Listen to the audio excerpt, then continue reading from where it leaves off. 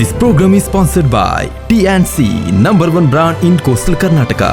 Co-sponsored by Badr Al Sama Medical Center, Farwania, Kuwait. Prabhat Silk, Mudabidre. Bhaumik Ethnic Wear, RXM Naturals. CAD Solar System. ನಮ್ಮ Kudla real heroes ಕಾರ್ಯಕ್ರಮದಲ್ಲಿ ಅದ್ಭುತವಾಗಿರುವಂತಹ ವ್ಯಕ್ತಿ ಇದ್ದಾರೆ. ನಮ್ಮ ಕರಾವಳಿ ಭಾಗದ ಪುಟ್ಟ ಹಳ್ಳಿಯಿಂದ ಬಂದಂತಹ ವ್ಯಕ್ತಿ ಇದೀಗ ನಮ್ಮ ದೇಶದ ಅಗ್ರಗಣ್ಯವಾಗಿರುವಂತಹ ಬ್ಯಾಂಕ್ಗಳಲ್ಲಿ ಜೊತೆಗೆ ದೇಶದ ಪ್ರತಿಷ್ಠಿತ ಬ್ಯಾಂಕ್ಗಳಲ್ಲಿ ಒಂದಾಗಿರುವಂತಹ ಕರ್ನಾಟಕ ಬ್ಯಾಂಕಿನ MD ಆಗಿ CEO ಆಗಿ ಅನೇಕ ಯುವಕರಿಗೆ ಸ್ಫೂರ್ತಿಯಾಗಿದ್ದಾರೆ. ಸಾಧನೆ ಮಾಡದ ಸಾವಿಗೆ ಮಾಡುವ ಅವಮಾನ, ಇನ್ನೊಬ್ಬರ ಜೀವನವನ್ನ ಇನ್ನೊಬ್ಬರ ಬದುಕನ್ನ ಹಸನಾಗಿಸದ ಬದುಕಿಗೆ ಮಾಡುವ ಅವಮಾನ. ಇವತ್ತಿನ ನಮ್ಮ ಸಾಧಕ ವ್ಯಕ್ತಿಯಾಗಿ ಶ್ರೀಯುತ MS ಮಹಾಬಲೇಶ್ವರ.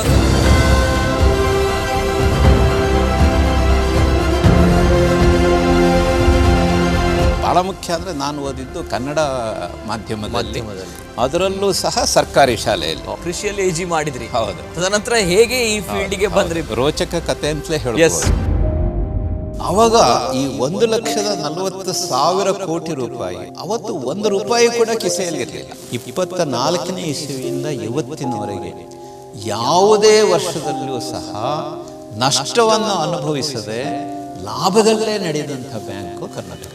ಮಹಾಬಲೇಶ್ವರ ಸೋತಿದ್ದಷ್ಟೇ ಅಲ್ಲ, ನಾನು ಎಡವಿಗೆ ಸಹ ಬಿದ್ದಿದ್ದೇನೆ. ಎದ್ದು ನಡ್ಕೊಂಡು ಹೋಗಿದ್ದಲ್ಲ, ಓಡ್ಕೊಂಡು ಹೋಗಿದ್ದೆ. ಪುಸ್ತಕದಲ್ಲಿಯೂ ಸಹ ಏನಿದೆ ಅದನ್ನು ಓದಬೇಕು, ಆದರೆ ಜೀವನದ ಹಲವಾರು ಒಂದು ವಿಷಯಗಳನ್ನು ಅನುಭವಿಸಿದೆ. Dream big is natural, but to work hard to realise that dream, that is effort. ಮೆಹನತ್ ಕರ್ನಾ ಹೈ. ಅನ್ಕೊಂಡಿದ್ರೆ ಸರ್ ನಾನು ಈ ಟಾಪ್ ಮೋಸ್ಟ್ ಪೊಸಿಷನ್ ಅಲ್ಲಿ ನಾನು ಇರ್ತೀನಿ? ನಾನು ರಿಟೈರ್ ಆಗುವಾಗ ಅಟ್ಲೀಸ್ಟ್ ಬ್ಯಾಂಕಿನ ಜನರಲ್ ಮ್ಯಾನೇಜರ್ ಆ ಕ್ಯಾಟಗರಿವರೆಗಾದ್ರೂ ಒಂದು ಹೋಗಬೇಕು. ಈ ಬ್ಯಾಂಕಿಂಗ್ ಸೆಕ್ಟರ್ ನಲ್ಲಿ ಇಲ್ಲದೆ ಇರ್ತಾ ಇದ್ರೆ, MD CEO ಆಗದೆ ಇರ್ತಾ ಇದ್ರೆ ಎಲ್ಲಿ ಇರ್ತಾ ಇದೆ? Doctor Mahabaleshwar sir.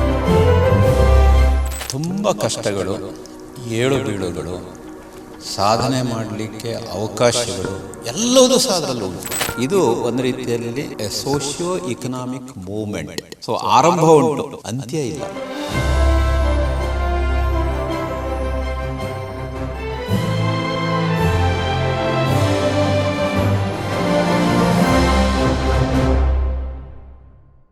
ಸಾಧಕರ ಬದುಕಿನ ಹಾದಿಯಲ್ಲಿ ಬಂದಂತಹ ಸವಾಲುಗಳು, ಆ ಸವಾಲುಗಳನ್ನ ಬೆನ್ನತ್ತಿ ನಿಂತು ಸಾಧಿಸಿದಂತಹ ಕತೆ, ಆ ಕತೆ ನಮ್ಮ ಯುವಕರಿಗೆ ಸ್ಫೂರ್ತಿಯಾಗಲಿ ಅನ್ನುವಂತಹ ನಿಟ್ಟಿನಲ್ಲಿ ನಮ್ಮ ಕುಡ್ಲ ವಾಹಿನಿ ಪ್ರಾರಂಭ ಮಾಡ್ತಾ ಇರುವಂತಹ ಕಾರ್ಯಕ್ರಮ ನಮ್ಮ ಕುಡ್ಲ ರಿಯಲ್ ಹೀರೋಸ್ ಕಾರ್ಯಕ್ರಮಕ್ಕೆ ಆತ್ಮೀಯವಾಗಿರುವಂತಹ ಸ್ವಾಗತ.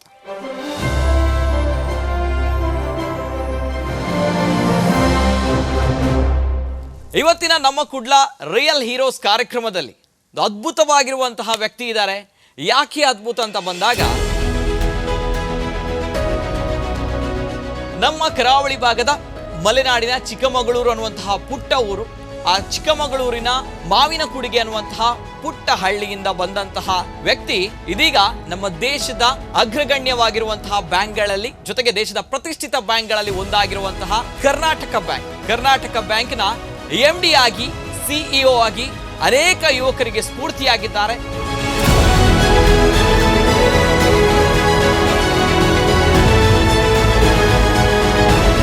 ಹಾಗಾಗಿ ಇವತ್ತಿನ ನಮ್ಮ ಕಾರ್ಯಕ್ರಮದಲ್ಲಿ ನೇರವಾಗಿ ಇವತ್ತಿನ ನಮ್ಮ ಸಾಧಕ ವ್ಯಕ್ತಿಯಾಗಿ ಶ್ರೀಯುತ MS ಮಹಾಬಲೇಶ್ವರ ಸರ್ ಇವತ್ತಿನ ಕಾರ್ಯಕ್ರಮದಲ್ಲಿ ಆತ್ಮೀಯವಾಗಿ ಸ್ವಾಗತವನ್ನ ಮಾಡ್ತಾ ಇದ್ದಾರೆ.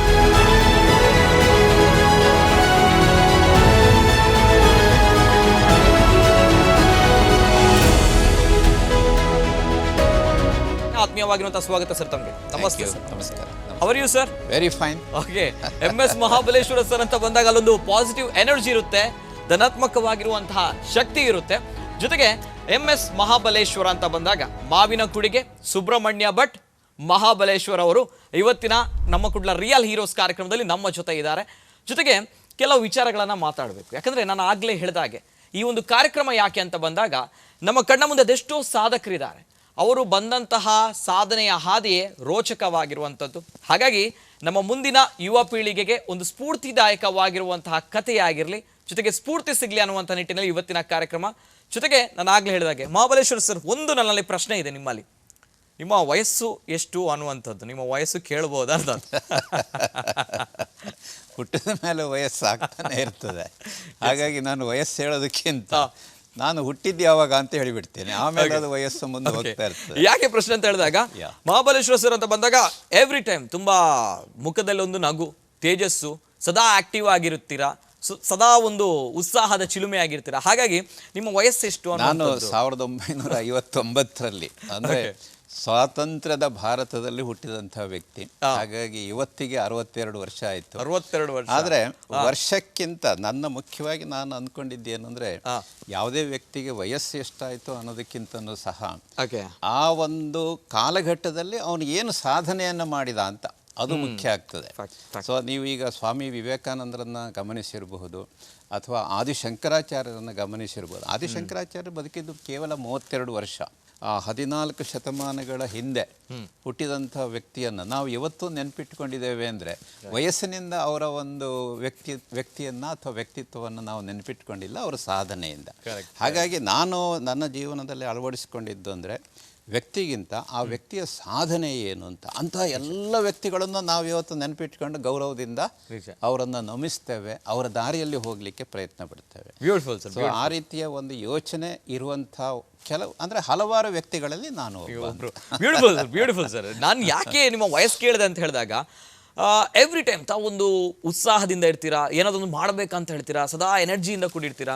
ಇದಕ್ಕೋಸ್ಕರ ನಾನು ಕೇಳ್ತಾ ಇರೋದು, ಯಾಕಂದರೆ ನಮ್ಮನ್ನ ಈಗಿನ ಕಾಲದ ಯುವಕರನ್ನು ನಾಚಿಸುವಂತಹ ಒಂದು ಶಕ್ತಿ ತಮ್ಮಲ್ಲಿದೆ. ತಮ್ಮ ಒಂದು ಈ ಒಂದು ಚಾರ್ಮ್ ಏನಿದೆ, ಈ ಒಂದು ಎನರ್ಜಿ ಏನಿದೆ, ಇದರ ಗುಟ್ಟೇನು? ನೀವು ಹೊರಗಡೆಯಿಂದ ಎಲ್ಲ ಒಂದು ನಮ್ಮ ಪರಿಸರವನ್ನು ಗಮನಿಸಿದಾಗ ಹಾಗೂ ನಮ್ಮ ಒಳಗಡೆ ಅಂತರಾತ್ಮ ಅಂತ ಏನು ಹೇಳ್ತೀವೋ ಎಲ್ಲ ಕಡೆಯೂ ಒಂದು ರೀತಿಯಲ್ಲಿ ನೆಗೆಟಿವಿಟಿಯನ್ನು ತುಂಬಿಕೊಂಡಿದ್ದರೆ ಎಲ್ಲ ಕಡೆಯೂ ನಿಮಗೆ ನೆಗೆಟಿವಿಟಿಯೇ ಕಾಣುತ್ತೆ. ಅದೇ ನಾವು ಸಹ ಪಾಸಿಟಿವ್ ಆಗಿದ್ದರೆ, ಧನಾತ್ಮಕವಾಗಿ ಯೋಚನೆ ಮಾಡುವಂಥ ವ್ಯಕ್ತಿಗಳಿದ್ದರೆ, ಪ್ರತಿಯೊಬ್ಬ ವ್ಯಕ್ತಿಯಲ್ಲೂ ಸಹ ಒಳ್ಳೆಯ ವಿಚಾರಗಳನ್ನು, ಒಳ್ಳೆಯನ್ನು ನಾವು ಕೂಡ ಅಳವಡಿಸಿಕೊಳ್ಳಲಿಕ್ಕೆ ಯಾವುದಾಗ್ತದೋ ಅಂತಹ ವಿಷಯಗಳು ನಮ್ಮ ಗಮನಕ್ಕೆ ಬರ್ತದೆ. ಹಾಗಾಗಿ ನಾನು ಮೊದಲಿಂದನೂ ಸಹ ನನ್ನ ಜೀವನದಲ್ಲಿ ಅಳವಡಿಸಿಕೊಂಡಿದ್ದೇನು ಅಂದರೆ, ಯಾವುದೇ ಒಂದು ವ್ಯಕ್ತಿ ಅಥವಾ ಪರಿಸರ ಅಥವಾ ಯಾವುದೇ ಘಟನೆಯಲ್ಲಿ ಅಲ್ಲಿ ನಾವು ಧನಾತ್ಮಕವಾಗಿ ಯೋಚನೆ ಮಾಡಿ ನಾವು ಕಲಿತುಕೊಳ್ಳುವಂಥ ವಿಷಯಗಳು ಏನಿದೆ ಅದನ್ನು ನಾವು ಅಳವಡಿಸಿಕೊಳ್ಳೋಣ. ಸರಿ, ಅಲ್ಲಿ ಏನು ಕಲಿತುಕೊಳ್ಳುವಂಥ ವಿಷಯ ಇಲ್ಲ ಅಂತ ಇಟ್ಕೊಳ್ಳಿ, ಅದನ್ನು ಅಲ್ಲೇ ಬಿಟ್ಟು ಬಿಡಿ. ಅದನ್ನು ಮನಸ್ಸಿನಲ್ಲಿ ಇಟ್ಕೊಂಡ್ರೆ ನೀವು ಸಹ ನೆಗೆಟಿವಿಟಿ ಅಂದರೆ ನೆಗೆಟಿವ್ ಆಗಿ ಋಣಾತ್ಮಕವಾಗಿ ಯೋಚನೆ ಮಾಡಲಿಕ್ಕೆ ಹೋಗ್ತೀರಿ. ಅದರಿಂದ ನಿಮ್ಮ ಜೀವನಕ್ಕೆ ಯಾವ ಸಮಯದಲ್ಲೂ ಅನುಕೂಲ ಆಗೋದಿಲ್ಲ. ಹಾಗಾಗಿ this is something like a thought process and your own style of living. ನಾವು ಎಲ್ಲ ಕಡೆಯೂ ಸಹ ಧನಾತ್ಮಕವಾದ ವಿಷಯಗಳನ್ನು ನೋಡ್ತೀವಿ, ಅದನ್ನು ಅಳವಡಿಸ್ಕೊಳ್ತೀವಿ. ಯಾರು ಬೇಕು ಅಂತಾದರೆ ಆ ವಿಷಯಗಳನ್ನು ಅವರಿಗೆ ಹಂಚ್ತೀವಿ, ಮುಂದೆ ಹೋಗ್ತಾ ಇರ್ತೀವಿ. ಈ ರೀತಿಯಲ್ಲಿ ಜೀವನವನ್ನು ನಡೆಸಿದರೆ I think life long we will be having that positive attitude, positive approach.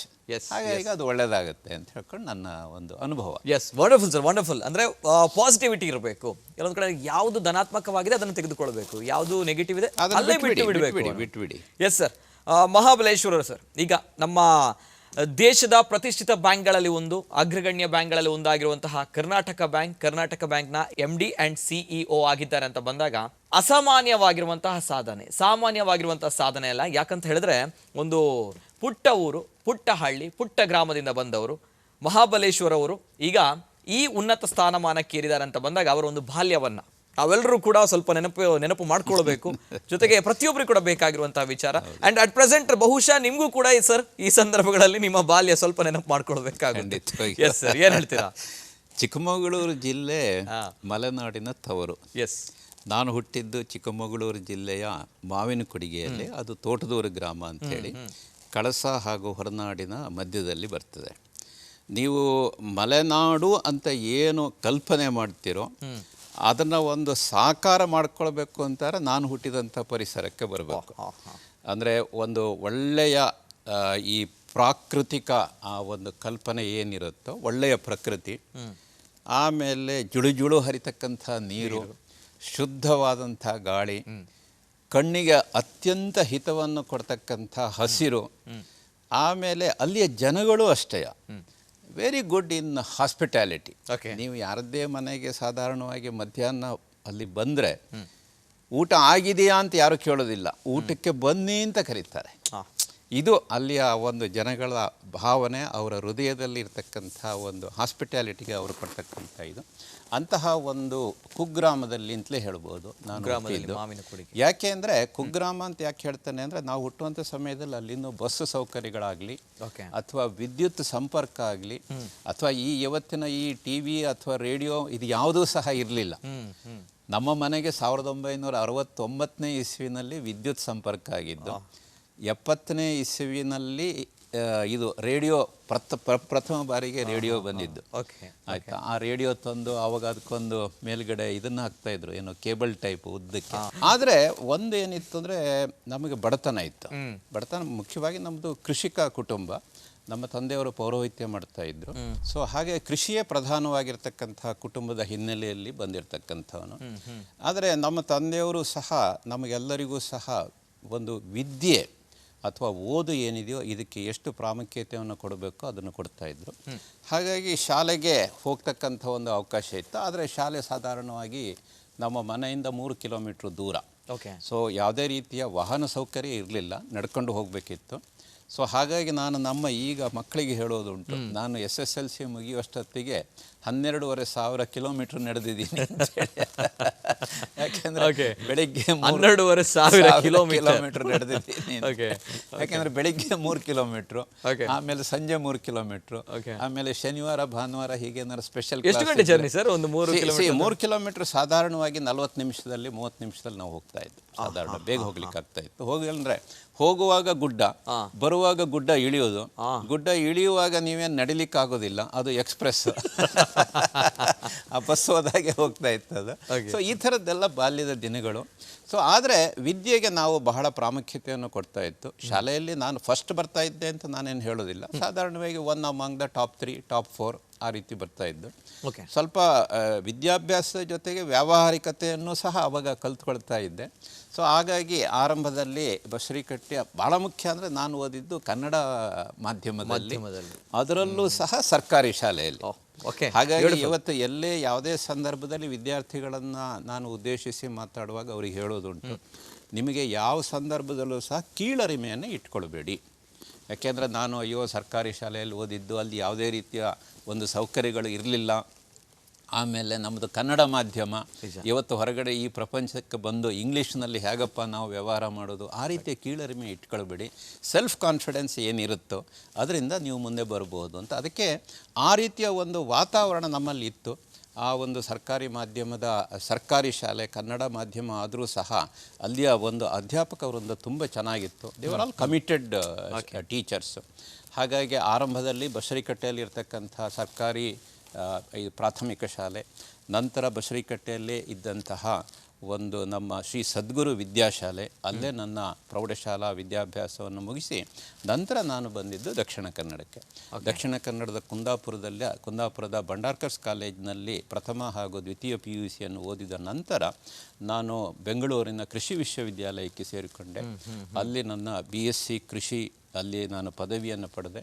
ತದನಂತರ ಅಲ್ಲೇ ನನ್ನ ಸ್ನಾತಕೋತ್ತರ ಪದವಿ MSc AG ಕೂಡ ಅಲ್ಲಿ ನಾನು ಅದನ್ನು ಮುಗಿಸಿಕೊಂಡಂಥದ್ದು. ಹಾಗಾಗಿ MSc AG ಮುಗಿಸಿದ ನಂತರ ಅದೇ ಯೂನಿವರ್ಸಿಟಿಯಲ್ಲಿ ಒಬ್ಬ ರಿಸರ್ಚರ್ ಹಾಗೂ ಟೀಚರ್ ಆಗಿ ನಾನು ಅಲ್ಲಿ ಆರಂಭದಲ್ಲಿ ಸೇರಿಕೊಂಡಿದ್ದೆ. ಸೊ ಹಾಗಾಗಿ ಸ್ವಲ್ಪ ಈ ಟೀಚಿಂಗ್ ಬಗ್ಗೆ ನನಗೆ ಒಂದು ರೀತಿಯಲ್ಲಿ ಒಲವು ಇತ್ತು. ಸಾಧಾರಣ ಒಂದು 10 ತಿಂಗಳ ಕಾಲ ಆ ಒಂದು ಅಧ್ಯಾಪಕ ವೃತ್ತಿಯನ್ನು ಸಹ ಅಲ್ಲಿ ಮಾಡಿದೆ. ತದನಂತರ ಏನಾಯಿತು ಅಂದರೆ, ನಮ್ಮ ಬ್ಯಾಂಕಿಂಗ್ ವಲಯದಲ್ಲಿ ಆ ಸಂದರ್ಭದಲ್ಲಿ ಒಂದು ದೊಡ್ಡ ಕ್ರಾಂತಿಯೇ ನಡೀತಾ ಇತ್ತು. ಸಾಧಾರಣ 80ರ ದಶಕ ಭಾರತೀಯ ರಿಸರ್ವ್ ಬ್ಯಾಂಕ್ನವರು ಕೃಷಿಯನ್ನು, ಈ ಕೃಷಿ ಸಾಲಕ್ಕೆ ಬಹಳ ಪ್ರಾಮುಖ್ಯತೆಯನ್ನು ಆ ಸಮಯದಲ್ಲಿ ಕೊಡ್ತಾ ಇದ್ರು.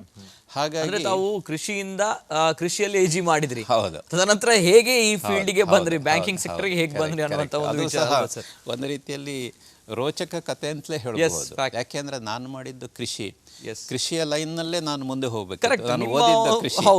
ಆದರೆ ಬ್ಯಾಂಕಿಗೆ ಹೇಗೆ ಬಂದ್ರೆ, ಆ ಸಂದರ್ಭದಲ್ಲಿ ಭಾರತೀಯ ರಿಸರ್ವ್ ಬ್ಯಾಂಕ್ನವರು ಕೃಷಿಗೆ ಪ್ರಾಧಾನ್ಯತೆಯನ್ನು ಕೊಟ್ಟು ಕೃಷಿ ಸಾಲಕ್ಕೆ ವಿಶೇಷವಾದ ಆದ್ಯತೆಯನ್ನು ಕೊಡ್ತಾ ಇದ್ರು. ಸಾಧಾರಣವಾಗಿ 1980ರ ಹೊತ್ತಿಗೆ ಎಲ್ಲ ವಾಣಿಜ್ಯ ಬ್ಯಾಂಕುಗಳು ಸಹ ಕೃಷಿ ಸಾಲವನ್ನು ಕೊಡಬೇಕು, ಕೃಷಿಕರಿಗೆ ಪ್ರಾಮುಖ್ಯತೆಯನ್ನು ಕೊಡಬೇಕು. ಯಾಕೆಂದರೆ ಭಾರತ ಮುಖ್ಯವಾಗಿ ಕೃಷಿ ಪ್ರಧಾನವಾದಂಥ ದೇಶ. ಹಾಗಾಗಿ ಅಂದಿನ ಸರ್ಕಾರದ ಒಂದು ಯೋಚನೆಯಂತೆ ಭಾರತೀಯ ರಿಸರ್ವ್ ಬ್ಯಾಂಕು ಎಲ್ಲ ವಾಣಿಜ್ಯ ಬ್ಯಾಂಕುಗಳಿಗೂ ಸಹ ಇದನ್ನು ಮಾಡಬೇಕು ಅನ್ನತಕ್ಕಂಥ ಸುತ್ತೋಲೆಯನ್ನು ಕೊಟ್ಟಿತ್ತು. ಹಾಗಾಗಿ ಆ ಸಂದರ್ಭದಲ್ಲಿ ಎಲ್ಲ ವಾಣಿಜ್ಯ ಬ್ಯಾಂಕುಗಳು ಸಹ ಕೃಷಿ ಪದವೀಧರರನ್ನು ನೇಮಕ ಮಾಡ್ಕೊಳ್ಳೋಕ್ಕೆ ಹೊರಟರು. ಯಾಕೆಂದರೆ ಕೃಷಿ ಸಾಲ ಕೊಡಬೇಕಾದ್ರೆ ಅದೊಂದು ಸ್ಪೆಷಲಿಸ್ಟ್ ಫೀಲ್ಡ್. ಸೊ ಹಾಗಾಗಿ ಅವರಿಗೆ ಕೃಷಿ ಪದವೀಧರರ ಅವಶ್ಯಕತೆ ಇತ್ತು. ಹಾಗಾಗಿ ಅವರು ಎಲ್ಲೆಲ್ಲಿ ಕೃಷಿ ಪದವೀಧರರು ಬ್ಯಾಂಕಿಗೆ ಬರಲಿಕ್ಕೆ ತಯಾರಿದ್ದಾರೆ ಅದಕ್ಕೆ ಒಂದು ಸಪ್ರೇಟ್ ರಿಕ್ರೂಟ್ಮೆಂಟ್ ಎಲ್ಲ ಆರಂಭ ಆಯಿತು. ಆ ಹಿನ್ನೆಲೆಯಲ್ಲಿ ನಾನು ಬ್ಯಾಂಕನ್ನು ನೋಡುವ ಅಂತ ಹೇಳ್ಕೊಂಡು ಇದನ್ನು ಗಮನಿಸ್ತಾ ಇದ್ದೆ. ಒಂದು ಸಂದರ್ಭದಲ್ಲಿ ಕರ್ನಾಟಕ ಬ್ಯಾಂಕ್ ನನ್ನ ಗಮನಕ್ಕೆ ಬಂತು. ಅವರು ಕೃಷಿ ಪದವೀಧರರು ಬೇಕಾಗಿದ್ದಾರೆ ಅಂಥೇಳಿ ಜಾಹೀರಾತು ಕೊಟ್ಟಿದ್ರು. ಕರ್ನಾಟಕ ಅನ್ನತಕ್ಕಂಥ ಆ ಹೆಸರೇ ನನಗೆ ಒಂದು ರೀತಿಯಲ್ಲಿ ಆಕರ್ಷಣೆಗೆ ಕೊಡ್ತು ಅಂದರೆ ತಪ್ಪಾಗಲಾರ್ದು. ಯಾಕೆಂದರೆ ನಾನು ಗಮನಿಸಿದ್ದು ಆವಾಗ ನಾನು 1984ರಲ್ಲಿ ಕರ್ನಾಟಕ ಬ್ಯಾಂಕಿಗೆ ಸೇರಿದ್ದು. ಕರ್ನಾಟಕ ರಾಜ್ಯ ಕರ್ನಾಟಕ ಅಂತ ಹೆಸರು ಇರಲಿಲ್ಲ, ಮೈಸೂರು ರಾಜ್ಯ ಅಂತಿತ್ತು. 1973ರಲ್ಲಿ ಸನ್ಮಾನ್ಯ ದೇವರಾಜ ಅರಸರವರು ಮುಖ್ಯಮಂತ್ರಿಗಳಾದಾಗ ಮೈಸೂರು ರಾಜ್ಯಕ್ಕೆ ಕರ್ನಾಟಕ ಅಂತ ಹೆಸರಿಟ್ಟರು. ಆದರೆ 84ನೇ ಇಸ್ವಿನಲ್ಲಿ ನಾನು ಒಂದು ಬ್ಯಾಂಕಿಗೆ ಸೇರಬೇಕು ಅಂದರೆ ಕರ್ನಾಟಕ ಬ್ಯಾಂಕು ಅಂತೇಳಿ ಬಂತಾರೆ. ಇದು 1924ರಲ್ಲಿ ಆರಂಭವಾದಂಥ ಒಂದು ಬ್ಯಾಂಕು ಕರ್ನಾಟಕ ಅಂತ ಹೆಸರಿಟ್ಕೊಂಡಿದೆ. ಆದರೆ ನಮ್ಮ ರಾಜ್ಯಕ್ಕೆ ಹೆಸರು ಬಂದಿದ್ದು 1973ರಲ್ಲಿ. ಹಾಗಾಗಿ ಈ ಬ್ಯಾಂಕ್ನಲ್ಲಿ ಏನೋ ಒಂದು ವಿಶೇಷ ಉಂಟು.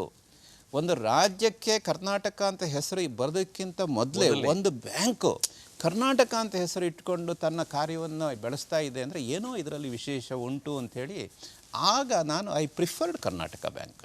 ಹಾಗಾಗಿ 84ರಲ್ಲಿ ಕರ್ನಾಟಕ ಬ್ಯಾಂಕಿಗೆ ಕೃಷಿ ಅಧಿಕಾರಿಯಾಗಿ ಸೇರಿದೆ. ಸೇರಿದ ಮೇಲೆ ನನ್ನ ನಿರ್ಣಯ ಎಷ್ಟು ಸರಿ ಅಂತ ನನಗೆ ಆಮೇಲೆ ಗೊತ್ತಾಯಿತು. ಕಾರಣ ಏನಂದರೆ ಭಾರತೀಯ ರಿಸರ್ವ್ ಬ್ಯಾಂಕ್ನವರು ಎಲ್ಲ ಬ್ಯಾಂಕಿನವರಿಗೂ ಸಹ ಕೃಷಿ ಸಾಲ ಕೊಡಬೇಕು. ಅದು ಆದ್ಯತಾ ರಂಗದ ಸಾಲ, ಪ್ರಿಯಾರಿಟಿ ಸೆಕ್ಟರ್ ಅಂಥೇಳಿ ನಾವು ಕರೀತೇವೆ. ಆ ಥರ ಮಾಡಬೇಕು ಅಂಥೇಳಿ ಸುತ್ತೋಲೆಯನ್ನು ಹೊರಡಿಸಿ ಅದನ್ನು ಕಾರ್ಯಗತ ಅನುಷ್ಠಾನ ಮಾಡಿದ್ದು 1980ರ ನಂತರ. ಆದರೆ ನನ್ನ ಹೆಮ್ಮೆಯ ಬ್ಯಾಂಕು ಕರ್ನಾಟಕ ಬ್ಯಾಂಕು ತಾನು ಆರಂಭ ಮಾಡಿದಂಥ ಆ 1924ರಲ್ಲಿಯ ಕೃಷಿಕರಿಗೆ ಸಾಲವನ್ನು ಕೊಡ್ತಾಯಿತ್ತು. ಇದು ಇವತ್ತಿಗೂ ಸಹ ದಾಖಲೆಯಲ್ಲಿ ಇರತಕ್ಕಂಥ ವಿಷಯ. ಈ ರೀತಿ ಕೃಷಿ ಸಾಲ ಅಂದು ವಾಣಿಜ್ಯ ಬ್ಯಾಂಕ್ಗಳಿಗೆ ಎಲಿಜಿಬಲ್ ಆ್ಯಕ್ಟಿವಿಟಿ ಅಂತ ಇರಲಿಲ್ಲ. ಅದು you are not suppose to lend for ineligible activity, you are suppose to lend for only eligible activity. ವಾಣಿಜ್ಯ ಬ್ಯಾಂಕ್ಗಳು ಕೃಷಿ ಸಾಲವನ್ನು ಕೊಡಲಿಕ್ಕೆ ಎಲಿಜಿಬಿಲಿಟಿ ಇರಲಿಲ್ಲ. ಸ್ವಾತಂತ್ರ್ಯ ಪೂರ್ವದ ಸಮಯದಲ್ಲಿ 1974 ಅಥವಾ ಅದಕ್ಕಿಂತ ಮೊದಲು ಆರಂಭ ಆದಂಥ ಎಲ್ಲ ಬ್ಯಾಂಕ್ಗಳಿಗೂ ಸಹ ಇದು ಸರ್ವೇ ಸಾಮಾನ್ಯವಾಗಿ ಅನ್ವಯ ಆಗುವಂಥದ್ದು. ಆದರೆ ನಮ್ಮ ಕರ್ನಾಟಕ ಬ್ಯಾಂಕು ವಿದ್ಯಾರ್ಥಿಗಳಿಗೆ ವಿದ್ಯಾ ಸಾಲ, ವಿಶೇಷವಾದಂಥ ಸಣ್ಣ ವ್ಯಾಪಾರಿಗಳಿಗೆ ಅವರಿಗೆ ಬೇಕಾದಂಥ ವೃತ್ತಿಗೆ ಸಂಬಂಧಂಥ ಸಾಲ, ಕೃಷಿಕರಿಗೆ ಬೇಕಾದಂಥ ಕೃಷಿ ಸಾಲವನ್ನು ಆರಂಭದಿಂದನೇ ಕೊಡ್ತಾಯಿತ್ತು. ಹಾಗಾಗಿ ನಮ್ಮ ಹಿಂದಿನ ಅಧ್ಯಕ್ಷರಾಗಿದ್ದಂಥ ಅನಂತಕೃಷ್ಣ ಅವರು ಒಂದು ವಿಷಯವನ್ನು ಹೇಳ್ತಾಯಿದ್ರು. ಸುಮಾರು 1960ನೇ ಇಸವಿಯ ಹೊತ್ತಿಗೆ 50-60ರ ಆ ಸಂದರ್ಭದಲ್ಲಿ ನಮ್ಮ ಕರ್ನಾಟಕ ಬ್ಯಾಂಕಿಗೆ ಒಂದು ಶೋಕಾಸ್ ನೋಟಿಸ್ ಬಂದಿತ್ತಂತೆ ಅಂದಿನ ರೆಗ್ಯುಲೇಟರ್ನಿಂದ. ಏನು ಅಂದರೆ, ನೀವು ಹೀಗೆ ಕೃಷಿ ಸಾಲ, ವಿದ್ಯಾರ್ಥಿಗಳ ಸಾಲ ಎಲ್ಲ ಕೊಡ್ತಾ ಇದ್ದೀರಿ, ಇದು ಬ್ಯಾಂಕಿಂಗ್ ಆಕ್ಟಿವಿಟೀಸಿಗೆ ಹೊರತಾಗಿದೆ. ಹಾಗಾಗಿ ನಿಮ್ಮ ಬ್ಯಾಂಕಿಂಗ್ ಈ ಒಂದು ಲೈಸೆನ್ಸ್ ನಾವು ಏನು ಕೊಟ್ಟಿದ್ದೇವೆ ಅದನ್ನು ಯಾಕೆ ನಾವು ಕ್ಯಾನ್ಸಲ್ ಮಾಡಬಾರ್ದು ಅಂತ. ಇದು 1950-60ರ ಆ ಕಾಲಘಟ್ಟದಲ್ಲಿ ನಡೆದಿತ್ತು ಅಂಥೇಳಿ ನಮ್ಮ ಹಿಂದಿನ ಅಧ್ಯಕ್ಷರಾದಂಥ ಅನಂತಕೃಷ್ಣ ಅವರು ಹಲವಾರು ಸಭೆ ಸಮಾರಂಭಗಳಲ್ಲಿ ಹೇಳಿದ್ರು. ಆದರೆ ನೋಡಿ, ಇದೇ ಒಂದು ಶೋಕಾಸ್ ನೋಟಿಸ್ ಕೊಟ್ಟಂತಹ ಬ್ಯಾಂಕು ಕೊನೆಗೆ 1980ರ ಹೊತ್ತಿಗೆ ಕೃಷಿ ಸಾಲ ಕೊಡಲೇಬೇಕು, ಅದರ ಜೊತೆಗೆ ಅದನ್ನು ನಾವು ಪ್ರಿಯಾರಿಟಿ ಸೆಕ್ಟರ್, ಸೊ ಕೃಷಿ ಸಾಲ ಕೊಡಬೇಕು, ಇದನ್ನು ಆದ್ಯತಾ ವಲಯ ಅಂಥೇಳಿ ಕನ್ಸಿಡರ್ ಮಾಡಬೇಕು. ಆದ್ಯತಾ ವಲಯಕ್ಕೆ 40% ನಿಮ್ಮ ಏನು ಒಂದು ಬ್ಯಾಂಕ್ ಸಾಲ ಕೊಡುತ್ತೋ ಅದರ 40% ಆದ್ಯತಾ ವಲಯಕ್ಕೆ ಹೋಗಬೇಕು. ಆ 40%ಅಲ್ಲಿ ಕನಿಷ್ಠ 18% ಕೃಷಿ ರಂಗಕ್ಕೆ ಕೊಡಬೇಕು.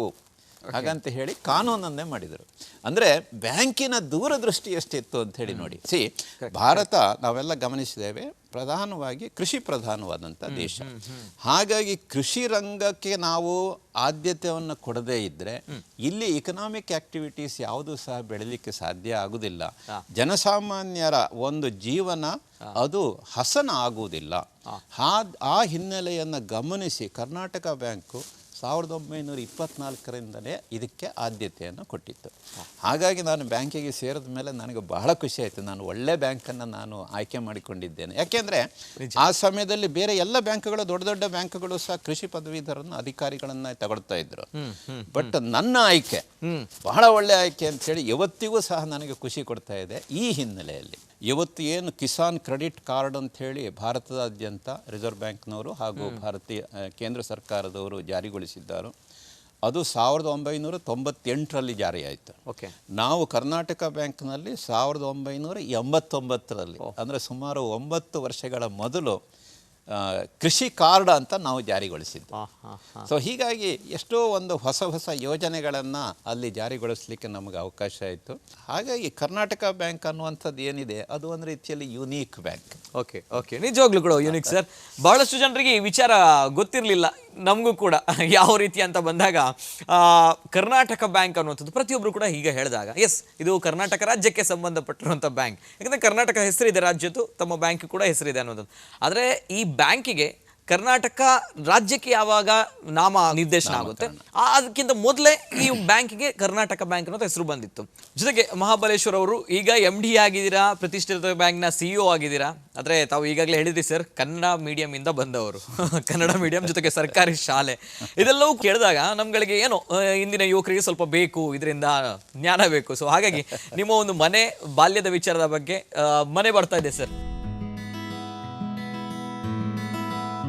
ಇದು ನೀವು ಬಾಲ್ಯದಲ್ಲಿ ಆಡಿ ಬೆಳೆದಂತಹ ಮನೆ, ಆಟ ಆಡಿದಂತಹ ಒಂದು ಅಂಗಳ ಕಾಣ್ತಾ ಇದೆ. ಏನ್ ಹೇಳ್ತೀರಾ ಸರ್, ಹೇಗಿದೆ ನೆನಪು? ಬಾಲ್ಯದ ದಿನಗಳು ಕಷ್ಟದಲ್ಲಿ ಇತ್ತು ಅಂದರೆ ಅದು ವಾಸ್ತವ.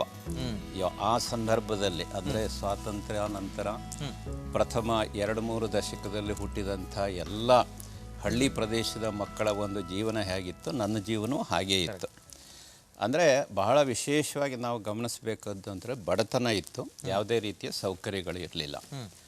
ನಾವು ಕೃಷಿ ಕುಟುಂಬ, ಕೃಷಿಯನ್ನು ಆಧಾರವಾಗಿ ಇಟ್ಕೊಂಡವರು. ಇದು ನಮ್ಮ ಹಳೆಯ ಮನೆ ಎದುರುಗಡೆ ಗದ್ದೆ, ಹೌದು, ಮನೆ ಎದುರುಗಡೆ ಗದ್ದೆ ಇದೆ.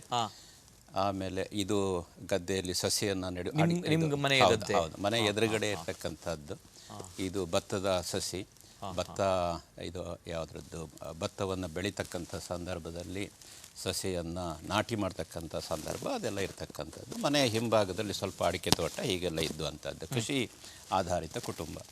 ನಮ್ಮ ತಂದೆಯವರು ಸುಬ್ರಹ್ಮಣ್ಯ ಭಟ್ ಅಂಥೇಳಿ ಅವರು ಕೃಷಿಯನ್ನು ಮಾಡಿಕೊಂಡು ಬಂದಿದ್ದಾರೆ, ಇವತ್ತಿಗೂ ಮಾಡ್ತಾ ಇದ್ದಾರೆ. ಜೊತೆಗೆ ಪೌರೋಹಿತ್ಯದ ಒಂದು ಇದನ್ನು ಸಹ ಉದ್ಯೋಗದಲ್ಲೂ ಸಹ ಇದ್ದಾರೆ. ಆ ಸಂದರ್ಭದಲ್ಲಿ ಅವರಿಗೆ ನಾನು ಹುಟ್ಟುವಾಗ ನಮ್ಮ ತಂದೆಗೆ 23 ವರ್ಷ, ಅವರಿಗೆ 22 ವರ್ಷಕ್ಕೆ ಅವರಿಗೆ ವಿವಾಹ ಆಗಿದ್ದು. ನಮ್ಮ ತಾಯಿಗೆ ನಾನು ಹುಟ್ಟುವಾಗ 14 ವರ್ಷ. ಹಾಗಾಗಿ ತಂದೆಗೆ ತಾಯಿಗೆ ಸುಮಾರು 9 ವರ್ಷದ ಅಂತರ. ನಾನು ಪ್ರಥಮ ಪುತ್ರ, ಮೊದಲನೆಯ ಮಗ. ನನಗೆ 3 ಜನ ತಂಗಿಯಂದರಿದ್ದಾರೆ, ರಮಾದೇವಿ, ವಸಂತಲಕ್ಷ್ಮಿ ಹಾಗೂ ಕನಕಲಕ್ಷ್ಮಿ ಅಂಥೇಳಿ. ಈಗೆಲ್ಲ ಮೊದಲನೇ ತಂಗಿ ಮೈಸೂರಿನಲ್ಲಿದ್ದಾಳೆ, ಎರಡನೇ ತಂಗಿ ನಮ್ಮ ಬ್ಯಾಂಕ್ನಲ್ಲೇ ಉದ್ಯೋಗದಲ್ಲಿದ್ದಾಳೆ, ಮೂರನೇ ತಂಗಿ ನಮ್ಮ ಮಂಗಳೂರಿನಲ್ಲೇ ಇದ್ದಾಳೆ. ಸೊ ಹೀಗೆ. ಆದರೆ ವಿಶೇಷ ಏನಂದರೆ ನಮ್ಮ ತಂದೆ ಅವರಿಗೆ 23 ವರ್ಷ ಆದಾಗ ಅವರ ತಂದೆ ತೀರಿ ಹೋದರು, ನಮ್ಮ ಅಜ್ಜ. ಹಾಗಾಗಿ ಇಡೀ ನಮ್ಮ ಕುಟುಂಬದ ಜವಾಬ್ದಾರಿ ನಮ್ಮ ತಂದೆಗೆ ಬಿತ್ತು. ನಮ್ಮ ತಂದೆಗೆ ಅವರ ತಮ್ಮಂದಿರು ಹಾಗೂ ತಂಗಿಯಂದರು ಅವರೆಲ್ಲರ ಜವಾಬ್ದಾರಿ ಈ 23 ವರ್ಷದ ಯುವಕನ ಹೆಗಲಿಗೆ ಬಿತ್ತು ಅಂದರೆ ತಪ್ಪಾಗಲಾರದು. ಹಾಗಾಗಿ ತಂದೆಯ ತಮ್ಮಂದರು 3 ಜನ ತಮ್ಮಂದರಿದ್ದರು ಹಾಗೂ 2 ತಂಗಿಯಂದರು. ಅವ್ರ ಜೊತೆಗೆ ನಮ್ಮ ತಂದೆದೇ ಆದಂಥ ಕುಟುಂಬ, ನಾನು ಹಾಗೂ ನಮ್ಮ 3 ಜನ ತಂಗಿಯಂದರು. ಕೂಡು ಕುಟುಂಬ, ಅವಿಭಕ್ತ ಕುಟುಂಬ ಅಂತ ಇವತ್ತು ಬಹಳ ಅಪರೂಪ ಆಗಿದೆ. ಆ ಅವಿಭಕ್ತ ಕುಟುಂಬದಲ್ಲಿ ನಾವು ನಮ್ಮ ಬಾಲ್ಯವನ್ನು, ಜೀವನವನ್ನು ಕಳಿಬೇಕಾಗಿ ಬಂತು. ನಾನು ಹೇಳಿದೆ ಆವಾಗ ತುಂಬ ಬಡತನ ಇತ್ತು ಅಂತ. ಯಾವ ರೀತಿಯ ಬಡತನ ಇತ್ತು ಅಂದರೆ, ಎಷ್ಟೋ ಸರ್ತಿ ನಮಗೆ ಶಾಲಾ ಸಮವಸ್ತ್ರವನ್ನು ಕೊಂಡುಕೊಳ್ಳಿಕ್ಕೂ ಸಹ ಕಷ್ಟ ಆಗ್ತಾ ಇರತಕ್ಕಂಥ ಒಂದು ಪರಿಸ್ಥಿತಿ. ಓಕೆ. ಇವತ್ತು ಶಾಲಾ ಸಮವಸ್ತ್ರವನ್ನು ಸರ್ಕಾರವೇ ವಹಿಸಿಕೊಡ್ತಾ ಇದೆ, ಅಥವಾ ಸಾಕಷ್ಟು ಸಂಘ ಸಂಸ್ಥೆಗಳು ಅದನ್ನು ವಿದ್ಯಾರ್ಥಿಗಳಿಗೆ ಕೊಡ್ತಾ ಇದೆ. ಆವತ್ತು ಇರಲಿಲ್ಲ ಅದು. ಒಂದು ಘಟನೆ ನೆನಪು ಮಾಡ್ಕೊಳ್ಳೋದು ಅಂದರೆ, ಶಾಲೆಗೆ ಹೋಗಲಿಕ್ಕೆ ಈ ಚಪ್ಪಲಿ ಅಥವಾ ಶೂಸ್ ಅದು ಇರಲಿಲ್ಲ. ಎಲ್ಲೋ ವರ್ಷಕ್ಕೆ ಒಂದು ಚಪ್ಪಲಿ ತಂದು ಕೊಡ್ತಾ ಇದ್ರು, ಒಂದು ಪೇರ್. ಅದನ್ನು ನಾವು 2-3 ವರ್ಷಕ್ಕೆ ಅದನ್ನು ನಾವು ಜತನದಿಂದ ಕಾಪಾಡಿಕೊಂಡು ಬಂದು ಅದೇ ಚಪ್ಪಲಿಯನ್ನು ಉಪಯೋಗಿಸ್ಬೇಕಾದಂಥ ಪರಿಸ್ಥಿತಿ ಇತ್ತು. ಜೊತೆಗೆ ಇನ್ನೊಂದು ಅಂದರೆ, ಆವಾಗ ಯಾವುದನ್ನು ಒಂದು ನಾವು ಇವತ್ತೆಲ್ಲ ಎಲ್ಲಿ ಕೊಳ್ಳುಬಾಕ ಸಂಸ್ಕೃತಿ ಅಂತ ಉಂಟು. ನೀವು ಎಲ್ಲಿ ಹೋದರೂ ಸಹ ಮಾಲ್ಗಳಿಗೆ ಹೋಗ್ತೀರಿ, ಅಥವಾ ದೊಡ್ಡ ದೊಡ್ಡ ಬ್ರ್ಯಾಂಡೆಡ್ ಶಾಪಿಗೆ ಹೋಗ್ತೀರಿ. ಅವತ್ತು ಆ ಬ್ರ್ಯಾಂಡ್ ಗಿಂಡೆಲ್ಲ ಪ್ರಶ್ನೆ ಇರಲಿಲ್ಲ. ಏನು ಒಂದು ನಮಗೆ ಅತಿ ಅವಶ್ಯಕತೆ ಇದೆಯೋ ಅದನ್ನು ಮಾತ್ರ ಕೊಡಬೇಕಾದಂಥ ಒಂದು ಕಷ್ಟಕರ ಪರಿಸ್ಥಿತಿ ಇತ್ತು. ಹಾಗಾಗಿ ನಾವು ಸ್ನಾನ ಮಾಡುವಾಗ ಸೋಪು ಹಾಗೂ ಬಟ್ಟೆ ಒಗಿಲಿಕ್ಕೆ ಸೋಪು ಅದನ್ನೆಲ್ಲ ಬೇರೆ ಇಟ್ಕೊಳ್ತಾ ಇತ್ತು. ಸೊ ಬಟ್ಟೆ ಒಗೆಯುವಂಥ ಸೋಪು ಸಾಧಾರಣ ಅದು ಲಕ್ಸುರಿ ಆಗ್ತಾನೆ ಇರಲಿಲ್ಲ. ನಮಗೆ ಸಾಧಾರಣವಾಗಿ 4 ತಿಂಗಳು 6 ತಿಂಗಳಿಗೆ ಎಲ್ಲಾರು ಒಂದು ಬಟ್ಟೆ ಒಗೆಯೋ ಸೋಪಿನಲ್ಲೇ ನಾವು ಸುಧಾರಿಸ್ಬೇಕು. 6 ತಿಂಗಳಿಗೆ ಒಂದೇ ಸೋಪು. ಅಷ್ಟು ಒಂದು ಜತನದಿಂದ ಅದನ್ನು ಕಾಪಾಡಿಕೊಂಡು, ಯಾಕೆಂದ್ರೆ ಜಾಸ್ತಿ ಖರ್ಚು ಮಾಡಿದ್ರೆ ಮತ್ತು ಸೋಪ್ ತಗೊಳ್ಳುವಷ್ಟು ಸಹ ಒಂದು ಆರ್ಥಿಕ ಶಕ್ತಿ ಆವಾಗ ಇರಲಿಲ್ಲ.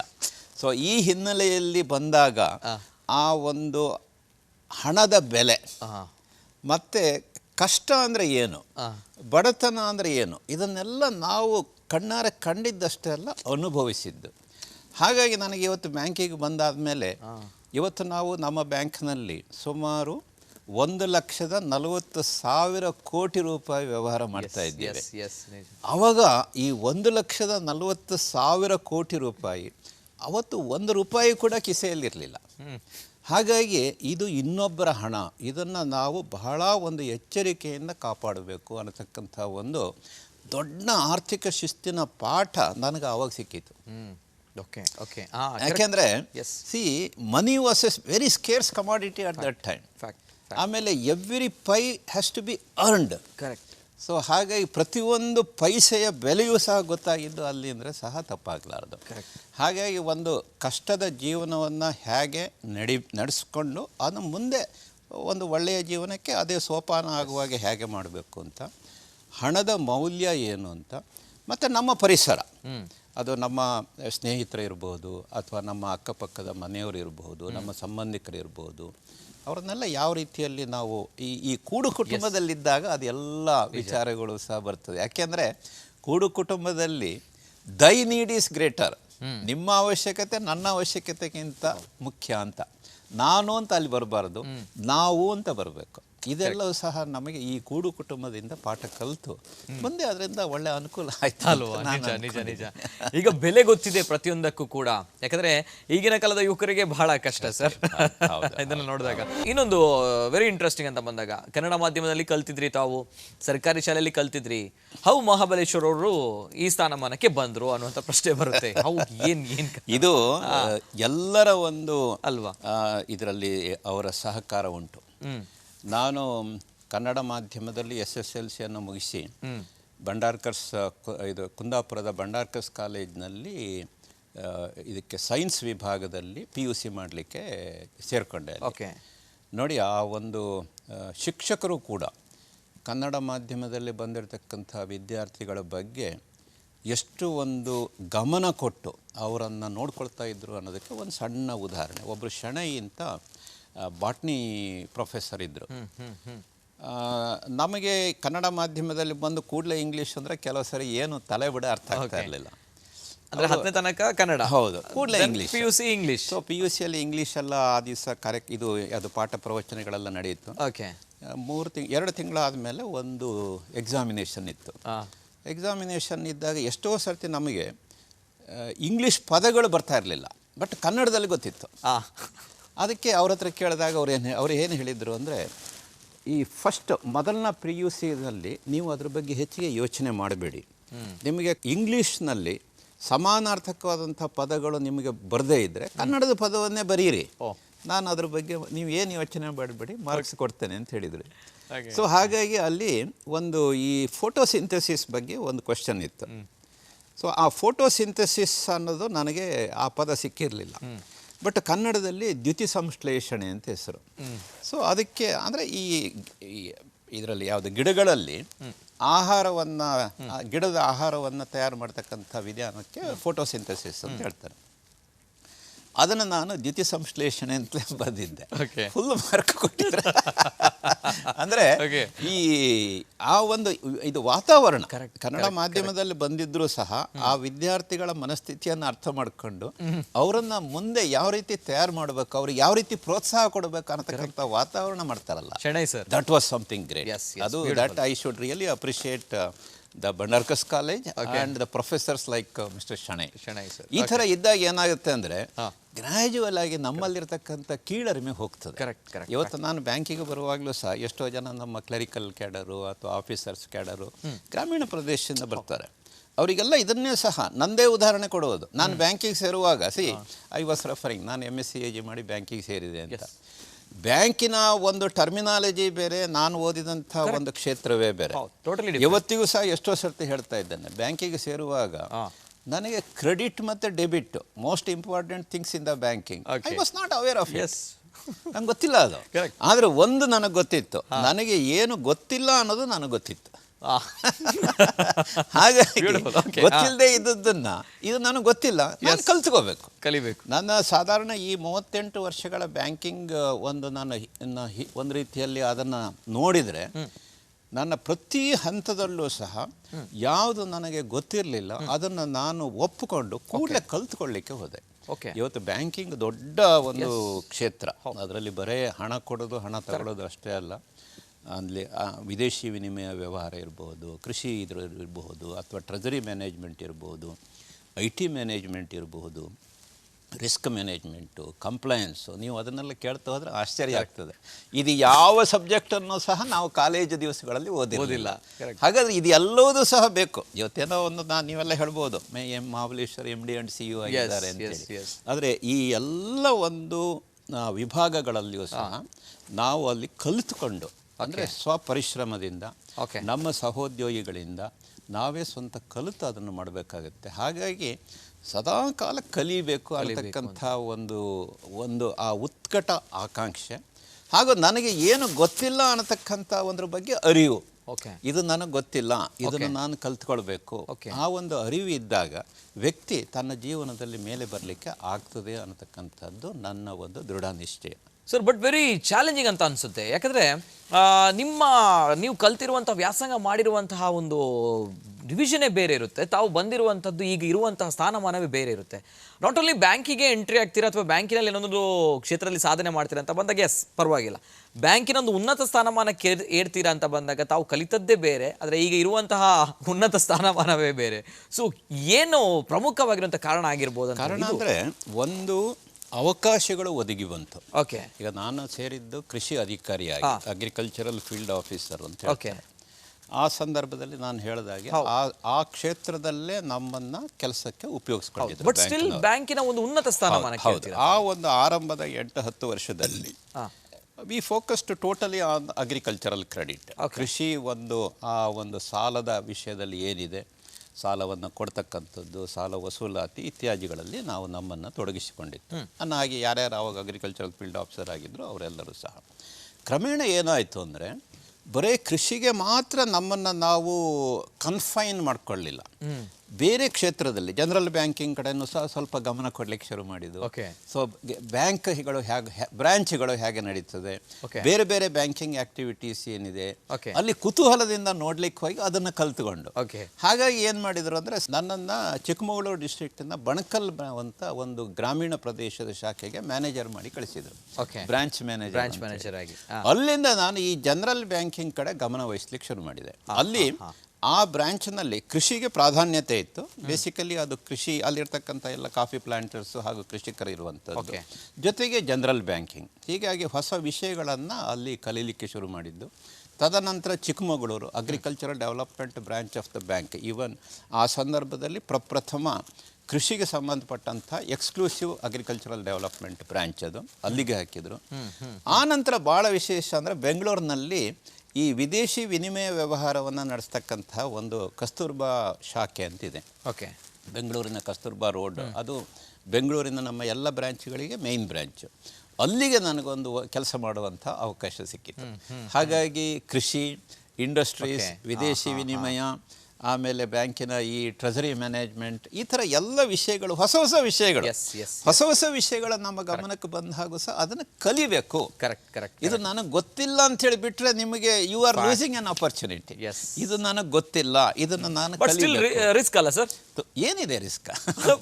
ರಿಸ್ಕ್ ಎಲ್ಲೋ ಒಂಥರ ನಂಗೆ ಗೊತ್ತಿಲ್ಲ ಅಂತ ನಾನು ಅಲ್ಲಿ ಹೋದೆ, ಆ ಒಂದು ಕ್ಷೇತ್ರದಲ್ಲಿ ಫೇಲ್ಯೂರ್ ಆದೆ. ಇಲ್ಲ, ನೀವು ಹೇಳಿದ ಭಯ, ಆ ಭಯ ಇರಬಾರ್ದು. ಯಾಕೆ ನಾನು ಹೇಳ್ತೇನೆ, ನಮ್ಮಲ್ಲಿ ಚಿಕ್ಕಮಗಳೂರು ಶಾಖೆಯಲ್ಲಿ ಒಬ್ಬರು ಲೂಯಿಸ್ ಅಂತ ಒಬ್ಬರು ನಮ್ಮ ಗ್ರಾಹಕರಿದ್ದರು. ಅವರು ಈ ಮರದ ವ್ಯಾಪಾರ, ಟಿಂಬರ್ ವ್ಯಾಪಾರ ಮಾಡೋಕ್ಕೆ ಹೋಗೋರು. ಅವರು ಎಲ್ಲೇ ಹೋದರೂ ಸಹ ಈ ತೋಟಗಳಲ್ಲಿ ಟಿಂಬರದ್ದು ಹರಾಜು ಪ್ರಕ್ರಿಯೆ ನಡೀತಾ ಇತ್ತು. ತೋಟ ಎಲ್ಲ ನೋಡಿ, ಇದರದ್ದು ಸಾಧಾರಣವಾಗಿ 1 ಕೋಟಿ ಮರದ ವ್ಯಾಲ್ಯೂ ಉಂಟು ಅಂಥೇಳಿ ಆ ಹರಾಜು ಪ್ರಕ್ರಿಯೆಯಲ್ಲಿ ಅವರು ಭಾಗವಹಿಸಬೇಕಾದ್ರೆ ಹೋಗೋದಕ್ಕಿಂತ ಮೊದಲು ಯಾವಾಗಲೂ ಬಂದು ನನ್ನ ಹತ್ರ ಕೇಳೋರು, ದನಿಕ್ಲೆ ಇನಿ ಒಂಜಿ ಪೌಲು ಇಂದುಂಡು ಅಂಚಿನ ಹರಾಜು ಉಂಡು, ನಾನು ಪೋಂದುಲ್ಲೆ ಪಂಡಾವು ಒಂಜಿ 2 ಕೋಟಿ ರೂಪಾಯಿ ಅವ ಪಂಡ ದಾನ್ನ ಎನ್ನ ಓಡಿ 40 ಲಕ್ಷ ಮಾತ್ರ ನಾನು ಅಲ್ಲಿ ಪಡು ಅಂತ ನಾನು ಹೇಳ್ತಾ ಇದ್ರೆ, ಏನು ಹೆದರು ಬಿಡ್ರಿ, 40 ಲಕ್ಷ ಆದ್ರೆ 2 ಕೋಟಿ ಆದರೂ ಪರವಾಗಿಲ್ಲ, ಹಿಡೀರಿ ನೋಡುವ ಅಂತ. ಅವ್ರು ಏನು ಹೇಳೋರು ಗೊತ್ತಾ, ನಂದು 40 ಲಕ್ಷ ಇಲ್ಲಿದ್ದು ಓಡಿ ಇದ್ದರೂ ಸಹ 2 ಕೋಟಿ 3 ಕೋಟಿಗೂ ಸಹ ಸಹಾಯ ಮಾಡುವಂಥ ಒಂದು ಬ್ಯಾಂಕ್ ನನ್ನೊಟ್ಟಿಗೆ ಉಂಟಲ್ಲ, ಅದು ನನಗೆ ಧೈರ್ಯ ಕೊಡ್ತದೆ. This is learning from each and every incident we learn. Entire bank is backing me, I am not alone.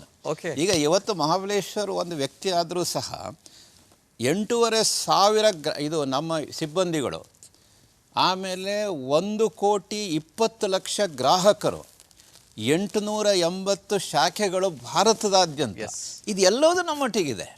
ನಮ್ಮ ಬೋರ್ಡು, ಬ್ಯಾಂಕಿನ ಬೋರ್ಡ್ ಆಫ್ ಡೈರೆಕ್ಟರ್ಸ್, ನಮ್ಮ ಅಧ್ಯಕ್ಷರಾದಂಥ ಪ್ರದೀಪ್ ಕುಮಾರ್ ಅವರು, ಆಮೇಲೆ ನಮ್ಮ ಎಲ್ಲ ಈ ಅಧಿಕಾರಿ ವರ್ಗ, ಎಕ್ಸಿಕ್ಯೂಟಿವ್ಸ್, ಇವರೆಲ್ಲರೂ ಅವರ ಪ್ರತಿನಿಧಿಯಾಗಿ ನಾನಿದ್ದೇನೆ.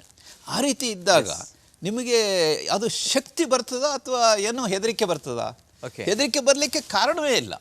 ಯಾಕೆ ಇವರೆಲ್ಲರ ಪ್ರತಿನಿಧಿಯಾಗಿ ನಾನು ಕೆಲಸ ಮಾಡೋದು, ಒಂದು ಜವಾಬ್ದಾರಿ ಉಂಟು, ಜವಾಬ್ದಾರಿ ಖಂಡಿತ ಉಂಟು. So we will not take any blind decisions ಆದ ಇದು, ಅದು ರಿಸ್ಕ್ ಇವ್ಯಾಲ್ಯೂಯೇಟ್ ಮಾಡಿ ಅದನ್ನು ಹೀಗೆ ಮಾಡಬೇಕು. ಈಗ ನೀವು ಏನೋ ಒಂದು ಹೊಸ ವಿಷಯ ಗೊತ್ತಿಲ್ಲ ಅನ್ನೋದು ಗೊತ್ತುಂಟಾನೆ, ಸೊ ಅದನ್ನು ಅರ್ಥ ಮಾಡ್ಕೊಳ್ಳಿ. ಆಮೇಲೆ ಗೊತ್ತಿರೋರು ಬ್ಯಾಂಕ್ನಲ್ಲಿ ತುಂಬ ಜನ ಇರ್ತಾರೆ. ಈಗ ನಾನು ಕೃಷಿಯಲ್ಲಿ ನಾನು ಓದಿದ್ದೇನೆ, ಹೌದು, ನಾನು ತಿಳ್ಕೊಂಡಿರ್ಬೋದು, ನನಗೇನೋ ಸ್ವಲ್ಪ ಗೊತ್ತಿದೆ ಅಂತ. ವಿದೇಶಿ ವಿನಿಮಯ ವ್ಯವಹಾರ, ಫಾರಿನ್ ಎಕ್ಸ್ಚೇಂಜ್ ಟ್ರಾನ್ಸಾಕ್ಷನ್ ನನಗೇನು ಗೊತ್ತಿಲ್ಲ. ಬಟ್ ನಾನು ಒಬ್ಬನೇ ಅಲ್ಲಲ್ಲ ಬ್ಯಾಂಕಲ್ಲಿ ಇರೋದು, ಗೊತ್ತಿರೋರು ತುಂಬ ಜನ ಇದ್ದಾರಲ್ಲ, ಅವರನ್ನೆಲ್ಲ ಸೇರಿಸ್ಕೊಂಡು ಅವ್ರ ಹತ್ರ ವಿಷಯ ಸಂಗ್ರಹ ಮಾಡಿ ಕೊನೆಗೆ ಇದು decision, it's A collective decision. ಹಾಗಾಗಿ ನಾನು ಬ್ಯಾಂಕ್ನಲ್ಲಿ ಯಾವಾಗಲೂ ಹೇಳುವಂಥದ್ದು ಏನಂದರೆ, banking is not just an one man activity, it's A team activity. It's A team activity. Team ಅಂದ್ರೆ ಏನು? TEAM, together every one achieving more. TEAM, together every one achieving more. C, ಈ ಒಂದು ಬ್ಯಾಂಕಿಂಗ್ ಅಂದರೆ team activity. I may be just A representative. ಹಾಗಾಗಿ ಏನಾಗುತ್ತೆ ಅಂದರೆ, ಇವರೆಲ್ಲ ಇದ್ದಾರೆ ಅಂದರೆ ನಿಮಗೆ ಆನೆ ಬಲ ಬಂದಾಗ ಆಗ್ತದೆ. ಜೀವನದಲ್ಲಿ ಇದನ್ನು ನಾವು ಯಾವಾಗಲೂ ನೆನಪಿಟ್ಟುಕೊಳ್ಬೇಕು. ನಿಮ್ಮ ಕುಟುಂಬದಲ್ಲಿ ನಿಮ್ಮ ತಂದೆ ತಾಯಿ ಮಕ್ಕಳು, ನಿಮ್ಮ ಹೆಂಡತಿ ಅಥವಾ ನಿಮ್ಮ ಅಕ್ಕ ತಂಗಿ, ಇವರೆಲ್ಲರನ್ನು ಸಹ ನಾವು ಆ ಕುಟುಂಬದ ಹಿನ್ನೆಲೆಯಲ್ಲಿ ನೋಡಿದಾಗ ಅವರೆಲ್ಲ ನಮ್ಮೊಟ್ಟಿಗಿದ್ದಾರೆ. ಅದಿದ್ದಾಗ ನಿಮಗೆ ಒಂದು ಬಲ ಬರ್ತದೆ, ಮತ್ತು ನೀವು ದಾರಿ ತಪ್ಪಿ ಹೋಗಲಿಕ್ಕೆ ಸಾಧ್ಯ ಇಲ್ಲ.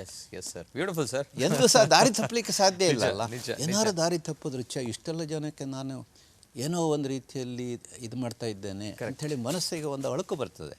ಹಾಗಾಗಿ ನಮ್ಮ ಕುಟುಂಬ, ನಮ್ಮ ಸಮಾಜ, ನಮ್ಮ ಬ್ಯಾಂಕು, ಆ ಥರ ಎಲ್ಲ ಬಂದಾಗ ನೀವು ಎಂದೂ ಸಹ ದಾರಿ ತಪ್ಪಲಿಕ್ಕೆ ಸಾಧ್ಯ ಇಲ್ಲ. ಹಾಗಾಗಿ ಆ ಒಂದು ಸೆಲ್ಫ್ ಕಾನ್ಷಿಯಸ್ನೆಸ್ ಅಂತ ಹೇಳ್ತೀವಲ್ಲ, ಅದು ಸದಾ ಜಾಗೃತವಾಗಿರ್ತದೆ. ನಾವು ಸರಿಯಾದ ದಾರಿಯಲ್ಲೂ ಹೋಗಬೇಕು, ಸರಿಯಾದ ಕೆಲಸವನ್ನೇ ಮಾಡಬೇಕು. ಯಾಕೆ ಅಂದರೆ ನಾವು I am A part of this greater ecosystem. Correct not alone. Correct ಅದೇ ನಮಗೆ ಪ್ರೇರಕ ಶಕ್ತಿ ಅಲ್ವಾ? Beautiful sir, beautiful. ಜೊತೆಗೆ ಈ ಪಾಸಿಟಿವಿಟಿ, ಈ ಒಂದು ಧನಾತ್ಮಕತೆ ಅಥವಾ ಇಂಥ ಒಂದು ಹುಮ್ಮಸ್ಸು, ತೇಜಸ್ಸು ತಮ್ಮ ಒಂದು ದೈನಂದಿನ ಆಕ್ಟಿವಿಟೀಸ್ ಕೂಡ ಇದಕ್ಕೆ ಪ್ರಮುಖವಾಗಿರೋಂಥ ಕಾರಣ ಆಗುತ್ತೆ ಅಲ್ವಾ? ನಾವು ಕೂಡ ಗಮನಿಸಿದ್ವಿ, ಬೆಳಿಗ್ಗೆ ಎದ್ದಾಗ ಬೆಳಿಗ್ಗೆ ಬೇಗ ಹೇಳ್ತೀರಾ, ದೇವರಿಗೆ ಪೂಜೆ ಮಾಡುವ. ಸಾಧಾರಣವಾಗಿ ನನ್ನ ದಿನಚರಿ ಅಂದ್ರೆ ನಾನು 5ರಿಂದ 5:30 ಗಂಟೆ ಒಳಗೆ ಹೇಳ್ತೇನೆ. ಓಕೆ. ಪ್ರಾತಃ ಕಾಲ 3 ಗಂಟೆ 3:30ಗೆ ಹೇಳ್ಬೇಕು ಅಂತ ಉಂಟು. ಅಷ್ಟೊತ್ತಿಗೆ ಹೌದು, ಬ್ರಾಹ್ಮಿ ಮುಹೂರ್ತ ಅಂತ ಹೇಳ್ತಾರೆ. 3ರಿಂದ 3:30 ಗಂಟೆಗೆ ಬ್ರಾಹ್ಮಿ ಮುಹೂರ್ತ ಅಂತ ಹೇಳ್ತಾರೆ ನಮ್ಮ ಸನಾತನ ಧರ್ಮದಲ್ಲಿ. ಅಷ್ಟು ಬೇಗ ಹೇಳೋದು ಕಷ್ಟ ಆಗ್ತದೆ ಈಗ. ಅಂದರೆ ಈಗ ಸನ್ಯಾಸಿಗಳು ಅಥವಾ ಸಾಧಕರು ಹಾಗೆ ಮಾಡ್ತಾರೆ. ಇವತ್ತಿನ ಜಗದ್ಗುರುಗಳು ಏನಿದ್ದಾರೋ ಕೆಲವರೆಲ್ಲ ಆ ಥರ ಮಾಡ್ತಾರೆ. ನಾವು ಆ ಮಟ್ಟಕ್ಕೆ ಆಗೋದಿಲ್ಲ. ಆದರೆ 5ರಿಂದ 5:30 ಸೂರ್ಯೋದಯಕ್ಕಿಂತ ಮೊದಲು. ನಾವು ಸೂರ್ಯವಂಶದವರು ಆಗಬಾರ್ದು, ಚಂದ್ರವಂಶದವರು. ಸೊ ಸಾಧಾರಣವಾಗಿ 5ರಿಂದ 5:30ಗೆ ನಾನು ಎದ್ದು ನನ್ನ ಪ್ರಾತರ್ವಿಧಿಗಳನ್ನು ಮುಗಿಸಿ ಸ್ವಲ್ಪ ಮಟ್ಟಿಗೆ ಯೋಗ ಪ್ರಾಣಾಯಾಮ ಇವತ್ತಿನ ಕಾಲದಲ್ಲಿ ಬೇಕಾಗುತ್ತೆ. ಯಾಕೆಂದರೆ ನಾನು ಗಮನಿಸಿದ್ದೇನೆಂದರೆ ನಮ್ಮದು ಸ್ವಲ್ಪ ಮೆಂಟಲ್ ವರ್ಕ್ ಜಾಸ್ತಿ, ಫಿಸಿಕಲ್ ವರ್ಕ್ ಕಡಿಮೆ. ಹಾಗಾಗಿ ಮೆಂಟಲ್ ಆ್ಯಕ್ಟಿವಿಟೀಸ್ ಏನು ನಮ್ಮನ್ನು ಒಂದು ಆ ಆ್ಯಕ್ಟಿವ್ ಮೋಡ್ನಲ್ಲಿ ಇಟ್ಕೊಳ್ಬೇಕಾದ್ರೆ ಸದಾ ಕಾಲ ನಮ್ಮ ಮನಸ್ಸು ಒಂದು ರೀತಿಯಲ್ಲಿ ಸುಸ್ಥಿರವಾಗಿರಬೇಕು. ಯಾಕೆಂದರೆ ತುಂಬ ಟೆನ್ಷನ್ ಇರುವಂಥ ವರ್ಕ್. ಆ ಟೆನ್ಷನ್ ಇದೆ ಅಂತ ಹೇಳ್ಕೊಂಡು ಟೆನ್ಷನ್ ಮಾಡಿಕೊಂಡು ನಾವು ನಮ್ಮ ಜೀವನವನ್ನು ಹಾಳು ಮಾಡ್ಕೊಳ್ಬಾರ್ದು. ಹಾಗಾಗಿ ಅದಕ್ಕೋಸ್ಕರ ಆ ಟೆನ್ಷನನ್ನು ಬ್ಯಾಲೆನ್ಸ್ ಮಾಡೋ ದೃಷ್ಟಿಯಿಂದ ಎಲ್ಲ ಒಂದು ಯಾವುದಕ್ಕೆ ನಮ್ಮ ಡಿಪಾರ್ಟ್ಮೆಂಟ್ಗಳಿಗೆ ಅಥವಾ ಪ್ರತಿಯೊಂದು ಘಟನೆಗಳಿಗೂ ಸಮಾನವಾದಂಥ ಒಂದು ಅವಕಾಶವನ್ನು, ಅದಕ್ಕೆ ಬೇಕಾಗುವಷ್ಟು ಇದನ್ನು ಟೈಮನ್ನು ಕೊಡುವ ದೃಷ್ಟಿಯಿಂದ ಸಾಧಾರಣವಾಗಿ ನನ್ನ ಬೆಳಗಿನ ಪ್ರಾತರ್ವಿಧಿಗಳನ್ನೆಲ್ಲ ಮುಗಿಸಿ ಸ್ವಲ್ಪ ಮಟ್ಟಿಗೆ ಧ್ಯಾನ, ಪ್ರಾಣಾಯಾಮ, ಯೋಗ ಇತ್ಯಾದಿಗಳನ್ನು ಮಾಡಿ ದೇವರನ್ನು ನಂಬಿಕೊಂಡು ಬಂದವನು ನಾನು. ಈ ಪ್ರಪಂಚದಲ್ಲಿ ದೇವರ ತೇನವಿನ ತೃಣಮಪಿ ನ ಚಲತಿ ಅಂಥೇಳಿ ಏನು ಅಚಲವಾದ ನಂಬಿಕೆ. ಹಾಗಾಗಿ ಆ ಸರ್ವಾಂತರ್ಯಾಮಿಯಾದ ಭಗವಂತನನ್ನು ಸ್ಮರಿಸಿ ನನ್ನ ಕೆಲಸಗಳನ್ನು ನಾನು ಮುಂದುವರಿಸ್ಕೊಂಡು ಹೋಗ್ತೇನೆ. ಆಮೇಲೆ ಆಫೀಸಿಗೆ ಬರೋದು. ಆಫೀಸಿಗೆ ಸಾಧಾರಣವಾಗಿ 10 ಗಂಟೆಗೆ ಆಫೀಸ್ ಸ್ಟಾರ್ಟ್ ಆಗುತ್ತೆ. ನಾನು ಯೂಶ್ವಲಾಗಿ 9:09 ನಾನು ಆಫೀಸಿಗೆ ಬರುವಂಥ ಒಂದು ಪದ್ಧತಿ ಮೊದಲಿಂದನೂ. ಒಂದು ನಾನು ನನ್ನ ಈ ಒಂದು ಕರಿಯರ್ನಲ್ಲಿ ಅಂದರೆ ಬ್ಯಾಂಕಿಂಗ್ ಇದರಲ್ಲಿ ನಾನು ಅನೂಚಾನವಾಗಿ ಪಾಲಿಸಿಕೊಂಡು ಬಂದಿದ್ದೇನು ಅಂದರೆ ಆಫೀಸ್ ಕೆಲಸವನ್ನು ಮನೆಗೆ ತಗೊಂಡು ಹೋಗೋದಿಲ್ಲ, ಮನೆ ಕೆಲಸವನ್ನು ಆಫೀಸಿಗೆ ತರೋದಿಲ್ಲ ಅಂತ. ಒಂದು 2-3 ದಿವಸ ಎಲ್ಲರೂ ಎಕ್ಸೆಪ್ಷನ್ ಇರಬಹುದು. ಕೆಲವು ಸರಿ ಬಹಳ ಕೆಲಸದ ಒತ್ತಡ ಇದ್ದಾಗ ಆಫೀಸ್ ಕೆಲಸವನ್ನು ಮನೆಗೆ ತರ್ತಾನೆ. ಆದರೆ ಯಾವುದೇ ಸಂದರ್ಭದಲ್ಲೂ ಮನೆ ಕೆಲಸವನ್ನು ಇವತ್ತಿನವರೆಗೂ ಆಫೀಸಿಗೆ ತಗೊಂಡು ಹೋಗಿಲ್ಲ. ಇದು ಇವತ್ತಿನ ಯುವಕರು ಈ ವರ್ಕ್ ಲೈಫ್ ಬ್ಯಾಲೆನ್ಸ್ ಅಂತ ಹೇಳ್ತಾರೆ. ಅದು ನಿಮ್ಮ ಪ್ರೊಫೆಷನ್ ಇರ್ಬೋದು, ಯಾರದ್ದೇ ಪ್ರೊಫೆಷನ್ ಇರ್ಬೋದು. ನಾವು ಅದನ್ನೆಲ್ಲ ಕಲಸು ಮೇಲೋಗ್ರ ಮಾಡ್ತೀವಿ. ಮನೆ ಕೆಲಸವನ್ನು ಆಫೀಸಿಗೆ ತಂದು ಆಫೀಸಲ್ಲಿ ಕೂತ್ಕೊಂಡು ಮನೆ ಬಗ್ಗೆ ಯೋಚನೆ ಮಾಡ್ತಾ ಇರ್ತೀವಿ, ಅಥವಾ ಮನೇಲಿ ಕೂತ್ಕೊಂಡು ಆಫೀಸನ್ನು ಯೋಚನೆ ಮಾಡ್ತಾ ಇರ್ತೀವಿ. That's a very unhealthy combination. ಹಾಗಾಗಿ ಆರಂಭದಿಂದನೂ ಸಹ this very difficult to practise, very easy to tell. But fortunately I have been practising it right from the beginning. ನಾನು AFO ಆಗಿ ಸೇರಿದಾಗ, ಅಥವಾ ಬ್ರಾಂಚ್ ಮ್ಯಾನೇಜರ್ ಆಗಿದ್ದಾಗ, ಅಥವಾ ಡೆಲ್ಲಿ ಮತ್ತು ಮುಂಬೈನಲ್ಲಿ ರೀಜನಲ್ ಹೆಡ್ ಆಗಿದ್ದಾಗ, ಎಷ್ಟೇ ಕೆಲಸದ ಒತ್ತಡ ಇದ್ದರೂ ಸಹ ಆ ಕೆಲಸವನ್ನು ಆಫೀಸ್ನಲ್ಲೇ ಬೇಕಾದ್ರೆ ರಾತ್ರಿ 9 ಗಂಟೆ 10 ಗಂಟೆ ಆದರೂ ಪರವಾಗಿಲ್ಲ, ಅಲ್ಲೇ ಕೂತು ಅದನ್ನು ಕಂಪ್ಲೀಟ್ ಆ ದಿವಸದ ಕೆಲಸ ಮುಗಿಸ್ಬೇಕು ಅಂತ. ಯಾಕೆಂದರೆ ನಾನು ಆ ದಿವಸದ ಕೆಲಸವನ್ನು ಪೆಂಡಿಂಗ್ ಇಟ್ಟು ಬಂದರೆ ಆ ಕೆಲಸದ ಆ ಒಂದು ಪರ್ಟಿಕ್ಯುಲರ್ ನೋಟ್ ಏನು ಬಂದಿರುತ್ತೋ, ಡಿಸಿಷನ್ ನಾನು ಏನು ಕೊಡಬೇಕು, there are so many people waiting for the decision. I should not postpone that decision. ಹಾಗಾದ್ರಿಂದ ಅದನ್ನಲ್ಲೇ ಮುಗಿಸಿ ಬರುವಂಥದ್ದು. ನಮ್ಮ ವರ್ಕ್ ಲೈಫ್ ಬ್ಯಾಲೆನ್ಸಿಗೂ ಸಹ ಅದು ತುಂಬ ಹೆಲ್ಪ್ ಆಗಿದೆ. ಅದು ತುಂಬ ರೀತಿಯಲ್ಲಿ ಅದು ಸಹಕಾರಿಯಾಗಿದೆ. ಇವತ್ತು ಸಹ ಬ್ಯಾಂಕಿನ MD and CEO ಆಗಿದ್ದರೂ ಸಹ ಸಾಧಾರಣವಾಗಿ ನಾನು ಅದನ್ನು 90% ಆಫ್ ದ ಕೇಸಸ್ನಲ್ಲಿ I have been able to adhere to that. Follow ಮಾಡ್ತೀರಾ ಸರ್ ಅದನ್ನೇ?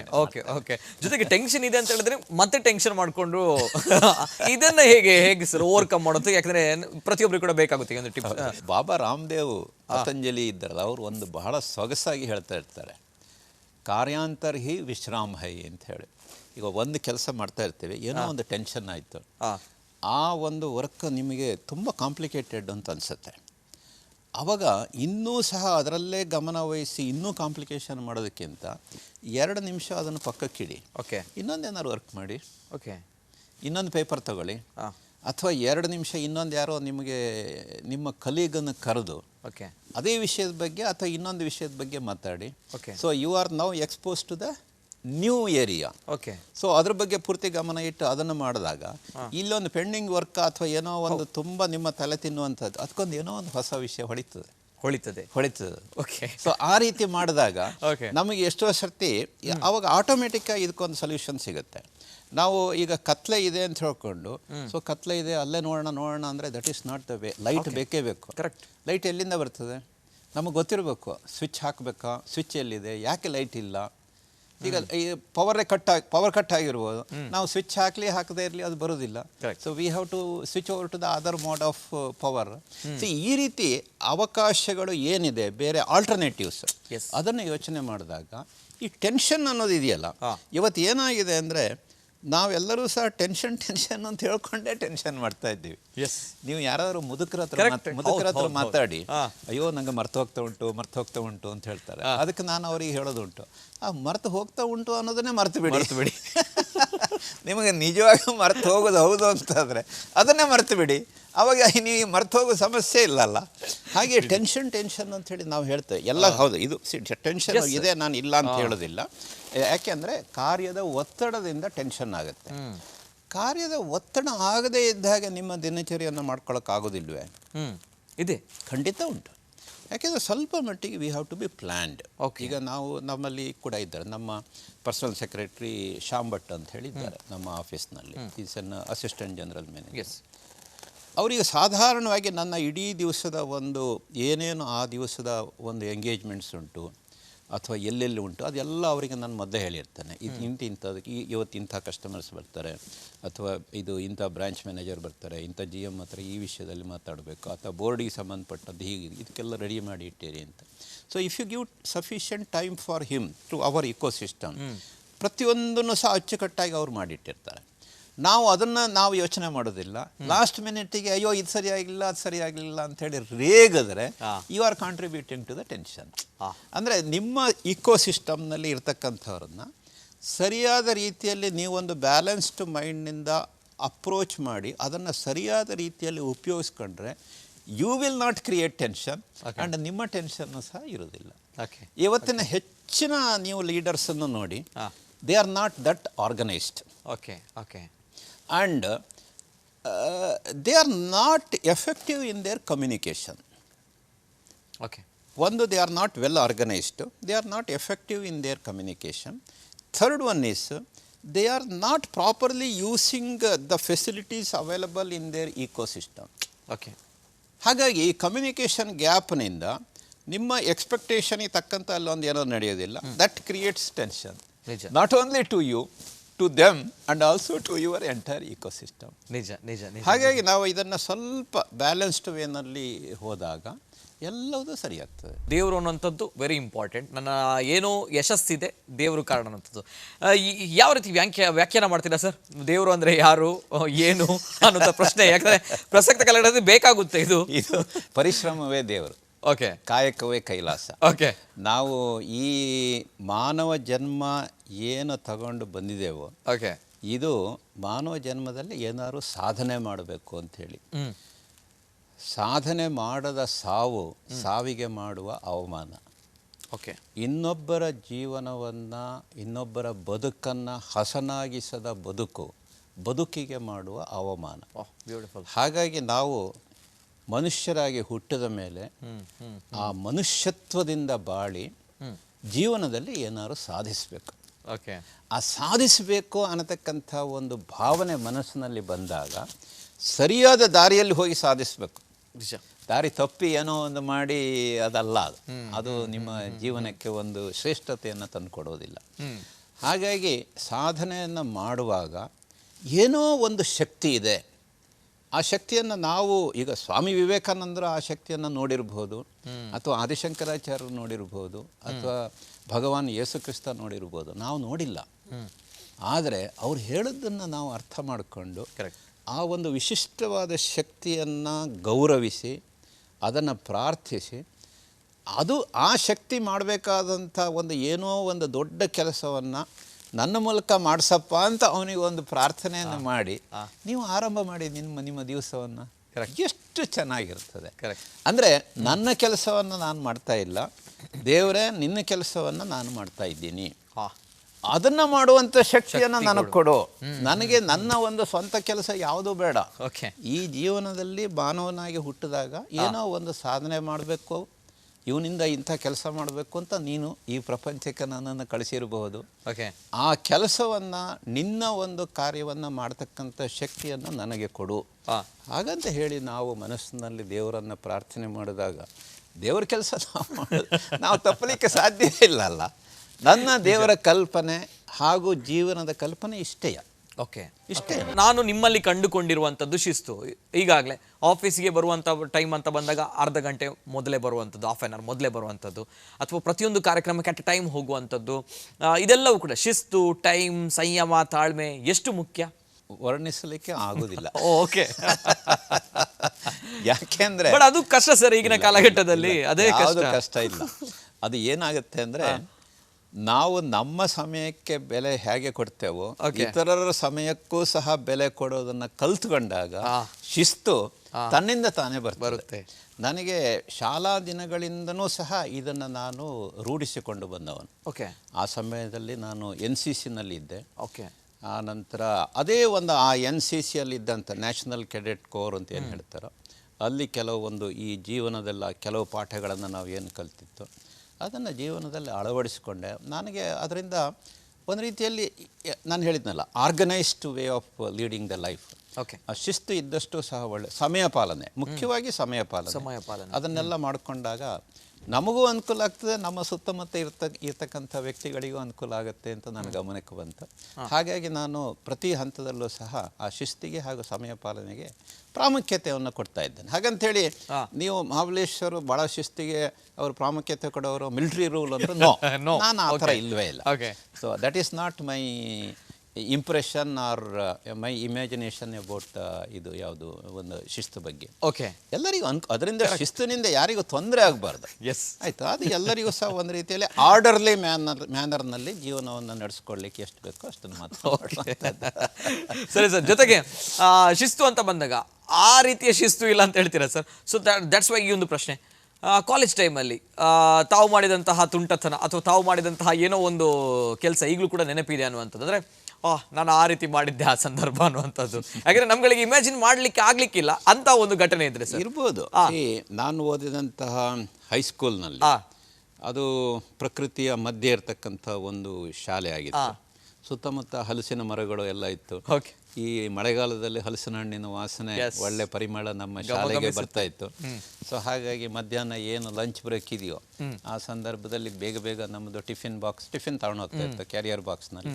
ಅದನ್ನೆಲ್ಲ ಮುಗಿಸ್ಕೊಂಡು ಹಲಸಿನ ಮರಕ್ಕೆ ಹತ್ತಿ ಹಲಸಿನ ಹಣ್ಣನ್ನು ಕುಯ್ಯುವಂಥದ್ದು, ಅದನ್ನು ತಂದು ಬೇರೆಯವರಿಗೆ ಹಂಚುವಂಥದ್ದು.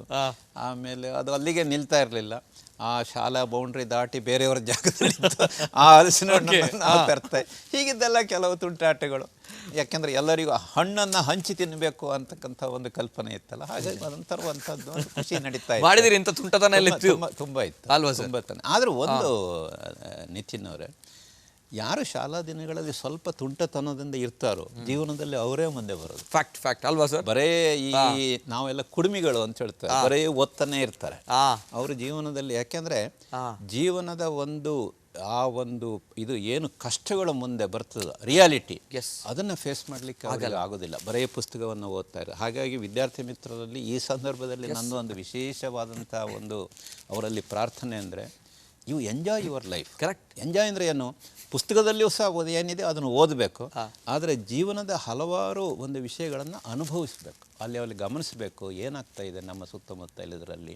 ಬರೇ ಒಂದು ಬೆಳಿಗ್ಗೆ ಶಾಲೆಗೆ ಓದ್ಕೊಂಡು ಬಂದು ಚೆನ್ನಾಗಿ ಬರೋದು, 100ಗೆ 100 ಮಾರ್ಕ್ಸ್ ತಗೊಂಡು ಅದಲ್ಲ ಜೀವನ.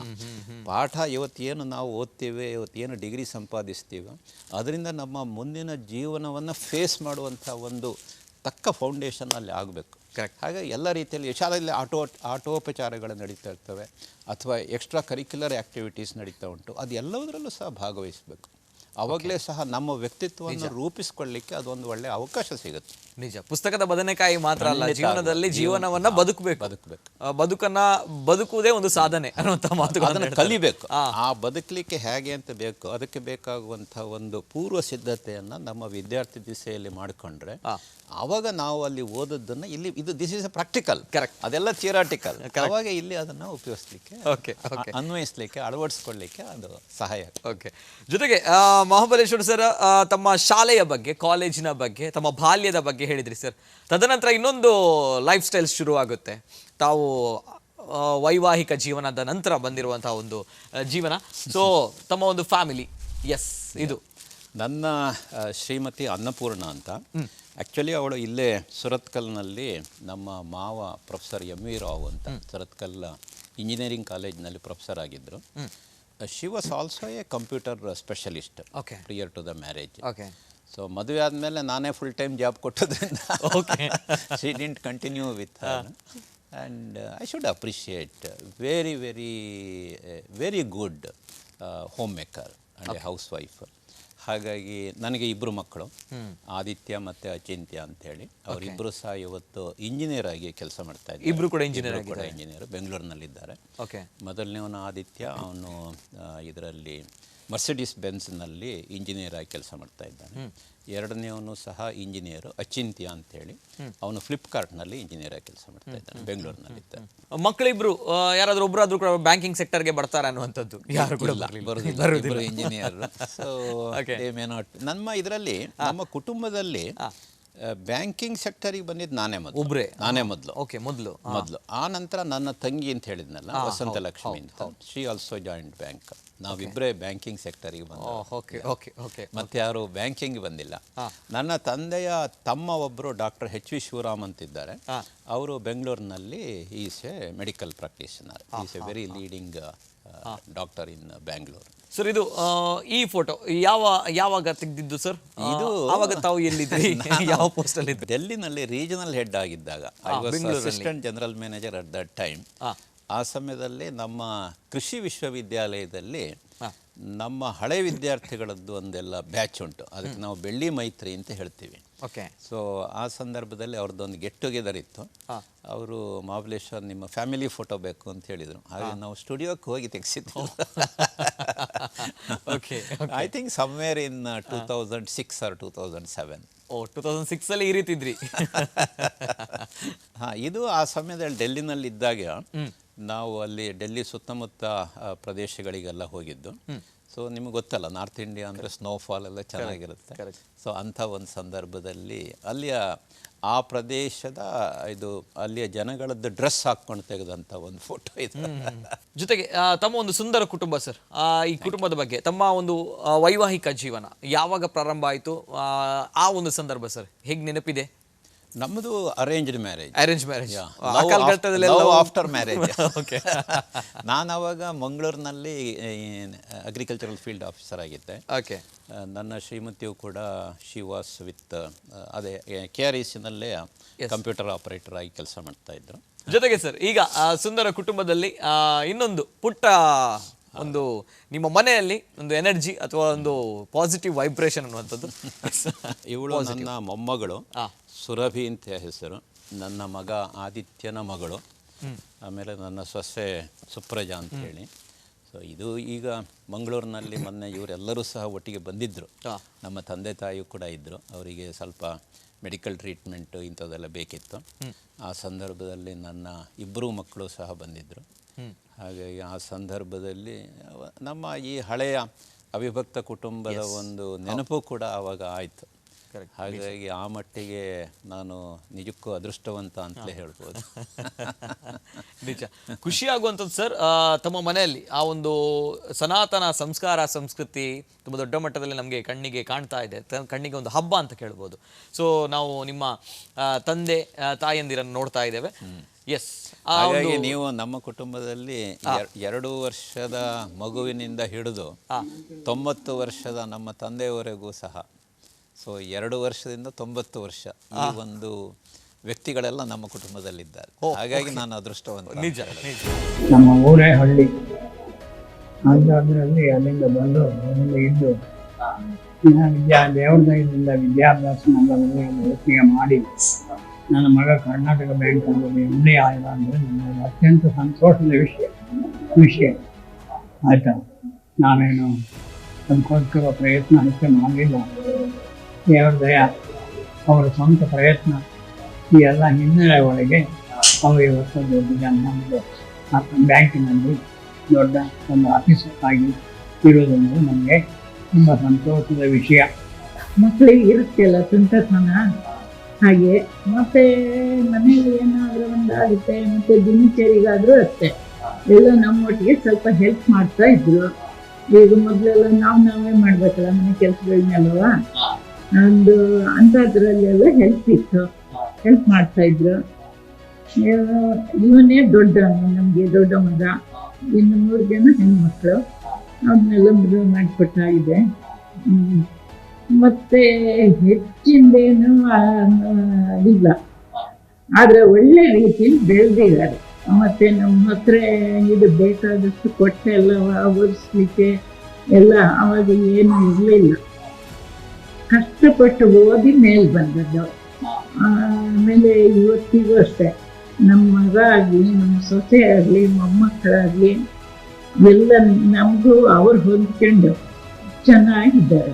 ನಮ್ಮ ತಂದೆಗೆ 90 ವರ್ಷ, ತಾಯಿಗೆ ಈಗ ಸುಮಾರು ಅವರಿಗೂ ಸಹ 82 ವರ್ಷ ಆ ರೇಂಜಲ್ಲಿದ್ದಾರೆ. ಹಾಗಾಗಿ ಅಂತಹ ಒಂದು ವಯಸ್ಸಾದಂಥ ತಂದೆ ತಾಯಿಗಳು ಇವತ್ತು ನಮ್ಮೊಟ್ಟಿಗೆ ಇದ್ದಾರೆ ಅಂದರೆ ನಮ್ಮ ಪುಣ್ಯಕ್ಕೆ ಎಣೆ ಇಲ್ಲ ಅಂತ ಹೇಳ್ಬೋದು. ಇಲ್ಲ ಸರ್, ದೇವರಿದ್ದಾರೆ ಆ ಒಂದು ವಿಚಾರದಲ್ಲಿ. ಯಾಕಂದ್ರೆ ತಂದೆ ತಾಯಿಗಳೇ ನಮಗೆ ಕಾಣುವಂಥ ದೇವರಲ್ಲ. ನಾವು ಸುಮ್ಮನೆ ಅದನ್ನೊಂದು ಬಾಯಿ ಉಪಚಾರಕ್ಕೆ ಹೇಳುವಂಥ ಮಾತು ಅಂತಲ್ಲ. ಬ್ಯೂಟಿಫುಲ್. ಖಂಡಿತವಾಗಿಯೂ ಸಹ ಈಗ ನನಗೂ 62 ವರ್ಷ ಆಯಿತು. 62 ವರ್ಷ ಆದಾಗ 90 ವರ್ಷದ ಆ ಒಂದು ವಯಸ್ಸಿನ ತಂದೆ ಇದ್ದಾರೆ ಅಂತಾದರೆ 88 ನಮಗೊಂಥರ ದೇವರು ನಿಜವಾಗೂ ಸಹ ನಮ್ಮ ಮಟ್ಟಿಗೆ ಅವನು ದಯಾಮಯನೂ ಹೌದು, ನಮ್ಮನ್ನು ತುಂಬ ಚೆನ್ನಾಗಿ ನೋಡ್ಕೊಂಡಿದ್ದಾನೆ ಅಂತಲೂ ಸಹ ಹೇಳ್ಬೋದು ನಾವು. ನಿಜ. Yes sir. ಜೊತೆಗೆ ನಿಮ್ಮ ಜೀವನದಲ್ಲಿ ಮತ್ತೊಂದು ಶಕ್ತಿ ಅಂತ ಬಂದಾಗ, yes sir, traditional orthodox family ಎಲ್ಲರದು, ಇಬ್ಬರದ್ದು ಕೂಡ ಹಾಗೆ ಹಿರಿಯರು ನೋಡಿಯೇ ನಾವು ಒಪ್ಪಿಗೆ ಆದ ಮೇಲೆ ನಮ್ಮದು ಮದುವೆ ಆಗಿದ್ದು, ಪರಸ್ಪರ ಮೀಟ್ ಆಗಿದ್ದು ಆವಾಗಲೇ.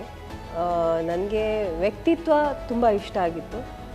ಯಶಸ್ಸಿಗೆ ಮುಖ್ಯವಾಗಿ ಎಲ್ಲ ಕಾರಣಗಳು ಇರ್ತವೆ. ಪ್ರತಿಯೊಂದು ವಿಷಯದಲ್ಲೂ ಒಂದು ಉದ್ದೇಶ ಈಡೇರಬೇಕಾದ್ರೆ, ಒಂದು ಕಾರ್ಯ ನೆರವೇರಿಸಬೇಕಾದ್ರೆ ಅದಕ್ಕೆ ಏನೇನಾಗಬೇಕು ಒಂಥರ ಒಂದು ಮೆಟಿಕ್ಯುಲಸ್ ಆಗಿ ಅದು ಹೇಗೆ ಮಾಡಬೇಕು, ಸ್ಟೆಪ್ ಬೈ ಸ್ಟೆಪ್ ಎಲ್ಲಿ ಹೋಗಬೇಕು, ಏನು ಮಾಡಬೇಕು, ಮುಂದೆ ಏನು ತೊಂದರೆಗಳು ಬರಬಹುದು ಅದನ್ನು ಎಕ್ಸ್ಪೆಕ್ಟ್ ಮಾಡ್ತಾರೆ. ಅಂದರೆ ಏನಾದರೂ ಬಂದರೆ ಅದನ್ನು ಹೇಗೆ ಸಾಲ್ವ್ ಮಾಡಬೇಕು, ಅದನ್ನು ಹೆಜ್ಜೆ ಹೆಜ್ಜೆಯಾಗಿ ಹೇಗೆ ಮುಂದೆ ಹೋಗಬೇಕು, ಅದನ್ನು ಬಹಳ ಪ್ರಯತ್ನದಿಂದ ನಿಖರವಾಗಿ ಗುರಿ ತಲುಪುವ ಹಾಗೆ ಪ್ರಯತ್ನ ಮಾಡ್ತಾರೆ ಅವರು. ಒಂದೇನೆಂದರೆ ಅವರು ಶಿಸ್ತಿನ ಜೀವನ, ಎಲ್ಲವೂ ಕ್ರಮಬದ್ಧವಾಗಿ ಆಗಬೇಕು, ಮತ್ತು ಸಮಯಕ್ಕೆ ಸರಿಯಾಗಿ ಆಗಬೇಕು. ಈ ಕರ್ನಾಟಕ ಬ್ಯಾಂಕ್ ಒಂದು ಗುರುತಿಸುವ ರೀತಿಯಲ್ಲಿ, ದೇಶವೇ ಗುರುತಿಸುವ ರೀತಿಯಲ್ಲಿ ಕರ್ನಾಟಕ ಬ್ಯಾಂಕ್ ಮುಂದೆ ಹೋಗ್ತಾ ಇದೆ. ಅಂಥ ಒಂದು ಬ್ಯಾಂಕಿನ ಒಂದು ಅತ್ಯುತ್ತಮ ಹುದ್ದೆಯಲ್ಲಿ ಇದ್ದಾರೆ ಅಂತ ಹೇಳಿದರೆ ಅದೊಂದು ವಿಶೇಷ ಸಂದರ್ಭ. ಹಾಗೂ ಅದು ಅವರ ಪ್ರಯತ್ನ, ಅಂದರೆ ಆ ಪ್ರಯತ್ನ ಅವರೊಬ್ಬರದೇ ಅಂತ ಹೇಳಲಿಕ್ಕೆ ಆಗೋದಿಲ್ಲ. ಆಫ್ಕೋರ್ಸ್ ಬ್ಯಾಂಕ್ನವ್ರದ್ದು ಎಲ್ಲರದ್ದು ಇದ್ದೇ ಇದೆ, ಆದರೆ ಅವರು ಪ್ರಯತ್ನ ಮಾಡಿದ್ದು ಬಹಳ ಇದೆ. ಎಸ್ ಮೇಡಮ್ ಅವರು ಮಾತಾಡಿದ್ರು. ಎಸ್ ಸರ್, ಏನು ಹೇಳ್ತೀರಾ?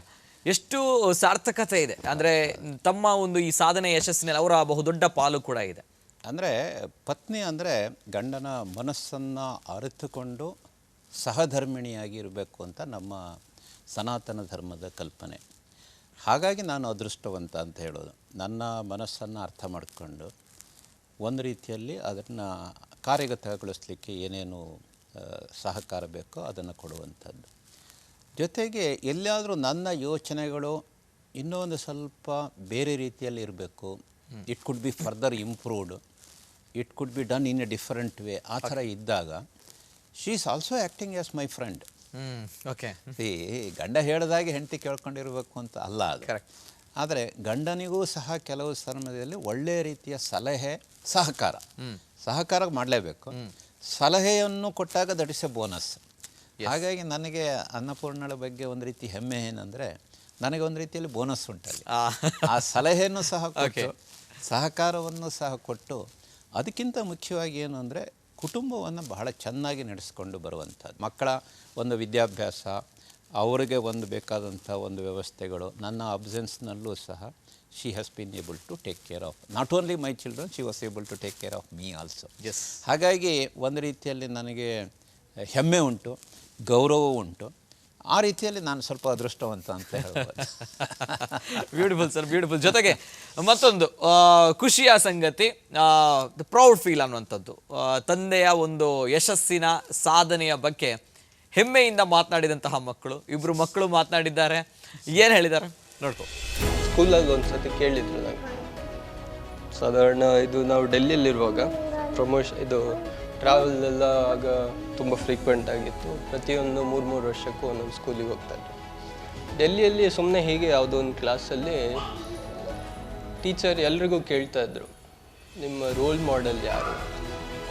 Role model first of all ಆ ಸಮಯದಲ್ಲಿ ರೋಲ್ ಮಾಡೆಲ್ ಹುಡ್ಕೋದು, ಅಲ್ಲಿ ರೋಲ್ ಮಾಡೆಲ್ ಇದು ಅರ್ಥ ಏನು ಅಂತ ಹುಡ್ಕೋದು ಅದೇ ದೊಡ್ಡ ವಿಷಯ. ರೋಲ್ ಮಾಡೆಲ್ ಯಾರು ಅಂತ ಕೇಳುವಾಗ ಆನ್ಸರ್ ಕ್ಲಿಯರ್ ಇತ್ತು, ಆದರೆ ಯಾಕೆ ಅಂತ ಅಷ್ಟು ಸರಿ ಗೊತ್ತಿರಲಿಲ್ಲ. ಅದಾದಮೇಲೆ ಕ್ರಮೇಣ ನೋಡ್ತಾ ಇದ್ದಾಗ ತುಂಬ ಕ್ವಾಲಿಟೀಸ್ ಇದೆ. ಅದರಲ್ಲಿ ಕೆಲವುದು ಒಂದು ಮೇಜರ್ ಇಂಪಾರ್ಟೆಂಟ್ ಆಸ್ಪೆಕ್ಟ್ ಏನು ಅಂದರೆ, ಯಾವುದನ್ನು ಗ್ರಾಂಟೆಡ್ ಆಗಿ ತೊಗೋಬಾರ್ದು.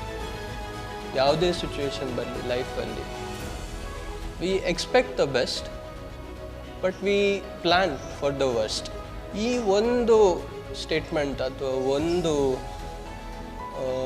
ಲರ್ನಿಂಗ್ ಅಥವಾ ಒಂದು formula, this I C it from him. Initially ನಾನು ಇಲ್ಲಿ ಸೊಸೆಯಾಗಿ ಬಂದಾಗ ನಾನು ತುಂಬ ಅವ್ರ MD ತುಂಬ ಯಾವಾಗಲೂ ಬ್ಯುಸಿ ಇರ್ತಾರೆ, ಹಾಗೆ ತುಂಬ ಏನೆಲ್ಲ ಅಂದ್ಕೊಂಡಿದ್ದೆ. ಬ್ಯುಸಿ ಇದ್ದಾರೆ, ಬಟ್ ಸ್ಟಿಲ್ ಅವರು ತುಂಬ ಮನೆಗೆ ಕೂಡ ಫ್ಯಾಮಿಲಿಗೆ ಕೂಡ ಅಷ್ಟೇ ಇಂಪಾರ್ಟೆನ್ಸ್ ಕೊಡ್ತಾರೆ. ಮನೆಗೆ ಬಂದಾಗ ಮನೆಯವ್ರ ಜೊತೆ ಯಾವಾಗಲೂ ಒಟ್ಟಿಗೆ ಇದ್ದು, ಮನೆಯವರೊಟ್ಟಿಗೆ ಯಾವಾಗಲೂ ಒಂಥರ ಫ್ರೆಂಡ್ಲಿ ಆಗಿ, ಬಿಸ್ನೆಸ್ ಟೈಮ್ ಇದ್ದಾಗ ಬರೀ ಬಿಸ್ನೆಸ್ ಅದಕ್ಕೆ ಇಂಪಾರ್ಟೆನ್ಸ್ ಕೊಡ್ತಾರೆ. ಮನೆ ವಿಷಯಕ್ಕೆ ಬಂದಾಗ ಮನೆಗೆ ಜಾಸ್ತಿ ಇಂಪಾರ್ಟೆನ್ಸ್ ಕೊಡ್ತಾರೆ. ಅದನ್ನು ಯಾವಾಗಲೂ ಮಿಕ್ಸಪ್ ಮಾಡೋದಿಲ್ಲ. That is the best part actually. ಅವರು ಮೊದಲು ಹೇಳ್ತಾ ಇರೋದಲ್ಲ, ಮಾಡ್ತಾ ಇದ್ರು. ನಾವು ನೋಡ್ತಾನೆ ಇದ್ವಿ. ಈವನ್ ಡೆಲ್ಲಿ ರೀಜನ್ ಹೆಡ್ ಆಗಿದ್ದಾಗ, ಮುಂಬೈ ರೀಜನ್ ಹೆಡ್ ಆಗಿದ್ದಾಗ ಒಂದು ರೂಲ್ ಆದಷ್ಟು ಮ್ಯಾಕ್ಸಿಮಮ್ ಫಾಲೋ ಮಾಡೋಕ್ಕೆ ಹೋಗ್ತಾ ಇದ್ರು. ಮನೆಗೆ ಕೆಲಸ ತರಬಾರ್ದು, ಒಂದು ಲೀಡಿಂಗ್ ಬೈ ಎಕ್ಸಾಂಪಲ್ ಆ ಥರದ್ದು. ನಾವು ಇಲ್ಲಿವರೆಗೆ ತಂದೆಯವ್ರು ನೋಡಿ, ಅಂದರೆ ಬರೀ ಅವ್ರೇನೋ ಹೇಳಿದ್ದು ನೀವೆಲ್ಲ ಹೀಗೆ ಮಾಡಬೇಕು ಮತ್ತು ಅವರೇ ಆ ಥರ ಮಾಡ್ದಿದ್ದು ಹಾಗೆಲ್ಲ ಇಲ್ಲ. ಪ್ಲಸ್ ಅವ್ರು ಜಾಸ್ತಿ ಹೇಳೋದು ಇಲ್ಲ, ಹೀಗೆ ಮಾಡಬೇಕು ಅಥವಾ ಏನೇ ಮಾಡಬೇಕು. He will lead by example. ಅವ್ರು ಏನು ಮಾಡ್ತಾರೋ ಅದು ನೋಡಿ ಗೊತ್ತಾಗುತ್ತೆ, ಹೌದು ಹೀಗೆ ಮಾಡಿದ್ರೆ ಒಳ್ಳೆಯದು. ಫ್ರೆಂಡ್ಸ್ಗಳ ಜೊತೆ ನಾವು ಜಾಸ್ತಿ ಹೇಳೋಕ್ಕೆ ಹೋಗಿಲ್ಲ. ಒಂದಿಬ್ಬರು ಫ್ರೆಂಡ್ಸಿಗೆ ಗೊತ್ತು ತಂದೆ ಕರ್ನಾಟಕ ಬ್ಯಾಂಕ್ ಇದ್ದೆ MD ಆಗಿದ್ದಾರೆ ಅಂತ. ಬಟ್ ಇಲ್ಲಾಂದ್ರೆ ಹೆಮ್ಮೆ ನಮಗೆ ಇದ್ದೇ ಇದೆ. ಬರೀ ನಮಗೆ ಅಂತಲ್ಲ, ನಮ್ಮ ಎಲ್ಲ ಇಡೀ ಕುಟುಂಬಕ್ಕೆ. ಅವರು ಎಷ್ಟೊಂದು ಜನ ಬಂದವರು ಹೇಳ್ತಾರೆ, ನಮ್ಮ ಮನೆತನದವರು ಒಬ್ಬರು ಇಂಥ ದೊಡ್ಡ ಬ್ಯಾಂಕಿಗೆ, ಇಡೀ ದೇಶಾದ್ಯಂತ ದೊಡ್ಡದಾಗಿರೋವಂಥ ಬ್ಯಾಂಕಿಗೆ ಅವರೇ ಹೆಡ್ ಅಂದರೆ ಭಾರಿ ಹೆಮ್ಮೆ ಆಗುತ್ತೆ ಅಂತ. ನೆಕ್ಸ್ಟ್ ಏನು ಮಾಡಬೇಕು, ನೆಕ್ಸ್ಟ್ ದೇಶಕ್ಕೆ ಹೇಗೆ ಈ ಬ್ಯಾಂಕ್ ಕೂಡ ಇಂಪ್ರೂವ್ ಆಗಬೇಕು ದೇಶದೊಟ್ಟಿಗೆ. ಸೊ ಅದೆಲ್ಲದನ್ನು ಒಟ್ಟಿಗೆ ನೋಡುವಂಥ ಗೋಲ್ ಮತ್ತು ಒಟ್ಟಿಗೆ ನಡೆಸುವಂಥ ಒಂದು ಎಫಿಷಿಯನ್ಸಿ, ಅದು ಬಹಳ ಇಂಪಾರ್ಟೆಂಟ್, ಬಹಳ ಅಚೀವಬಲ್ ಫ್ಯಾಕ್ಟರ್. ಅದು ಕಲ್ತಿದ್ದು ನಮಗೂ ಕೂಡ ಕಲಿಬೇಕಾದಂಥ ಒಂದು ಇಂಪಾರ್ಟೆಂಟ್ ಕ್ವಾಲಿಟಿ ಅದು. ಅದೆಲ್ಲ ಈಗ ನಾವು ಹತ್ತಿರದಿಂದ ನೋಡ್ತಿರೋದಕ್ಕೆ we are very lucky and also extremely proud of that. So ಅವರು ಅವರ ಶ್ರಮದಿಂದ ಮೇಲೆ ಬಂದಿದ್ದು ಅಂತ. ಸೊ ಹಾಗಿರುವಾಗ as once again I would like to point out that he leads by example ಅಂತ. ಹಾಗೆ ನಮಗೆ ಅದರಿಂದಾಗಿ ಭಾರಿ ಹೆಮ್ಮೆ ಅವ್ರ ಮೇಲೆ. ಎಸ್ ಸರ್, ಇದು ಇಬ್ರು ಮಕ್ಕಳು ಜೊತೆಗೆ ಸೊಸೆ ಹೇಳಿದಂತಹ ಮಾತುಗಳು. ತಮ್ಮ ಜೊತೆ ಒಂದು ರೋಲ್ ಮಾಡೆಲ್ ವಿಚಾರ ನಿಮ್ಮಲ್ಲಿ ಕೂಡ ನಾನು ಕೇಳಬೇಕು ಸರ್, ತಮ್ಮ ರೋಲ್ ಮಾಡೆಲ್ ಯಾರು ಅನ್ನುವಂಥದ್ದು? ಆದಿಶಂಕರಾಚಾರ್ಯ ಹಾಗೂ ಸ್ವಾಮಿ ವಿವೇಕಾನಂದರನ್ನು. ಓಕೆ. ಇವರ ಜೀವನದಿಂದ ತುಂಬ ನಾನು ಪ್ರಭಾವಿತನಾಗಿದ್ದೇನೆ ಅಂತ ಹೇಳ್ಬೋದು. ಓಕೆ. ಜೊತೆಗೆ ಸರ್, ಇತ್ತೀಚಿನ ದಿನಗಳಲ್ಲಿ ಅನೇಕ ಯುವಕರು ಒಂದೆರಡು ಸೋಲುಗಳಿಗೆ ವಿಚಲಿತರಾಗ್ತಾರೆ. ಅಂದರೆ ಸೋಲು ಅಂತ ಬಂದಾಗ ಎಸ್ ಮುಗೀತು ಅನ್ನುವಂಥದ್ದು, ಅಲ್ಲಿಗೆ ಮುಗೀತು, ಎಸ್ ಸ್ಟಾಪ್ ಮಾಡಬೇಕು ಅನ್ನೋಂಥದ್ದು ವಿಚಾರ. ಜೊತೆಗೆ ಮಹಾಬಲೇಶ್ವರ ಅವರು ಈ ಒಂದು ಸ್ಥಾನಮಾನದಲ್ಲಿದ್ದಾರೆ ಅಂತ ಬಂದಾಗ ಕೆಲವರು ಹೇಳ್ಬೋದು, ಏನಪ್ಪ ಇಲ್ಲ ಪರವಾಗಿಲ್ಲ, ಅವರಿಗೆ ಅದೃಷ್ಟ ಇರ್ಬೋದು, ಅವರಿಗೆ ಲಕ್ ಇರ್ಬೋದು ಅನ್ನುವಂಥದ್ದು. ಇದರಲ್ಲಿ ಎರಡು ವಿಷಯ ಉಂಟು. ಒಂದು, ನಾವು ಎಲ್ಲರೂ ಸಹ ಅರ್ಥ ಮಾಡ್ಕೊಂಡಿದ್ದೇವೆ, ಓದಿದ್ದೇವೆ, ಸೋಲೆ ಗೆಲುವಿನ ಸೋಪಾನ ಅಂತ. ಎಸ್. ಯಾವ ವ್ಯಕ್ತಿಯೂ ಸಹ ತನ್ನ ಜೀವನದಲ್ಲಿ ಸೋಲು ಇಲ್ಲದೆ ಗೆಲುವನ್ನು ಕಂಡೇ ಇಲ್ಲ. ನೀವು ಒಂದು ವ್ಯಕ್ತಿಯನ್ನು ತೋರಿಸಿ, ಒಂದು ವ್ಯಕ್ತಿಯನ್ನು ತೋರಿಸಿ, ಅವನ ಜೀವನದಲ್ಲಿ ಸೋಲೇ ಇಲ್ಲ. ಮಹಾಬಲೇಶ್ವರ ಸೋತಿದ್ದೀರಾ? ತುಂಬ ಸರಿ ಸೋತಿದ್ದೇನೆ. ಸೋತಿದ್ದು ಅಷ್ಟೇ ಅಲ್ಲ, ನಾನು ಎಡವಿಗೂ ಸಹ ಬಿದ್ದಿದ್ದೇನೆ. ಓಕೆ. ಆದರೆ ಎಡವಿ ಬಿದ್ದಾಗ ಎದ್ದು ನಡ್ಕೊಂಡು ಹೋಗಿದ್ದಲ್ಲ, ಓಡ್ಕೊಂಡು ಹೋಗಿದ್ದಾನೆ. ಓಕೆ. ಸಿ, ಇದು ನಾವು ಜೀವನವನ್ನು ಹೇಗೆ ತಗೊಳ್ತೀವಿ ಅನ್ನೋದಕ್ಕೆ ಉದಾಹರಣೆಗಳಿದು. ಓಕೆ. ಸೊ ನಿಮ್ಮಲ್ಲಿ ಈಗ ನೋಡಿ, ನೀವೊಂದು 100 ವರ್ಷ ಬದುಕ್ತೀರಿ ಅಂತ ಇಟ್ಕೊಳ್ಳಿ. ಶತಮಾನಂ ಭವತಿ ಶತಾಯುಷ ಅಂತ ಹೇಳ್ತಾರೆ. 100 ವರ್ಷ ಬದುಕ್ತೀರಿ ಅಂತ ಇಟ್ಕೊಳ್ಳಿ. 100 ವರ್ಷವೂ ಸಹ ನಿಮಗೆ ಒಂದು ಶೀತ, ಕೆಮ್ಮು, ನೆಗಡಿ, ಜ್ವರ ಏನೂ ಆಗದೇ ಇದ್ದರೆ ಅದು ಜೀವನವ? ಅಥವಾ ಶೀತ, ನೆಗಡಿ, ಜ್ವರ ಎಲ್ಲ ಇದ್ದು 100 ವರ್ಷ ಬದುಕಿದ್ರು ಅದು ಜೀವನವ? This is quite natural. See, ನಮಗೊಂದು ಶೀತ, ನೆಗಡಿ, ಜ್ವರ ಬರುವಂಥದ್ದು ನಮ್ಮ 100 ವರ್ಷದ ಆಯಸ್ಸಿನಲ್ಲಿ ಬಂದಿದೆ ಅಂತಂದರೆ ಎಲ್ಲವೂ ಸರಿ ಉಂಟು ಅಂತ. ಹಾಗೆಯೇ ಜೀವನದಲ್ಲೂ ಸಹ ನಾವು ಎಡವಬೇಕು, ಬೀಳಬೇಕು. ಆದರೆ ಎಡವಿ ಅಥವಾ ಬಿದ್ದಾಗ ಅದರಿಂದ ಪುನಃ ಚೇತರಿಸಿಕೊಂಡು ಮುನ್ನುಗ್ಗುವಂಥ ಛಾತಿಯನ್ನು ಬೆಳೆಸ್ಕೊಳ್ಬೇಕು. ಒಂದೊಂದು ನಮ್ಮ ಸೋಲು ಅಥವಾ ಹಿನ್ನಡೆ, ಅದರಿಂದ ನಾವು ಏನನ್ನು ಕಲ್ತ್ಕೊಂಡು ಅನ್ನೋಂಥದ್ದು ಮುಖ್ಯ. ಓಕೆ. ನಮ್ಮ ಕಾರ್ಪೊರೇಟ್ ವರ್ಲ್ಡ್ನಲ್ಲಿ ಇನ್ನೊಂದು ಉಂಟು. ನೀವು ಎಲ್ಲದನ್ನು ಕಲಿಬೇಕಾದ್ರೆ ನೀವೇ ಅದನ್ನು ಎಕ್ಸ್ಪೀರಿಯನ್ಸ್ ಮಾಡ್ಕೋಬೇಕು ಅಂತಲ್ಲ, ಬೇರೆಯವರ ಅನುಭವದ ಆಧಾರದ ಮೇಲೆ ನೀವು ಕಲಿಯುವಂಥ ಬುದ್ಧಿವಂತಿಕೆಯನ್ನು ಬೆಳೆಸ್ಕೊಳ್ಬೇಕು. There has been some setback, maybe in others life or maybe in other banks, this one history and other thing. What is that I have learned? ಅದನ್ನು ಕಲಿಬೇಕಾದ್ರೆ ನಾನು ಅದೇ ಮಿಸ್ಟೇಕ್ ಮಾಡಬೇಕು ಅಂತ ಅಲ್ಲ, ನೀವು ಅದರಿಂದ ಕಲಿಬೇಕು. ಅಂದರೆ ಪ್ರತಿಯೊಂದು ಈ ಹಿನ್ನಡೆ ಇರಬಹುದು ಅಥವಾ ಸೋಲಿರಬಹುದು, ಬೀಳಿರಬಹುದು, ಅದು ನನಗೆ ಒಂದು ಹೊಸ ವಿಷಯಗಳನ್ನು ಕಲೀಲಿಕ್ಕೆ ಅವಕಾಶ. ಓಕೆ ಓಕೆ ಓಕೆ ಅಂತ ನಾವು ಯೋಚನೆ ಮಾಡಿ ಆ ರೀತಿಯ ಕಲ್ಪನೆ ನಮಗಿದ್ದರೆ ಯಾವ ಸೋಲು ಸಹ ಸೋಲು ಅಲ್ಲ, ಯಾವ ಹಿನ್ನಡೆಯೂ ಸಹ ಹಿನ್ನಡೆ ಅಲ್ಲ. this is an opportunity. Yes. And every challenge or every setback is an opportunity to learn more and to surge ahead. ಇದು ನಾನು ನನ್ನ ಜೀವನದಲ್ಲಿ ನಾನು ಸುಮಾರು ಸಾರಿ ಕಂಡುಕೊಂಡಿದ್ದೇನೆ. ಈಗ ಮೊನ್ನೆ ತಾನೇ ನಮ್ಮ ಒಬ್ಬರು ಹಿರಿಯ ಅಧಿಕಾರಿಗಳಿಗೆ ಅವರದ್ದು 60 ವರ್ಷದವರೆಗೆ ನಮ್ಮ ಬ್ಯಾಂಕಿಂಗ್ ಇದನ್ನು ಸೇವೆಯನ್ನು ಮುಗಿಸಿ ನಿವೃತ್ತರಾದರು. ಆ ಸಮಯದಲ್ಲಿ ಅವ್ರು ಹೇಳಿದರು, ಅವರು ಫಸ್ಟಿಗೆ ಕರ್ನಾಟಕ ಬ್ಯಾಂಕಿಗೆ ಸೇರಬೇಕು ಅಂಥೇಳಿ ಅವ್ರದ್ದು ಡಿಗ್ರಿ ಆದ ಕೂಡಲೇ ಈ ಕ್ಲರಿಕಲ್ ಎಕ್ಸಾಮಿನೇಷನ್ ಬರೋದ್ರಂತೆ. ಎಕ್ಸಾಮಿನೇಷನ್ ಪಾಸ್ ಆಯಿತು, ಇಂಟರ್ವ್ಯೂ ಆಗಲಿಲ್ಲ. So he could not get selected. 1 ವರ್ಷ ಆದಮೇಲೆ ಆಫೀಸರ್ಸ್ ಪೋಸ್ಟ್ ಕಾಲ್ಫರ್ ಮಾಡಿದರು. ಅದಕ್ಕೂ ಎಕ್ಸಾಮಿನೇಷನ್ ಬರೆದ್ರು. ಎಕ್ಸಾಮಿನೇಷನ್ ಪಾಸ್ ಆಯಿತು. ಗ್ರೂಪ್ ಇಂಟರ್ವ್ಯೂ ಆಯಿತು. ಅದರಲ್ಲೂ ಸಹ ಹಿ ವಾಸ್ ಸಕ್ಸಸ್ಫುಲ್. 1-to-1 ಇಂಟರ್ವ್ಯೂನಲ್ಲಿ ಹಿ ಕುಡ್ ನಾಟ್. ಸೊ ಹಾಗೆ ಕ್ಲರಿಕಲ್ ಆಗಿ ಅವ್ರಿಗೆ ಜಾಯಿನ್ ಆಗ್ಲಿಕ್ಕೆ ಆಗಲಿಲ್ಲ. ಆಫೀಸರ್ ಆಗಿ ಸ್ಕೇಲ್ 1ಗೆ ಪ್ರೊಬೇಷನರಿ ಆಫೀಸರ್ ಅಂತ ಹೇಳ್ತೀವಿ, ಅದರಲ್ಲೂ ಸಹ ಹಿ ವಾಸ್ ಸಕ್ಸಸ್ಫುಲ್. 3rd ಇಯರ್ನಲ್ಲಿ 1 more ಅಟೆಂಪ್ಟ್. ಅದೇನಾಯಿತು, ಅವರು CA ಮಾಡಿದ್ರು. ಅಷ್ಟೊತ್ತಿಗೆ CA ಮಾಡಿದಾಗ ಸ್ಕೇಲ್ 2 ಡೈರೆಕ್ಟಾಗಿ ಮ್ಯಾನೇಜರ್ ಆಗಿ ಅಪಾಯಿಂಟ್ಮೆಂಟ್ ಮಾಡ್ತೇವೆ ಅಂಥೇಳಿ ಕಾಲ್ಫರ್ ಮಾಡಿದರು. ಇವರು ನೋಡುವ ಅವಾಗ ಅಪ್ಲಿಕೇಶನ್ ಕೊಟ್ರಂತೆ. ಅಷ್ಟೊತ್ತಿಗೆ ಅವ್ರಿಗೆ ಮದುವೆ ಕೂಡ ಆಗಿತ್ತು. ಅವ್ರು ಹೆಂಡತಿ ಹೇಳಿದ್ರಂತೆ, ಅಯ್ಯೋ 2 ಸರ್ತಿ ನೀವು ಫೇಲ್ ಆಗಿದ್ದೀರಿ, ನೀವು ಈಗ 3ಕ್ಕೆ ಹೇಳ್ತಾರಲ್ಲ, 2 ಸರ್ತಿ ಆದಮೇಲೆ 3 ಹಾಗೆ ಅಂಥೇಳಿ ಅವರು ಹೇಳಿದರು ಅಂತ. ಬಟ್ ಆದರೆ ಇವರು ಒಂದು ರೀತಿಯಲ್ಲಿ ನೋಡುವ ಹಾಗಂಥೇಳಿ ಅವರು ಇದನ್ನು ಅಪ್ಲಿಕೇಶನ್ ಹಾಕಿದರು. ಪುನಃ ಸೇಮ್ ರಿಟರ್ನ್ ಟೆಸ್ಟ್ ಆಯಿತು, ಪಾಸ್ ಆದರು. ಗ್ರೂಪ್ ಇಂಟರ್ವ್ಯೂ ಅದರಲ್ಲಿಯೂ ಪಾಸ್ ಆಗಿದ್ರು. 1-to-1 ಇಂಟರ್ವ್ಯೂ ಬಂತು ಅಂತ. He was selected. ಸಿ, ಅಲ್ಲಿಗೆ ಏನಾಯಿತು, ಇಟ್ ವಾಸ್ ಎ ಡೆಸ್ಟಿನಿ. ನಾನು ಅವ್ರಿಗೆ ಹೇಳಿದೆ, you are destined to join as a manager, not as a clerk. See, 2 ವರ್ಷದ ಹಿಂದೆ ಕ್ಲರ್ಕ್ ಆಗಿ ಜಾಯಿನ್ ಆಗಿದೆ, ಈಗ ನೋಡಿ ಮ್ಯಾನೇಜರ್ ಆಗಿ ಸೇರ್ತಾ ಇದ್ರಿ. ಯು ಆರ್ ಡೆಸ್ಟೈನ್ಡ್ ಅಂತ. ಅದಕ್ಕೆ ನಾನು ನನ್ನ ಜೀವನದಲ್ಲಿ ನಾನು ನಂಬ್ಕೊಂಡಿದ್ದೇನು ಅಂದರೆ ಪ್ರಯತ್ನ ನಾವು ಮಾಡಬೇಕು. ಎಸ್, ಹೌದು. ಪರಿಶ್ರಮಕ್ಕೆ there is no short cut. Okay. ಯಾವುದೋ ಒಂದು ರೈಲ್ವೆ ಸ್ಟೇಷನ್ನಲ್ಲಿ ಹಾಕಿದ್ರು, short cut will cut you short ಅಂತ. ಓಕೆ. ನೀವು ರೈಲ್ವೆ ಸ್ಟೇಷನ್ನಲ್ಲಿ ನೀವು ಅದನ್ನು ಹಳಿಯನ್ನು ದಾಟಿ ಹೋದರೆ ಶಾರ್ಟ್ ಕಟ್ ಅಂತೇಳಿ ಈ ಕಡೆಯಿಂದ short cut will cut you short ಅಂತ ಹೇಳಿದರು. ಹಾಗೆ there is no short cut for success in the life also. Okay. ಹಾಗಾಗಿ ನಾನು ನಂಬಿಕೊಂಡಿದ್ದು ಹಾಗೂ ಗಮನಿಸಿದ್ದು ಅನುಭವಿಸಿದ್ದು ಏನು ಅಂದರೆ, ಜೀವನದಲ್ಲಿ ಮೇಲೆ ಬರಬೇಕಾದ್ರೆ ಪರಿಶ್ರಮ ಖಂಡಿತವಾಗಿಯೂ ಬೇಕು. ಅಂದರೆ ಅವಕಾಶಗಳನ್ನು ನಾವು ಸದ್ವಿನಿಯೋಗ ಪಡಿಸ್ಕೊಳ್ಬೇಕು. ಓಕೆ. ಏನೇ ಹಿನ್ನಡೆ ಆದರೆ, ಸೆಟ್ ಬ್ಯಾಕ್ ಆದರೆ ಅದನ್ನು ಒಂದು ಆಪರ್ಚುನಿಟಿ ಅಂತ ಒಂದು ಆ ಮೆಂಟ್ಯಾಲಿಟಿಯಿಂದ ತಗೊಂಡು we should use that set back as an opportunity, okay, as a challenge to come forward. Okay. ಕೊನೆಗೆ ಯೋಗ ಹಾಗೂ ಯೋಗ್ಯತೆ, ಕರೆಕ್ಟ್, ಯೋಗ್ಯತೆಯನ್ನು ನಾವು ಸಂಪಾದಿಸ್ಕೋಬೇಕು. ಯೋಗವನ್ನು ದೇವರು ಕೊಡ್ತಾನೆ, ದೇವ್ರ ಮೇಲೆ ಭರವಸೆ ಇಡಬೇಕು. ಯೋಗ ಹಾಗೂ ಯೋಗ್ಯತೆ ಇದ್ದು ನೀವು ಒಂದು ಒಳ್ಳೆಯ ಸ್ಥಾನವನ್ನು ಅಲಂಕರಿಸಿದರೆ ಆ ಸ್ಥಾನಕ್ಕೆ ಒಂದು ವಿಶೇಷವಾದ ಗೌರವ ಬರ್ತದೆ. ಕೆಲವು ಸರ್ತಿ ಇವತ್ತು ಸಮಾಜದಲ್ಲಿ ನೀವು ನೋಡ್ತೀರಿ, ಅವನಿಗೆಲ್ಲ ಯೋಗ್ಯತೆ ಇರ್ತದೆ, ಪಾಪ ಯೋಗ ಇರೋದಿಲ್ಲ. ಆ ಥರ ಸುಮಾರು ಜನ ವ್ಯಕ್ತಿಗಳನ್ನು ನಾವು ನೋಡ್ತೇವೆ.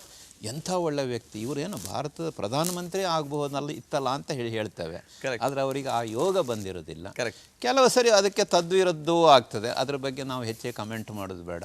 ಓಕೆ. ಆದರೆ ಯೋಗ ಹಾಗೂ ಯೋಗ್ಯತೆ ಇದನ್ನು ಸಂಪಾದಿಸ್ತಕ್ಕಂಥ ಒಂದು ಪ್ರಯತ್ನ ನಮಗೆ ಬೇಕು. ಅಂತಹ ಒಂದು ಒಳ್ಳೆಯ ಅವಕಾಶ ಸಿಕ್ಕಿದಾಗ ಅದನ್ನು ಸದ್ವಿನಿಯೋಗ ಪಡಿಸ್ಕೊಳ್ಬೇಕು. ಅದರಿಂದ ಸಮಾಜಕ್ಕೆ ಅಥವಾ ಸಂಸ್ಥೆಗೆ ಏನು ಅನುಕೂಲ ಮಾಡಲಿಕ್ಕೆ ಸಾಧ್ಯ, ಅನುಕೂಲ ಖಂಡಿತ ಮಾಡಬೇಕು. ಯಾವ ಸಂದರ್ಭದಲ್ಲೂ ಸಹ ಅನಾನುಕೂಲ ಮಾಡಬಾರ್ದು. ಬ್ಯೂಟಿಫುಲ್ ಸರ್, ಬ್ಯೂಟಿಫುಲ್ ಮಾತು. ಯೋಗ ಇದ್ದವರಿಗೆ ಯೋಗ್ಯತೆ ಬಂದೇ ಬರುತ್ತೆ, ನೋ ಡೌಟ್ ಅನ್ನೋಂಥ ಮಾತುಗಳು. ಜೊತೆಗೆ ಸರ್, ತಾವು ಮಾತಾಡಿದಾಗ ಪರಿಶ್ರಮ, ಶ್ರದ್ಧೆ, ಹಾರ್ಡ್ ವರ್ಕ್ ಜೊತೆಗೆ ಅದೃಷ್ಟ, ಯೋಗ ಅಂತ ಹೇಳಿದ್ನ ಅದು ಅದೃಷ್ಟ. ಇಲ್ಲಿ ಯುವಕರು ಹೇಳುವಂಥದ್ದು ಅದೃಷ್ಟ ಇದ್ರೆ ಎಲ್ಲವೂ ಕೂಡ ಆಗುತ್ತೆ, ಇಲ್ಲಿ ಹಾರ್ಡ್ ವರ್ಕ್ ಜಾಸ್ತಿ ವರ್ಕೌಟ್ ಆಗಲ್ಲ ಅನ್ನೋಂಥದ್ದು ಏನು ಹೇಳ್ತೀರಾ? Complete wrong. ಸಿ, ನಾನು ಮಾಡುವಂಥ ಕೆಲಸವನ್ನು ಪೂರ್ಣ ಪ್ರಮಾಣದಲ್ಲಿ ಮಾಡಿ ಫಲ ಅಪೇಕ್ಷೆ ಇಡದೆ ಫಲವನ್ನು ದೇವರಿಗೆ ಬಿಡಿ, ಅವನು ಕೊಡ್ತಾನೆ. ಅವನು. ಇಲ್ಲಿ ದೇವರು ಅಂದರೆ ಯಾರು? ನಿಮ್ಮ ಹಿರಿಯ ಅಧಿಕಾರಿಗಳೇ ನಿಮ್ಮ ದೇವರಾಗಿರ್ಬೋದು ಅಲ್ವಾ? ಯಾಕೆಂದ್ರೆ ದೇವರ ಆ ರೂಪದಲ್ಲಿ ಬಂದಿರ್ಬೋದಲ್ವಾ? ಸೊ ಹಾಗಾಗಿ ಆದರೆ ನಮ್ಮ ಪ್ರಯತ್ನವನ್ನು ನಾವು ಮಾಡಬೇಕು, ಶ್ರದ್ಧೆಯಿಂದ ಮಾಡಬೇಕು. ನನಗೂ ಸಹ, ನಾನು ಎಫ್ ಆಗಿ ಸೇರಿ ಇವತ್ತು MD ಆಗಿದ್ದರೂ ಸಹ ನನ್ನ ಹಿರಿಯ ಅಧಿಕಾರಿಗಳು ನನಗೆ ಏನು ಕೆಲಸವನ್ನು ವಹಿಸ್ತಾ ಇದ್ದರು ಅದನ್ನು ಪೂರ್ಣ ಪ್ರಮಾಣದಲ್ಲಿ ನಾನು ಆ ಕೆಲಸದಲ್ಲಿ ಭಾಗಿಯಾಗಿ ಪೂರ್ಣ ಶ್ರದ್ಧೆಯಿಂದ ಆ ಕೆಲಸವನ್ನು ಮಾಡ್ತಾ ಇದ್ದೆ. ಅಂದರೆ ಅವರ ಅಪೇಕ್ಷೆಗೆ ತಕ್ಕಂತೆ ಅಲ್ಲ, ಅಪೇಕ್ಷೆಯನ್ನು ಮೀರಿ ಮಾಡ್ತಾ ಇದ್ದೆ. ಎಷ್ಟೋ ಸರ್ತಿ ಅನ್ಸುತ್ತಲ್ಲ, ನಮ್ಮ ಹೈಯರ್ ಅಥಾರಿಟಿ ಇಷ್ಟು ಹೇಳಿದ್ದಾರೆ, let me do like that and up to that only. No, ಅದನ್ನು ಮೀರಿ ನೀವು ಮಾಡಿದಾಗ ಅವರಿಗೆ ನಿಮ್ಮ ಮೇಲೆ ಒಂದು ಭರವಸೆ ಬರ್ತದೆ. ಈ ವಿಷಯವನ್ನು ಮಹಾಬಲೇಶ್ವರ ಹತ್ರ ಹೇಳಿದ್ರೆ ಚೆನ್ನಾಗಿ ಮಾಡ್ತಾರೆ ಅಂತ. ಹಿರಿಯ ಅಧಿಕಾರಿಗಳ ಅಪೇಕ್ಷೆಯನ್ನು ಮೀರಿ ನೀವು ಕೆಲಸ ಮಾಡಿದಾಗ you are not only involving, you are contributing something else. We call it as value addition. So ಈ ರೀತಿಯಲ್ಲಿ ಯಾವತ್ತಿನವರೆಗೂ ಸಹ ನಾನು ಅನೂಚಾನವಾಗಿ ಪಾಲನೆ ಮಾಡ್ಕೊಂಡು ಬಂದಿದ್ದೇನು ಅಂದರೆ, ಇದು ಒಂದು ಅವಕಾಶ. ನಾನು ಹೇಳಿದೆ, ನಾವು ಕರ್ನಾಟಕ ಬ್ಯಾಂಕ್ನಲ್ಲಿ ಕೃಷಿ ಕಾರ್ಡನ್ನು 1989ರಲ್ಲಿ ನಾವು ಇಂಟ್ರೊಡ್ಯೂಸ್ ಮಾಡಿದ್ವಿ ಅಂತ. ಭಾರತ ಮಟ್ಟದಲ್ಲಿ 1998ರಲ್ಲಿ. 9 ವರ್ಷ ಮೊದಲು ನಾವು ಹೇಗೆ ಮಾಡಿದ್ದು, ವಿಷನ್, ಫಾರ್ ಥಾಟ್, ಮುಂದೆ ಇದು ಬೇಕಾಗತ್ತೆ ಹಾಗಂತ ಹೇಳ್ಕೊಂಡು. ಯಾರು ಅವಾಗ ನಮ್ಮನ್ನೇನು ಇದನ್ನು ಮಾಡಿ ಅಂತ ಹೇಳಿರಲಿಲ್ಲ. But it was a sort of our natural voluntary involvement. ಇದು ಬೇಕು, ಇದನ್ನು ಮಾಡಬೇಕು, ಏನೋ ಒಂದು ಹೊಸತನ್ನು ನಾವು ಮಾಡಬೇಕು, ಇದರಿಂದ 4 ಜನಕ್ಕೆ ಅನುಕೂಲ ಆಗ್ತದೆ. That it self was the driving force. ಆ ರೀತಿ ಇರಬೇಕು ಅಂತ. ಹಾಗಾಗಿ ಇವತ್ತಿನ ಯುವಕರಿಗೆ ಎಲ್ಲೋ ಒಂದು, ಈಗ ನೋಡ್ತೀವಲ್ಲ, ಅವ್ರದ್ದು ಎಕ್ಸಾಮಿನೇಷನ್ ಪಾಸ್ ಆಗಲಿಲ್ಲ, ಅವರೇನೋ ಎಕ್ಸ್ಟ್ರೀಮ್ ಸ್ಟೆಪ್ ತಗೊಳಕ್ಕೆ ಹೋಗ್ತಾರೆ. It's all momentary. ಎಷ್ಟೋ ಜನ ನೋಡಿ, ಇವತ್ತು ಭಾರತದಲ್ಲಿ ಇಷ್ಟೆಲ್ಲ ಸಕ್ಸಸ್ಫುಲ್ ಉದ್ಯಮಿಗಳಿದ್ದಾರೆ, ಅವರೆಲ್ಲ ಏನು MBA ಓದಿದಾರ? ಹಾಗೆ ನೋಡ್ತಾ ಹೋದ್ರೆ ಓನ್ಲಿ MBA ಓದ್ದವರೇ ಉದ್ಯಮಿಗಳಾಗಿರ್ಬೇಕಿತ್ತು, ಅಥವಾ ದೊಡ್ಡ ದೊಡ್ಡ ಹುದ್ದೆ ಇದರಲ್ಲಿ ಓದ್ದವರೇ ಬ್ಯಾಂಕಿನ MD and CEO ಆಗಿರ್ಬೇಕಿತ್ತು. ಹಾಗೆ ಇಲ್ವಲ್ಲ. ಹಾಗೆ ಅವಕಾಶಗಳು ಬೇಕಾದಷ್ಟು ಉಂಟು. ನೀವು ಯಾವುದೋ ಒಂದು ಕ್ಷೇತ್ರದಲ್ಲಿ ನಿಮ್ಮಿಂದ ಅದು ಸಕ್ಸಸ್ ಆಗಲಿಲ್ಲ ಅಂತ ಹೇಳಿ ನೀವು ಇಲ್ಲ, ನಂದು ಎಲ್ಲ ಅವಕಾಶಗಳು ಎಲ್ಲ ಡೋರ್ ಕ್ಲೋಸ್ಡ್ ಓಕೆ, ಅದಲ್ಲ, ಅದು ಈ ಡೋರ್ ಕ್ಲೋಸ್, ಇನ್ನೂ 100 ಡೋರ್ ಓಪನ್ ಇದೆ ಸ್ವಾಮಿ. ಅದನ್ನ ನೋಡಿ, ಅಂದರೆ ಆ ದೃಷ್ಟಿ ಬೇಕು. ನಮ್ಮ ದೃಷ್ಟಿಕೋನ ಅಂತ ಏನು ಹೇಳ್ತೀವೋ ಅದನ್ನು ಸಂಕುಚಿತ ಮಾಡ್ಕೊಳ್ಬೇಡಿ. There are so many other opportunities. ದೇವರು ಇಲ್ಲಿದು ಒಂದು ನಿಮಗೆ ಬಾಗಿಲನ್ನು ಮುಚ್ಚಿದ ಅಂದರೆ ಅಲ್ಲಿ ಇನ್ನು 99 ಬಾಗಿಲನ್ನು ಓಪನ್ ಇಟ್ಟಿದ್ದಾನೆ. ಅದನ್ನು ನೋಡಿ, ಯು ನಾಕ್ ಅಟ್ ದಟ್ ದೋಸ್ ಡೋರ್ಸ್. ಅವಾಗ ಅಂದರೆ ಏನಾಗುತ್ತೆ ಅಂದರೆ ದೇರ್ ಅಪರ್ಚುನಿಟೀಸ್ ಆರ್ ವೇಟಿಂಗ್. ಅದನ್ನು please let us see that opportunity and grab that opportunity. But ದುರಂತ ಇಲ್ಲಿ ತನಕ ಅಂತ ಹೇಳಿದ್ರೆ ಸರ್, ಆ ಒಂದು ಆಪರ್ಚುನಿಟಿ ನೋಡುವಂತಹ ಒಂದು ಮನಸ್ಥಿತಿ ಇಲ್ಲ. ಇದು ಆಗ್ತಾ ಇರುವಂಥ ಸಮಸ್ಯೆಗಳು. ಅದು ನಮ್ಮ ಇಕೋಸಿಸ್ಟಮ್. ನಾನು ಎಷ್ಟೋ ಸರ್ತಿ ಶಾಲಾ ಕಾಲೇಜುಗಳಲ್ಲಿ ವಿದ್ಯಾರ್ಥಿಗಳೊಟ್ಟಿಗೆ ಸಂವಾದ ಮಾಡುವಾಗ ಈ ವಿಷಯವನ್ನು ಹೇಳಿದ್ದೇನೆ. 1-2 ಸೋಲು ಮುಗೀತು ಅಂತ ಅವರು ತಿಳ್ಕೊಳ್ತಾರೆ.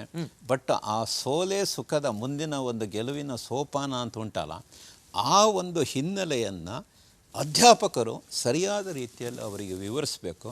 ತಂದೆ ತಾಯಿಗಳು ಅವರಿಗೆ ಅದನ್ನು ಹೇಳಬೇಕು. ಅವರ ಒಂದು ಫ್ರೆಂಡ್ ಸರ್ಕಲ್ ಏನಿದೆ ಅದು ಸ್ಟ್ರಾಂಗ್ ಇರಬೇಕು. ನಾವು ಆ ರೀತಿಯ ವಾತಾವರಣದಲ್ಲಿ ಬೆಳೆದ್ರೆ ಮಾತ್ರ ನಮಗೆ ಎಲ್ಲವೂ ಸಹ ಸರಿಯಾದ ರೀತಿಯಲ್ಲಿ ಹ್ಯಾಂಡಲ್ ಮಾಡಲಿಕ್ಕಾಗ್ತದೆ. ಇಲ್ಲದೇ ಇದ್ದರೆ ನಾವು ಒಂದು ರೀತಿಯಲ್ಲಿ ಲಯಬಿಲಿಟಿ ಆಗ್ತೇವೆ. We will never be an asset to the society. Okay, Dakshina Kannada ಜಿಲ್ಲೆ ಅಂತ ಬಂದಾಗ, ಕರಾವಳಿ ಭಾಗ ಅಂತ ಬಂದಾಗ ಇದು ಬ್ಯಾಂಕಿಂಗ್ ಕ್ಷೇತ್ರದ ತವರೂರು ಅನ್ನುವಂತಹ ಮಾತು. ಅದೇ ರೀತಿ ನಮ್ಮ ಕರಾವಳಿ ಭಾಗದಲ್ಲಿ ಹುಟ್ಟಿದಂತಹ ಕರ್ನಾಟಕ ಬ್ಯಾಂಕ್ ಇದೀಗ ದೇಶದಾದ್ಯಂತ ಪ್ರಸಿದ್ಧಿಯನ್ನ ಪಡೆಯುತ್ತೆ ಅಂತ ಬಂದಾಗ, ಈ ಕರ್ನಾಟಕ ಬ್ಯಾಂಕ್ನ ಪರಿವರ್ತನಾ ಹರಿಕಾರ ಅನ್ನುವಂಥ ಹೆಸರು ಕೂಡ ಮಹಾಬಲೇಶ್ವರ ಸರ್ಗೆ ಬರುತ್ತೆ. ಜೊತೆಗೆ ಮಹಾಬಲೇಶ್ವರ ಸರ್ ಈ ಒಂದು ವಿಚಾರದ ಬಗ್ಗೆ ಹೇಳಬೇಕು ಸರ್. ಈ ಒಂದು ಅತ್ಯುತ್ತಮವಾಗಿರುವಂಥ ವ್ಯವಹಾರ, ಈಗಾಗಲೇ 1 ಲಕ್ಷ ಕೋಟಿ ರೂಪಾಯಿ ವ್ಯವಹಾರ ಮಾಡ್ತಾ ಇದೆ ಬ್ಯಾಂಕಿಂಗ್ ಕರ್ನಾಟಕ ಬ್ಯಾಂಕ್. ಜೊತೆಗೆ 1,40,000 ಕೋಟಿ ರೂಪಾಯಿ ಈಗ ಸದ್ಯದ ಪರಿಸ್ಥಿತಿ.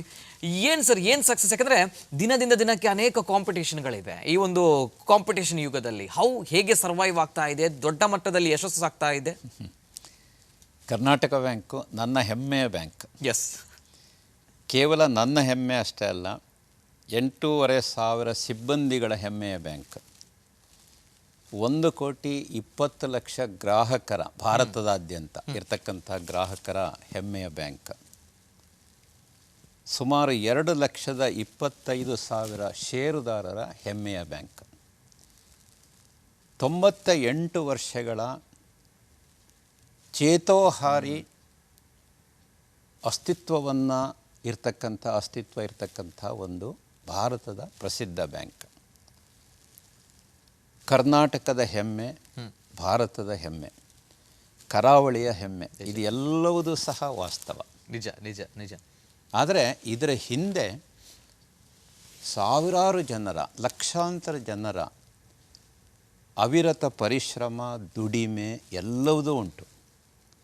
ಇವತ್ತು ನಮ್ಮ ಬ್ಯಾಂಕಿನ ಬೋರ್ಡ್ ಆಫ್ ಡೈರೆಕ್ಟರ್ಸು ಹಾಗೂ ಬೋರ್ಡ್ ಆಫ್ ಡೈರೆಕ್ಟರ್ಸನ್ನು ಅಧ್ಯಕ್ಷರಾದಂಥ ಪ್ರದೀಪ್ ಕುಮಾರ್ ಅವರು ಈ ಹಿಂದೆ ಅತ್ಯಂತ ಜನಪ್ರಿಯ ವ್ಯಕ್ತಿಯಾಗಿ ಕರಾವಳಿ ಪ್ರದೇಶದಲ್ಲಿ ಹಾಗೂ ಭಾರತದಾದ್ಯಂತ ಹಾಗೂ ಬ್ಯಾಂಕಿಂಗ್ ಸರ್ಕಲ್ನಲ್ಲಿ ಗುರುತಿಸಿಕೊಂಡಂತಹ ಹಿಂದಿನ ಅಧ್ಯಕ್ಷರಾದಂಥ ಜಯರಾಮ್ ಭಟ್ ಅವರು, ಅದರ ಹಿಂದಿನ ಅಧ್ಯಕ್ಷರಾದಂಥ ಅನಂತಕೃಷ್ಣರವರು. ನನಗೆ ವಿಶೇಷ ಅಂದರೆ ನಮ್ಮ ಬ್ಯಾಂಕಿನಲ್ಲಿ ಇದುವರೆಗೆ 10 ಜನ ಅಧ್ಯಕ್ಷರಾಗಿದ್ದಾರೆ. ಆ 10 ಜನ ಅಧ್ಯಕ್ಷರಾಗಿದ್ದವರಲ್ಲಿ ನಾನು 8 ಜನನ್ನ ಕಣ್ಣಾರೆ ಕಂಡಿದ್ದೀನಿ. ಆರಂಭದಲ್ಲಿ ಇರ್ತಕ್ಕಂಥ ಇವರು ಯಾರು, ನಮ್ಮ ವ್ಯಾಸರಾಯಾಚಾರ್ ಅವರನ್ನು ನಾನು ನೋಡಿಲ್ಲ. ತದನಂತರ KSN ಅಡಿಗರನ್ನು ನಾನು ನೋಡಿದ್ದೇನೆ. ತದನಂತರ ಒಬ್ಬರು ಬಾಸ್ರಿ ಅಂತ ಒಬ್ಬರು ಇದ್ದರು, ಅವರನ್ನು ನಾನು ನೋಡಿಲ್ಲ. ಮತ್ತೆಲ್ಲರನ್ನೂ ಸಹ ನಾನು ಕಣ್ಣಾರೆ ಕಂಡಂತಹ ಒಂದು ಸೌಭಾಗ್ಯ ನಂದು ಅಂಥೇಳಿ ಹೇಳ್ಬೋದು. ಇವರೆಲ್ಲರ ಪರಿಶ್ರಮದಿಂದ ಇವತ್ತು ಭಾರತದಲ್ಲಿ ಈ ಯೂನಿವರ್ಸಲ್ ಬ್ಯಾಂಕ್ ಆಗಿ, ಟೈಮ್ ಟೆಸ್ಟೆಡ್ ಯೂನಿವರ್ಸಲ್ ಬ್ಯಾಂಕ್ ಅಂದರೆ 98-93 ವರ್ಷಗಳಿಂದ ಯಾವುದೇ ದೊಡ್ಡ ಹಗರಣಗಳಲ್ಲಿ ಇಲ್ಲದೆ ಅತ್ಯಂತ ಆರ್ಥಿಕ ಶಿಸ್ತನ್ನು ಅಳವಡಿಸಿಕೊಂಡಂಥ ಒಂದು ಬ್ಯಾಂಕ್. ನಿಜ. ನಾವು ಬಹಳ ದೊಡ್ಡ ಬೃಹದಾಕಾರವಾಗಿ ಬೆಳೀಲಿಲ್ಲ, ಅದೇನು ನಿಮ್ಮ ಬ್ಯಾಲೆನ್ಸ್ ಶೀಟ್ ಸೈಜ್ನಲ್ಲಿ. ಆದರೆ ಜನಗಳ ಹೃದಯಕ್ಕೆ ಹತ್ತಿರವಾಗಿ ಅವರ ಹೃದಯದಲ್ಲಿ ನಾವು ಬೆಳೆದಿದ್ದೇವೆ.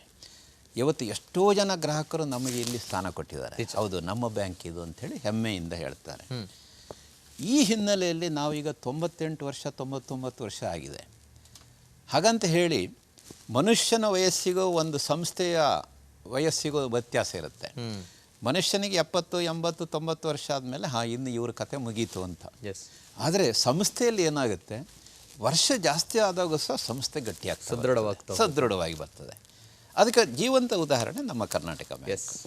ಈ ಹಿನ್ನೆಲೆಯಲ್ಲಿ ನಾನು 2017ರಲ್ಲಿ ಬ್ಯಾಂಕಿನ MD ಆ್ಯಂಡ್ CEO ಆದಾಗ ಇನ್ನು 5 ವರ್ಷ 6 ವರ್ಷದ 7 ವರ್ಷದಲ್ಲಿ ನಾವು ಶತಮಾನೋತ್ಸವ ವರ್ಷವನ್ನು ಆಚರಿಸ್ತೇವೆ. ಮುಂದಿನ ಶತಮಾನ ಅಲ್ಲಿಗೆ 1 ಶತಮಾನ ಬ್ಯಾಂಕಿಂದ ಮುಗಿಯುತ್ತದೆ. 2ನೇ ಶತಮಾನಕ್ಕೆ ನಾವು ಬ್ಯಾಂಕನ್ನು ಹೇಗೆ ಸಿದ್ಧಗೊಳಿಸಬೇಕು, ಸಜ್ಜುಗೊಳಿಸಬೇಕು ಅಂಥೇಳಿ ನಮ್ಮ ಎಲ್ಲ ಅಧಿಕಾರಿ ಮಿತ್ರರನ್ನು ಒಂದು ಸಭೆ ಸೇರಿಸಿ ಮತ್ತು ಬ್ಯಾಂಕಿನ ಬೋರ್ಡ್ ಆಫ್ ಡೈರೆಕ್ಟರ್ಸ್ 2 ದಿವಸ ಒಂದು ಸ್ಟ್ರಾಟಜಿ ಮೀಟ್ ಅಂಥೇಳಿ ನಾವು ಹುಬ್ಬಳ್ಳಿಯಲ್ಲಿ ಮಾಡಿದ್ದು. ಬ್ಯಾಂಕನ್ನು ಹೇಗೆ ನಾವು 2ನೇ ಶತಮಾನಕ್ಕೆ ಸಜ್ಜುಗೊಳಿಸೋದು. ಆಗ ನಾವು ಕಂಡುಕೊಂಡಂಥ ಪರಾಮರ್ಶೆ ಮಾಡಿ ಕಂಡುಕೊಂಡಂಥ ಒಂದು ವಿಷಯ ಅಂದರೆ, ಮುಂದಿನ ಶತಮಾನದಲ್ಲಿ ಡಿಜಿಟಲ್ ಬ್ಯಾಂಕ್ ಬದಲಾವಣೆ ಆಗುತ್ತೆ. ಓಕೆ. ಬದಲಾವಣೆ ಅಂದರೆ ಈ ಒಂದು ಚೇಂಜ್ ಇಸ್ ಇನ್ನೆವಿಟಬಲ್. ಆ ಬದಲಾವಣೆ ಅನ್ನುವಂಥದ್ದು most probably it will be driven by technology. Okay. So change is permanent, this change is going to be driven by technology ಅಂಥೇಳಿ ನಾವು ಆ ಒಂದು ಸ್ಟ್ರಾಟಜಿ ಮೀಟ್ನಲ್ಲಿ ಬ್ರೈನ್ ಸ್ಟಾರ್ಮಿಂಗ್ ಸೆಷನ್ ಅಂತ ಏನು ಮಾಡಿ ಆವಾಗ ನಾವು ಕಂಡುಕೊಂಡಂಥ ಸತ್ಯ. ಹಾಗಾದರೆ ನಾವು ಈ ಬದಲಾವಣೆಗೆ ಹಿಂದಿನಿಂದ ಸಹ ಕರ್ನಾಟಕ ಬ್ಯಾಂಕ್ ಬದಲಾವಣೆಗೆ ಒಗ್ಗಿಕೊಳ್ತಾನೆ ಬಂದಿತ್ತು, ಟ್ರಾನ್ಸ್ಫಾರ್ಮೇಷನ್. ಹಾಗಾಗಿ ಈ ಬದಲಾವಣೆಗೆ ನಾವು ಹೇಗೆ ಟ್ರಾನ್ಸ್ಫಾರ್ಮ್ ಆಗಬೇಕು, how to get ourselves transformed into that to face that new age challenge. ಹಾಗಂಥೇಳಿ ನಾವು ವಿಮರ್ಶೆ ಮಾಡಿದಾಗ ನಾವು ಹುಟ್ಟಿ ಬಂದಿದ್ದೆ KBL ವಿಕಾಸ್ ಟ್ರಾನ್ಸ್ಫಾರ್ಮೇಷನ್ ಎಕ್ಸರ್ಸೈಸ್ ಅಂಥೇಳಿ. ಏನೇನು ಬದಲಾವಣೆ ಆಗಬೇಕು, IT ರಿಲೇಟೆಡ್ ವಿಷಯದಲ್ಲಿ ಬದಲಾವಣೆ ಆಗಬೇಕು, ನಮ್ಮ ಮುಂಗಡ ಆ ಒಂದು ಚಾನಲ್ ಏನಿದೆಯೋ ಅದರಲ್ಲಿ ಬದಲಾವಣೆ ಆಗಬೇಕು, HR ಹ್ಯೂಮನ್ ರಿಸೋರ್ಸಸ್ ನಮ್ಮ ಸಿಬ್ಬಂದಿಗಳ ಒಂದು ವಿಚಾರದಲ್ಲಿ ಬದಲಾವಣೆ ಆಗಬೇಕು, ಅಲ್ಟಿಮೇಟ್ಲಿ ಕಸ್ಟಮರ್ ಎಕ್ಸ್ಪೀರಿಯನ್ಸ್, ಗ್ರಾಹಕರು ಬ್ಯಾಂಕಿನೊಟ್ಟಿಗೆ ಏನು ಯಾವ ರೀತಿಯಲ್ಲಿ ವ್ಯವಹಾರ ಮಾಡ್ತಾರೋ ಅವರ ಅಪೇಕ್ಷೆಗೆ ತಕ್ಕಂತೆ ನಾವು ಬದಲಾವಣೆ ಆಗಬೇಕು ಅಂತೆಲ್ಲ ಮಾಡಿ we came out with a concept of holistic and complete transformation. Okay. And an inclusive transformation. Inclusive ಅಂದರೆ ಹೇಗೆ, it is not a top down approach. ಬೋರ್ಡ್ನವ್ರು ಹೇಳಿದರು, MD ಹೇಳಿದರು, ನೀವೆಲ್ಲ ಹೀಗೆ ಮಾಡಿ. No, what I adapted is a bottom up approach. ಕೆಳಗಿನ ತಳಮಟ್ಟದಲ್ಲಿ ಇರ್ತಕ್ಕಂಥವ್ರು ನಮ್ಮ ಸಿಬ್ಬಂದಿಗಳು ಏನು ಬದಲಾವಣೆ ತರಲಿಕ್ಕೆ ಅಪೇಕ್ಷೆ ಪಡ್ತಾ ಇದ್ದಾರೆ. What should be the next age bank. Karnataka bank ತನ್ನ 2ನೇ ಶತಮಾನದಲ್ಲಿ ಯಾವ ರೀತಿ ಇರಬೇಕು, ನೀವು ಹೇಳಿ, ನಿಮ್ಮೆಲ್ಲ ಕಲ್ಪನೆ ಏನುಂಟು ಅದನ್ನು ಪ್ಲೀಸ್ ಶೇರ್ ವಿತ್ ಮೀ ಅಂತೇಳಿ ನಾನು ಅವರಿಗೆ ಹೇಳಿದಾಗ ಒಳ್ಳೊಳ್ಳೆ ವಿಚಾರಗಳು ಬಂತು. ಆ ಎಲ್ಲ ವಿಚಾರಗಳನ್ನು ಕ್ರೋಢೀಕರಿಸಿ ಬೋಸ್ಟನ್ ಕನ್ಸಲ್ಟಿಂಗ್ ಗ್ರೂಪ್ ಅಂತ ಅವರನ್ನು ನಾವು ನೇಮಕ ಮಾಡಿಕೊಂಡು ಕರ್ನಾಟಕ ಬ್ಯಾಂಕು ತನ್ನ 2ನೇ ಶತಮಾನದಲ್ಲಿ ಈ ರೀತಿ ಇರಬೇಕು. A digital bank of future, a new age bank, KBL, a strong bank, a vibrant bank. ಈ ಎಲ್ಲ ಒಂದು ಕಲ್ಪನೆಗಳನ್ನು ನಾವು ಅಲ್ಲಿ ಅಳವಡಿಸಿಕೊಂಡು, dream big is natural, but to work hard to realise that dream, that is effort. ಮೆಹನತ್ ಕರ್ನಾ ಅಂತ ಹೇಳ್ತಾರೆ. ಕರೆಕ್ಟ್. ಹಾಗಾಗಿ ನಾನು ಏನು ಮಾಡಿದೆ ಅಂದರೆ, ಯಾವುದೇ ಒಂದು ಬದಲಾವಣೆ ಆದರೂ ಸಹ ಬದಲಾವಣೆಗೆ ಚೇಂಜ್ ಏಜೆಂಟ್ ಬೇಕು. Who is the change agent? ನಾನು ನಮ್ಮ ಬೋರ್ಡ್ ಆಫ್ ಡೈರೆಕ್ಟರ್ಸು ಚೇರ್ಮನ್ ಹತ್ರ ಮಾತಾಡುವಾಗ ಹೇಳಿದೆ, ಯಾರು ಹೊರಗಡೆಯಿಂದ ಬ್ರ್ಯಾಂಡ್ ಅಂಬಾಸಡರ್ ನಮಗೆ ಬೇಡ. ನಮ್ಮ ಸಿಬ್ಬಂದಿಗಳೇ ಚೇಂಜ್ ಏಜೆಂಟ್ಸ್, ನಮ್ಮ ಸಿಬ್ಬಂದಿಗಳೇ ನಮಗೆ ಬ್ರ್ಯಾಂಡ್ ಅಂಬಾಸಡರ್ ಆಗಬೇಕು. ಯಾಕೆಂದರೆ ಅವರದ್ದು 100% ಪಾರ್ಟಿಸಿಪೇಷನ್ ಇದ್ದರೆ this will be A reality. Otherwise if it is driven by just MD or the board or the COO, CBO, Chief General Manager, it will not be a reality. ತಳಮಟ್ಟದಿಂದ ಅವ್ರನ್ನ involve ಮಾಡಬೇಕು ಅಂತ ಹೇಳಿದ್ರು, ಎಲ್ಲರೂ ಒಪ್ಪಿದರು. ನಾವು ಆ ಥರ ಒಂದು ನಮ್ಮ ಸಿಬ್ಬಂದಿಗಳನ್ನೇ ಚೇಂಜ್ ಏಜೆಂಟ್ ಅಂಥೇಳಿ ಮಾಡಿದ್ದು. ಮತ್ತು ಇಡೀ ಭಾರತದಾದ್ಯಂತ ನಾನು ಸಂಚರಿಸಿದೆ. ಸುಮಾರು 15 ಟೌನ್ ಹಾಲ್ ಮೀಟಿಂಗ್ ಮಾಡಿದ್ದು. ಎಲ್ಲರನ್ನೂ ಅಲ್ಲಿಯೇ ಕರೆದು, ಇದು ಮಂಗಳೂರಿಂದ ಆರಂಭ ಆಯಿತು. ಹುಬ್ಬಳ್ಳಿಗೆ ಹೋದು, ಹೈದರಾಬಾದಿಗೆ ಹೋದು, ಡೆಲ್ಲಿಗೆ ಹೋದು, ಕಲ್ಕತ್ತಾ, ಮುಂಬೈ, ಚೆನ್ನೈ, ಎಲ್ಲ ಪ್ರದೇಶಗಳಿಗೆ ಹೋದು ಅಲ್ಲಿ ಸುತ್ತ ಇರ್ತಕ್ಕಂಥ ಎಲ್ಲ ನಮ್ಮ ಶಾಖಾ ಸಿಬ್ಬಂದಿಗಳನ್ನು ಕರೆದು ಒಂದು ಟೌನ್ ಹಾಲ್ ಮೀಟಿಂಗ್ ಅಂಥೇಳಿ ಮಾಡಿದ್ದು.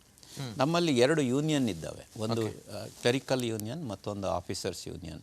ಅವರಿಗೂ ಸಹ ಈ ಕಲ್ಪನೆಯನ್ನು ಅವರಿಗೆ ವಿಚಾರಿಸಿ ಅವರಿಗೆ ವಿವರಿಸಿ ಹೇಳಿ ನಾನೊಂದು ಇನ್ಕ್ಲೂಸಿವ್ ಜರ್ನಿ ಅಂತ ಹೇಳಿದೆ. This is an inclusive transformation because both of them are recognised union. Without them I am incomplete. So ನೀವು ಸಹ ಇದರಲ್ಲಿ ಬರಬೇಕು, ನೀವು ಸಹ ಭಾಗವಹಿಸಬೇಕು ಅಂತ ಹೇಳಿದ ಬಹಳ ತುಂಬ ಹೃದಯದಿಂದ ನಮ್ಮ ಎರಡೂ ಯೂನಿಯನ್ನಿನ ಆ ಪ್ರತಿನಿಧಿಗಳು ಬಂದರು. ಅವರು ಸಹ ಎಲ್ಲ ಸಿಬ್ಬಂದಿಗಳಿಗೂ ಸಹ ಇದನ್ನು ಮನವರಿಕೆ ಮಾಡಿಕೊಟ್ರು. ಇಡೀ BCG ಅವರು ನನಗೆ ಹೇಳ್ತಾ ಇದ್ರು, this is something unique wherein transformation along with the union ಇದು ಆಗ್ತಾ ಇರೋದು ಬಹಳ ವಿಶೇಷ ಅಂಥೇಳಿ. ಎಷ್ಟೋ ಕಡೆ ಎಲ್ಲ ಬ್ಯಾಂಕ್ನವರು ಟ್ರಾನ್ಸ್ಫಾರ್ಮೇಷನ್ ಜರ್ನಿ ಮಾಡಿದ್ದಾರೆ, ನಂದೇನು ವಿಶೇಷ ನಾನು ಹೇಳೋದಿಲ್ಲ. ಆದರೆ ಯೂನಿಯನ್ ಲೀಡರ್ಸನ್ನೂ ಸಹ ಇದರಲ್ಲಿ ಭಾಗಿಯಾಗಿ ಮಾಡಿ ಅವರ ಇನ್ವಾಲ್ವ್ಮೆಂಟನ್ನು ಸಹ ಪೂರ್ಣ ರೀತಿಯಲ್ಲಿ ಪೂರ್ಣ ಪ್ರಮಾಣದಲ್ಲಿ ಉಪಯೋಗಿಸ್ಕೊಂಡು ಮಾಡಿದಂಥದ್ದು ದಿಸ್ ವಾಸ್ ಯುನೀಕ್ ಅಂತ BCG ಅವರು ಸಹ ಹೇಳಿದರು. ಹಾಗಾಗಿ ಇವತ್ತು 10 ವರ್ಷದ ಹಿಂದಿನ ಕರ್ನಾಟಕ ಬ್ಯಾಂಕಿಗೂ ಇವತ್ತಿನ ಕರ್ನಾಟಕ ಬ್ಯಾಂಕಿಗೂ ಮುಂದಿನ 10 ವರ್ಷದ ಕರ್ನಾಟಕ ಬ್ಯಾಂಕಿಗೂ ಬಹಳ ವ್ಯತ್ಯಾಸ ಇದೆ. ಇವತ್ತು ನೀವು ಈ ಡಿಜಿಟಲ್ ಟ್ರಾನ್ಸ್ಫಾರ್ಮೇಷನ್ ಅಂತ ಏನು ಹೇಳ್ತೀರಿ, there are certain new age banks. Say for example HDFC bank ಇರ್ಬೋದು, ICIC ಬ್ಯಾಂಕ್ ಇರ್ಬೋದು. They were not having the legacy of the bank. ನನಗೆ 90-95 ವರ್ಷದ ಲೆಗಸಿ ಉಂಟು. ನನ್ನ ಸ್ಟಾಫು ಕೂಡ ಆ ಹಿನ್ನೆಲೆಯಲ್ಲಿ ಬಂದಿರೋರು. ಅವರನ್ನು ಈ ಹೊಸ ಬ್ಯಾಂಕಿಂಗ್ ಪ್ರಕ್ರಿಯೆಗೆ ಅವರನ್ನು ಅಳವಡಿಸಿಕೊಂಡು ಅವರಲ್ಲಿ ಬದಲಾವಣೆ ತಂದು ನಾನು ಈ ಎಲ್ಲದನ್ನು ಮಾಡಬೇಕಾಗಿದ್ದು. ಹಾಗಾಗಿ ಆ ಒಂದು HR ಹ್ಯೂಮನ್ ರಿಲೇಷನ್ಸ್ ಟ್ರಾನ್ಸ್ಫಾರ್ಮೇಷನ್ ಅಲ್ಲಿಂದ ನಮ್ಮದು ಶುರುವಾಯಿತು. ಅವರೆಲ್ಲರ ಒಂದು ಸಹಕಾರದಿಂದ ನಾವು ಇವತ್ತು ಮಾಡಿದಾಗ ಇವತ್ತು ನೋಡಿ ಅದರದ್ದು ಪರಿಣಾಮ ಏನಾಗಿದೆ ಅಂದರೆ 93% ದೈನಂದಿನ ವ್ಯವಹಾರಗಳು ಏನು ಟ್ರಾನ್ಸಾಕ್ಷನ್ಸ್ ಅಂತ ಏನು ಹೇಳ್ತೇವೋ 93% of our daily transactions are happening through digital channel. Which is at par with any of the new age bank. ಇವತ್ತು ನೀವು ಬ್ಯಾಂಕ್ನಲ್ಲಿ best of the best banks ಅಂತ ಏನು ಗುರುತಿಸ್ತೀರೋ ಆ ಸಾಲಿನಲ್ಲಿ ಕರ್ನಾಟಕ ಬ್ಯಾಂಕ್ ಈ ಡಿಜಿಟಲ್ ಟ್ರಾನ್ಸಾಕ್ಷನ್ಸ್ನಲ್ಲಿ ಉಂಟು. ಇವತ್ತು ನೀವು ಒಂದು ಹೋಮ್ ಲೋನ್ ಬೇಕು ಅಂತ ಹೇಳಿ ಕರ್ನಾಟಕ ಬ್ಯಾಂಕಿಗೆ ನೀವು ಬರಬೇಕಾದ ಅವಶ್ಯಕತೆಯೇ ಇಲ್ಲ. ನಮ್ಮ ಲೀಡ್ ಮ್ಯಾನೇಜ್ಮೆಂಟ್ ಸಿಸ್ಟಮ್ ಅಂತ ಒಂದು ಉಂಟು, ಅಥವಾ ನಮ್ಮ ಬ್ರ್ಯಾಂಚ್ನವ್ರು ಯಾರಿಗಾರು ನಿತಿನ್ ಸಾಲಿಯಾನ್ ಅವರಿಗೆ ಒಂದು ಹೋಮ್ ಲೋನ್ ಬೇಕು ಅಂತ ಗೊತ್ತಾದರೆ ನಮ್ಮ ಸೇಲ್ಸ್ ಆಫೀಸರ್ ನಿಮ್ಮ ಹತ್ರ ಬಂದು ಹೀಗೆ ನಿಮ್ಮ ಹತ್ರ ಮಾತಾಡ್ತಾ 15 ನಿಮಿಷದೊಳಗೆ ಎಲ್ಲ ಇನ್ಫಾರ್ಮೇಷನನ್ನು ಕಂಪ್ಯೂಟ್ರಿಗೆ ಇದು ಮಾಡಿ ನಿಮಗೊಂದು on the spot sanction order ಕೊಟ್ಟು ಹೋಗುವಷ್ಟು ಮಟ್ಟಿಗೆ ನಮ್ಮ ಡಿಜಿಟಲ್ ಟೆಕ್ನಾಲಜಿ ಇವತ್ತು ನಾವು ಅಭಿವೃದ್ಧಿಪಡಿಸಿದ್ದೇವೆ. ನಾನು ಹೋಗಿ ಬೇಕು ಅನ್ನುವಂಥದ್ದು ಹೇಳುವಂಥದ್ದು ಅವಶ್ಯಕತೆಯೇ ಇಲ್ಲ. ನಿಮಗೆ ಒಂದು ಅದರದ್ದು ಇಂಟ್ರೆಸ್ಟ್ ಇದೆ, ನಾನು ಹೋಮ್ ಲೋನ್ ತಗೊಳ್ತಾ ಇದ್ದೀನಿ ಅಂತ ಒಂದು ವಿಷಯ ಗೊತ್ತಾದರೆ ಸಾಕು, our representative would come to your office, your residence, or even maybe a public park also. We can sit there and interact and give the sanction order. See, ಇದು ನಾನು ಯಾಕೆ ಇದನ್ನು ಹೇಳ್ತಾ ಇದ್ದೇನೆ ಅಂದರೆ ಬ್ಯಾಂಕಿಂಗ್ ಕ್ಷೇತ್ರದಲ್ಲಿ ಅದ್ಭುತವಾದಂಥ ಬದಲಾವಣೆಗಳು ಈಗ ನೀವು ನೋಡ್ತಾ ಇದ್ದೀರಿ. ಇನ್ನು ಮುಂದೆ ಇನ್ನೂ ತುಂಬ ಬದಲಾವಣೆಗಳು ಬರ್ತದೆ. ಹಳೆಯ ನಮ್ಮ ಬ್ಯಾಂಕಿಂಗ್ ಕಲ್ಪನೆ ಏನುಂಟು, ಒಂದು ಅಲ್ಲಿ ಬ್ರ್ಯಾಂಚ್ ಇರಬೇಕು, ಬ್ರ್ಯಾಂಚ್ನಲ್ಲಿ ಕೌಂಟರ್ ಇರಬೇಕು, ಅಲ್ಲಿ ಎಂಟ್ರಿ ಆದ ಕೂಡಲೇ ಮ್ಯಾನೇಜರಿಗೆ ಒಂದು ಕ್ಯಾಬಿನ್ ಇರಬೇಕು. ಇದು ಎಲ್ಲವೂ ಸಹ ಬದಲಾವಣೆ ಆಗುತ್ತೆ. ಸಾಲಿನಲ್ಲಿ ಜನ ನಿಲ್ಲಬೇಕು, ಅದು ಯಾವುದೂ ಇಲ್ಲ. ಯಾವ ಥರ ಇರ್ಬೋದು ಅಂದರೆ ನನಗೂ ಸಹ ಅದು ಕಲ್ಪಿಸ್ಕೊಳ್ಳಿಕ್ಕೆ ಆಗೋದಿಲ್ಲ. Mostly it may be just A coffee shop. ನೀವು ಹೋಗಿ ಈ ಥರ ಕೂತ್ಕೊಳ್ಳಿ, ಒಂದು ಕಾಫಿ ಕುಡಿತಾ ನಿಮ್ಮ ಬ್ಯಾಂಕಿಂಗ್ ಏನೇನು ಆಗಬೇಕು ಅಷ್ಟು, ಬಾಕಿ ಎಲ್ಲವೂ ಸಹ ಆನ್ಲೈನ್ ಟ್ರಾನ್ಸಾಕ್ಷನ್ಸ್ನಲ್ಲಿ ಆಗುತ್ತೆ. ಇವತ್ತು ನೀವು ಕರ್ನಾಟಕ ಬ್ಯಾಂಕಿನ ಮೊಬೈಲ್ ಪ್ಲಸ್ ಅಥವಾ ಪಾಸ್ಬುಕ್ ಅಥವಾ ಅವರ ಇಂಟರ್ನೆಟ್ ಬ್ಯಾಂಕಿಂಗ್, ಇದು ಯಾವುದೇ ಪ್ರಾಡಕ್ಟ್ಸ್ ನೋಡಿ 24/7 it is available, hassle free and user friendly. ಈಗ ನೀವು ಏನಾದ್ರು ನಾನು ನಿಮ್ಮ ಅಕೌಂಟಿಗೆ ಏನಾದ್ರು ಟ್ರಾನ್ಸ್ಫರ್ ಮಾಡಬೇಕು ಅಂದರೆ ಕ್ಷಣಾರ್ಧದಲ್ಲಿ ಇವತ್ತು ಮಾಡಲಿಕ್ಕಾಗ್ತದೆ. ಮೊದಲಾದರೆ ಬ್ಯಾಂಕಿಗೆ ಹೋಗಬೇಕಿತ್ತು, ಅದೆಲ್ಲ ಹೋಯ್ತದು. ಅಂದರೆ ನಾನು ಅದಕ್ಕೆ ಹೇಳಿದ್ದು, ಒಂದು ಬದಲಾವಣೆ ಅನ್ನೋದು ಶಾಶ್ವತ. Definitely it is there, not only for the banking field but ಬೇರೆ ಎಲ್ಲ ಫೀಲ್ಡ್ಗಳಿಗೆ. ಎರಡನೆಯದು, this change is going to be triggered by technology. ನಿಮ್ಮ ಮಾಧ್ಯಮದಲ್ಲ ಇವತ್ತು ಟೆಕ್ನಾಲಜಿಯನ್ನು ಯಾವ ಮಟ್ಟಿಗೆ ಉಪಯೋಗಿಸ್ಕೊಳ್ತಾ ಇದ್ದೀರಿ ಅಂತ ನೋಡಿ. ಪ್ರತಿಯೊಂದು ಜೀವನದ ನಮ್ಮ ಪ್ರತಿಯೊಂದು ಭಾಗದಲ್ಲೂ ಸಹ ಇವತ್ತು ಟೆಕ್ನಾಲಜಿಯನ್ನು ಅಳವಡಿಸ್ಕೊಂಡಿದೆ. So banking is not an exception. ಹಾಗಾಗಿ ನಾವು ನಮ್ಮ 2ನೇ ಶತಮಾನಕ್ಕೆ ನಾವು ಬ್ಯಾಂಕನ್ನು ಈ ತಯಾರಿಗೊಳಿಸುವಂಥ ಈ ಸಿದ್ಧತೆಯಲ್ಲಿ ಟೆಕ್ನಾಲಜಿಗೆ ಬಹಳ ಪ್ರಾಮುಖ್ಯತೆಯನ್ನು ಕೊಟ್ಟಿದ್ದೇವೆ. ಹಾಗಾಗಿ ಮುಂದೆ Karnataka bank, I am very happy, it will continue to be a relevant bank and a significant bank. Beautiful sir, beautiful. MS Mahabaleshwar ಅಂದರೆ ಮೋಸ್ಟ್ ಸಿಗ್ನಿಫಿಕೆಂಟ್ ಮಹಾಬಲೇಶ್ವರ್. ಬ್ಯಾಂಕಿನ ಸರ್ವತೋಮುಖ ಅಭಿವೃದ್ಧಿಗಾಗಿ ಬಹಳ ಶ್ರಮಿಸಿರುತ್ತಾರೆ. ಇವರಿಗೆ ಬ್ಯಾಂಕಿನ ಗ್ರಾಹಕರು ಹಾಗೂ ಬ್ಯಾಂಕಿನ ಸಿಬ್ಬಂದಿ ವರ್ಗದವರು ಇವರ ಬಗ್ಗೆ ಬಹಳ ಕಾಳಜಿ ಹಾಗೂ ಆದ್ಯತೆ. ಇವರ ಆಶೆ, ಆಕಾಂಕ್ಷೆ ಮತ್ತು ಗುರಿ ಏನಂದರೆ ಬ್ಯಾಂಕ್ 2023-24ನೇ ವಿತ್ತೀಯ ವರ್ಷದಲ್ಲಿ ಶತಮಾನೋತ್ಸವವನ್ನು ಆಚರಿಸ್ತಿದೆ. ಈ ಶತಮಾನೋತ್ಸವ ಆಚರಣೆ ಸಂದರ್ಭದಲ್ಲಿ ಬ್ಯಾಂಕು ಸದೃಢವಾಗಿದ್ದು ಡಿಜಿಟಲ್ ಬ್ಯಾಂಕ್ ಆಫ್ ಫ್ಯೂಚರ್ ಆಗಿ ಕಾಣಿಸಿಕೊಳ್ಳಬೇಕು ಅನ್ನುವಂಥದ್ದೊಂದು ಅತಿ ದೊಡ್ಡ ಒಂದು ಆಶೆ ಇದೆ. ಕರ್ನಾಟಕ ಬ್ಯಾಂಕಿನ ಮ್ಯಾನೇಜಿಂಗ್ ಡೈರೆಕ್ಟರ್ ಮತ್ತು ಸಿಇಒ ಆಗಿರ್ತಕ್ಕಂಥ ಶ್ರೀ MS ಮಹಾಬಲೇಶ್ವರ್ ಅವರು ಏಪ್ರಿಲ್ 15, 2017ರಿಂದ ಬ್ಯಾಂಕಿನ ಆಡಳಿತದ ಮುಂಚೂಣಿಯಲ್ಲಿದ್ದಾರೆ. ಇವರ ನೇತೃತ್ವದಲ್ಲಿ ಬ್ಯಾಂಕು ಈಗಾಗಲೇ ಹಲವಾರು ಮಹತ್ತರ ಕಾರ್ಯಗಳನ್ನು ನಿರ್ವಹಿಸ್ತಾ ಇದೆ. ಬದಲಾವಣೆಯ ಈ ಪರ್ವದಲ್ಲಿ 2017ರಿಂದ ನವೆಂಬರ್ 2017ರಿಂದ KBL ವಿಕಾಸ್ ಅಂತಕ್ಕಂಥ ಒಂದು ಪರಿವರ್ತನೆಯ ಯುಗವನ್ನ ಬ್ಯಾಂಕ್ನಲ್ಲಿ ಪ್ರಾರಂಭ ಮಾಡಿದ್ದಾರೆ. Congratulations for that once again. ಯಾಕಂದರೆ ಕರ್ನಾಟಕ ಬ್ಯಾಂಕ್ ಯಾಕೆ ನಮ್ಮ ಕರಾವಳಿ ಭಾಗದಿಂದ ಹುಟ್ಟಿ ಪ್ರತಿಯೊಬ್ಬರ ಮನಸ್ಸಲ್ಲಿ ಇದೆ ಅಂತ ಬಂದಾಗ ಸಾಮಾಜಿಕ ಕಳಕಳಿಯಲ್ಲಿ ಏನು ಕಾರಣ, ಈ ಒಂದು ವಿಚಾರ ವೆರಿ ಇಂಟ್ರೆಸ್ಟಿಂಗ್. ಅಂದರೆ ಬ್ಯಾಂಕ್ ಅಂತ ಬಂದಾಗ ವ್ಯವಹಾರ ದೃಷ್ಟಿ, ಪ್ರಾಫಿಟ್ ಲಾಸ್, ಈ ವ್ಯವಹಾರ ದೃಷ್ಟಿಯಿಂದ ಬ್ಯಾಂಕ್ಗಳು ನಡೀತಾ ಇಲ್ಲ. ಅಂದರೆ ಕರ್ನಾಟಕ ಬ್ಯಾಂಕ್ ಸ್ವಲ್ಪ ಡಿಫ್ರೆಂಟ್ ಆಗಿ ನಿಲ್ಲುತ್ತೆ. ವೈ ಆ್ಯಂಡ್ ಹೌ ಆ್ಯಂಡ್ ಹೇಗೆ? ಇದು ಒಂದು ರೀತಿಯಲ್ಲಿ ಸಾಮಾಜಿಕ ಆರ್ಥಿಕ ಚಳುವಳಿ. Okay. A socio economic movement. Okay. So ಆರಂಭ ಉಂಟು 1924, ಹೌದು, ಅಂತ್ಯ ಇಲ್ಲ. ಹಂತ ಹಂತವಾಗಿ ನಾವು ಬೆಳೀತಾ ಹೋಗುವಂಥದ್ದು. ಎಲ್ಲರೂ ಸಹ ಬ್ಯಾಂಕ್ಗಳನ್ನು ಪಟ್ಟಣ ಪ್ರದೇಶಕ್ಕೆ ಕೊಂಡು ಹೋಗ್ತಾ ಇದ್ದಾರೆ. ನಮ್ಮ ಬ್ಯಾಂಕನ್ನು ಹಳ್ಳಿಯ ಪ್ರದೇಶಕ್ಕೆ ಕೊಂಡು ಹೋಗುವ ಅಂಥೇಳಿ. Okay okay. ಹಾಗಾಗಿ ಆರಂಭದ ಎಲ್ಲ ನಮ್ಮ ಹೆಚ್ಚಿನ ಶಾಖೆಗಳು ಹಳ್ಳಿ ಪ್ರದೇಶದಲ್ಲಿ ಆರಂಭ ಆಯಿತು.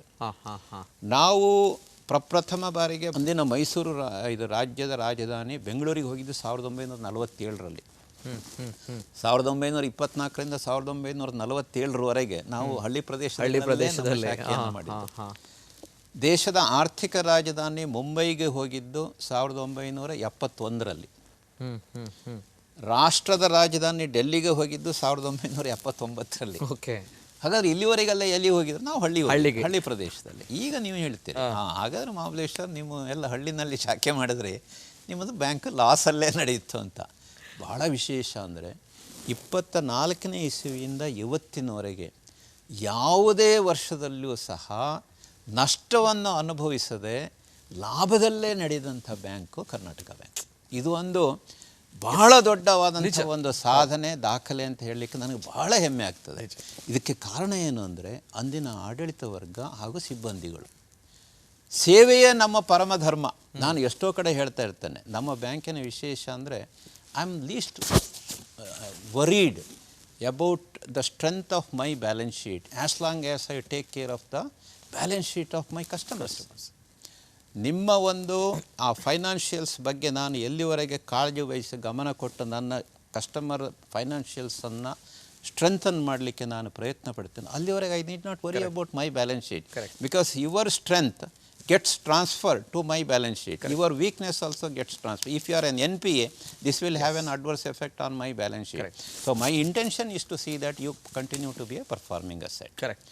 ಎರಡನೇದು ನಾವು ಅಂದಿನಿಂದ ಪಾಲನೆ ಮಾಡ್ಕೊಂಡು ಬಂದಿದ್ದು ಏನಂದರೆ, let us not focus on profit.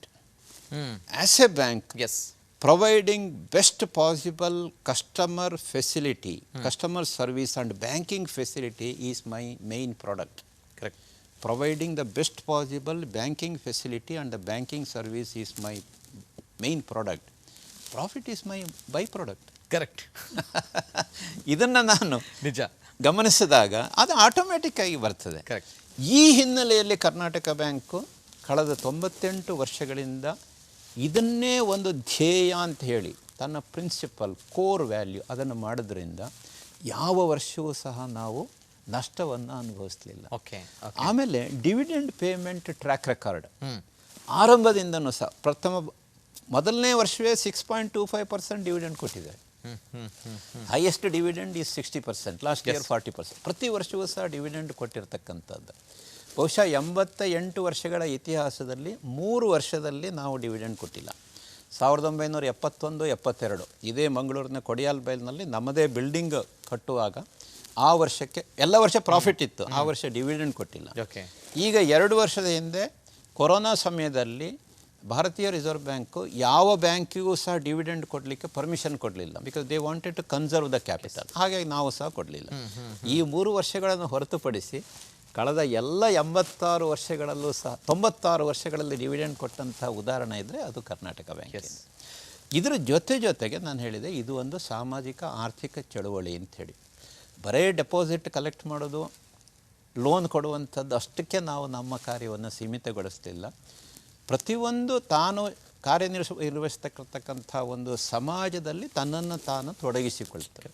ಅಂದರೆ ಇವತ್ತು ನಾವು ಇಷ್ಟು ಒಳ್ಳೆಯ ರೀತಿಯಲ್ಲಿ ಬ್ಯಾಂಕಿಂಗ್ ಕ್ಷೇತ್ರದಲ್ಲಿ ಕೆಲಸ ಮಾಡ್ತಾ ಇದ್ದೇವೆ, ಎಲ್ಲರ ಒಂದು ಅಭಿಮಾನಕ್ಕೆ ಪಾತ್ರರಾಗಿದ್ದೇವೆ ಅಂದರೆ ಅದಕ್ಕೆ ಗ್ರಾಹಕರು ಹಾಗೂ ನಮ್ಮ ಸಮಾಜ ಕಾರಣ.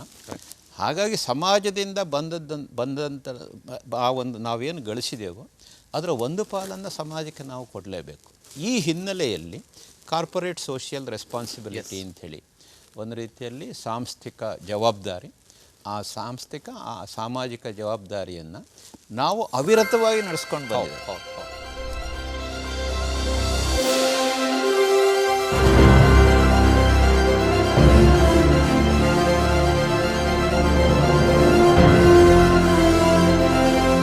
ಕರ್ನಾಟಕ ಬ್ಯಾಂಕ್ ಅಂತ ಬಂದಾಗ ಆರ್ಥಿಕ ಸಂಸ್ಥೆ ಮಾತ್ರ ಅಲ್ಲದೆ ಒಂದು ಸಾಮಾಜಿಕ ಕಳಕಳಿಯುಳ್ಳಂತಹ ಜನಮಾನಸದ ಬ್ಯಾಂಕ್ ಆಗಿ ಹೆಮ್ಮೆಯನ್ನು ಪಡೆದುಕೊಂಡಿರುವಂಥದ್ದು. ಈ CSR ಆಕ್ಟಿವಿಟೀಸ್ ನಾವು ನೋಡ್ಕೊಂಡು ಬಂದಿದ್ದೀವಿ ಸರ್. ಪ್ರತಿ ಬಾರಿ ಕೂಡ CSR ಆಕ್ಟಿವಿಟೀಸ್ಗೆ ಪ್ರಮುಖವಾಗಿರುವಂಥ ಆದ್ಯತೆಯನ್ನು ಕರ್ನಾಟಕ ಬ್ಯಾಂಕ್ ಕೊಡುತ್ತೆ. ಪ್ರಮುಖವಾಗಿರುವಂತಹ ಕೆಲವು CSR ಆಕ್ಟಿವಿಟೀಸ್ ಏನು ಹೇಳ್ತಾರೆ ಸರ್? CSR ಆಕ್ಟಿವಿಟಿ ನಮಗೆ ರಕ್ತಗತವಾಗಿ ಉಂಟು. It is in our DNA. ಬ್ಯಾಂಕಿನ ಬೋರ್ಡಲ್ಲಿ ಒಂದು CSR ಕಮಿಟಿ ಅಂತ ಉಂಟು. ಮತ್ತು ನಮ್ಮ ಬ್ಯಾಂಕ್ನಲ್ಲಿ ಒಂದು CSR ಸಪೋರ್ಟ್ ಗ್ರೂಪ್ ಅಂತ ಉಂಟು. ಸೊ ನಮ್ಮ ಶಾಖಾಧಿಕಾರಿಗಳು ಹಾಗೂ ರೀಜನಲ್ ಹೆಡ್ಸ್ ಅವರು CSR ಆ್ಯಕ್ಟಿವಿಟೀಸನ್ನು ಐಡೆಂಟಿಫೈ ಮಾಡಿ ಅಲ್ಲಿಂದ ರೆಪ್ರೆಸೆಂಟೇಷನ್ ಕಳಿಸ್ತಾರೆ. ಅದನ್ನು ನಮ್ಮ CSR ಸಪೋರ್ಟ್ ಗ್ರೂಪ್ ಮಾಡಿ ಅವರವರ ಇದಕ್ಕೆ ಪಕ್ಕಂತೆ ನಾವು ಸ್ಯಾಂಕ್ಷನ್ ಮಾಡ್ತೇವೆ. ಮುಖ್ಯವಾಗಿ ನಾವು ಪ್ರಾಮುಖ್ಯತೆ ಕೊಡುವಂಥದ್ದು ಅಂದರೆ ಎಜುಕೇಷನ್, ವಿದ್ಯಾಕ್ಷೇತ್ರಕ್ಕೆ ಪ್ರಾಮುಖ್ಯತೆಯನ್ನು ಕೊಡ್ತಾ ಇದ್ದೇವೆ. ಎನ್ವಿರಾನ್ಮೆಂಟಲ್ ಸಸ್ಟೈನಬಿಲಿಟಿ ಅಂದರೆ ಅದು ಸೋಲಾರ್ ಲೈಟ್ ಇರ್ಬೋದು ಅಥವಾ ವಾಟರ್ ಹಾರ್ವೆಸ್ಟಿಂಗ್ ಇರ್ಬೋದು, ಪ್ರಕೃತಿಯ ಒಂದು ಸಂರಕ್ಷಣೆ ಮಾಡ್ತಕ್ಕಂಥ ಯಾವುದೇ ಆ್ಯಕ್ಟಿವಿಟೀಸ್ ಇರ್ಬೋದು, ಅದಕ್ಕೆ ನಾವು ಪ್ರಾಮುಖ್ಯತೆಯನ್ನು ಕೊಡ್ತಾ ಇದ್ದೀವಿ. ಈ ಎನ್ವಿರಾನ್ಮೆಂಟಲ್ ಸಸ್ಟೈನಬಿಲಿಟಿ ಅಂದರೆ ಅದರಲ್ಲಿ ತುಂಬ ವಿಷಯಗಳು ಬರ್ತದೆ. ಒಂದು ಉದಾಹರಣೆ ಹೇಳೋದು ಅಂದರೆ ನಾವು ಸ್ಟೂಡೆಂಟ್ಸ್ ಸೋಲಾರ್ ಲೈಟ್ ಸ್ಕಾಲರ್ಶಿಪ್ ಅಂಥೇಳಿ ಆರಂಭ ಮಾಡಿದ್ರು. ಯಾರ ಮನೆಯಲ್ಲಿ ವಿದ್ಯಾರ್ಥಿ ಇದ್ದಾನೋ, ಯಾರ ಮನೆಗೆ ಎಲೆಕ್ಟ್ರಿಸಿಟಿ ಕನೆಕ್ಷನ್ ಇಲ್ಲ, ಅಂತಹ ಮನೆಗಳನ್ನು ಹುಡುಕಿಕೊಂಡು ಹೋಗ್ತಾ ಇದ್ದೇವೆ. ನಿಮಗೆ ಅನಿಸ್ಬೋದು ಯಾವ ಥರದ ಮನೆಗಳು ಇವತ್ತು ಇದ್ದಾವ ಅಂಥೇಳಿ. ಅಂದರೆ ಎಲ್ಲಿ ಎಲ್ಲ ಕಡೆ ಎಲೆಕ್ಟ್ರಿಸಿಟಿ ಉಂಟಲ್ಲ, ಎಲೆಕ್ಟ್ರಿಸಿಟಿ ಇಲ್ಲದೆ ಇರುವ ಮನೆ ಇದೆಯಾ ಅಂತ. ನಾನು I was also under the same impression. But ಶಾಲಾ ಕಾಲೇಜುಗಳಿಗೆ ಹೋಗಿ ಅಲ್ಲಿಯ ಪ್ರಿನ್ಸಿಪಲ್ ಅಥವಾ ಹೆಡ್ ಮಾಸ್ಟರ್ ಒಟ್ಟು ಮಾತಾಡುವಾಗ ಆ ಥರದ್ದು ರಿಮೋಟ್ ಏರಿಯಾದಲ್ಲಿ ತುಂಬ ಮನೆಗಳಿದ್ದಾವೆ ಅಂತ ಕಂಡಿದ್ದು. ನಾವು ಈಗ ಕಳೆದ 4-5 ವರ್ಷದಿಂದ ಈ ಥರ ಮಾಡ್ತಾ ಇದ್ದೇವೆ. ಅವರ ಮನೆಗೆ ಎಲ್ಲಿ ವಿದ್ಯಾರ್ಥಿ ಇದ್ದಾನೆ ಮತ್ತು ಎಲ್ಲಿ ಎಲೆಕ್ಟ್ರಿಸಿಟಿ ಕನೆಕ್ಷನ್ ಇಲ್ಲ, ಅವ್ರ ಮನೆಗೆ ಸೋಲಾರ್ ಲೈಟು ವ್ಯವಸ್ಥೆ ಮಾಡೋದು, ಅದೊಂದು ಸ್ಕಾಲರ್ಶಿಪ್ ಟೈಪ್. ಇದುವರೆಗೆ ಸಾಧಾರಣ 700 ವಿದ್ಯಾರ್ಥಿಗಳನ್ನು ನಾವು ಹುಡುಕಿ ನಮ್ಮ ದಕ್ಷಿಣ ಕನ್ನಡ ಜಿಲ್ಲೆ, ಉಡುಪಿ ಜಿಲ್ಲೆ, ಚಿಕ್ಕಮಗಳೂರು, ಶಿವಮೊಗ್ಗ ಹಾಗೂ ಉತ್ತರ ಕನ್ನಡ ಈ 5 ಜಿಲ್ಲೆಗಳಲ್ಲಿ ಹುಡುಕಿ ಸುಮಾರು 700 ವಿದ್ಯಾರ್ಥಿಗಳಿಗೆ ನಾವು ಸೋಲಾರ್ ಲೈಟ್ ವ್ಯವಸ್ಥೆಯನ್ನು ಮಾಡಿದ್ದೇವೆ. ಇಲ್ಲಿ ಒಂದು ಮಣಿಪಾಲದಲ್ಲಿ ಭಾರತೀಯ ವಿಕಾಸ್ ಟ್ರಸ್ಟ್ ಅಂತಿದೆ, ಮತ್ತು ಸೆಲ್ಕೋ ಸೋಲಾರ್ ಅಂತಿದೆ, ಅವರೊಟ್ಟಿಗೆ ಒಂದು ಒಡಂಬಡಿಕೆಯನ್ನು ಮಾಡಿ ಈ ಥರ ಮಾಡ್ತಾ ಇದ್ದೇವೆ.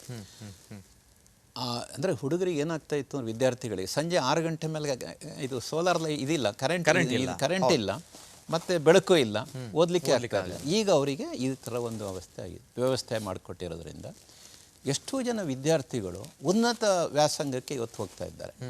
ಈ ಥರ ನಾವು ಈಗ 4-5 ವರ್ಷದ ಹಿಂದೆ ಏನು ವಿದ್ಯಾರ್ಥಿಗಳನ್ನು ಐಡೆಂಟಿಫೈ ಮಾಡಿ ಅವರಿಗೆ ಈ ಥರ ಸೋಲಾರ್ ಲೈಟ್ ಮನೆ ಕೊಟ್ಟಿತ್ತು, ಅವರಲ್ಲಿ ಎಷ್ಟೋ ಜನ ಇವತ್ತು ಸಂಸ್ಕೃತ MA ಮಾಡ್ತಾ ಇದ್ದಾರೆ, ಸಂಸ್ಕೃತ BA ಮಾಡ್ತಾ ಇದ್ದಾರೆ.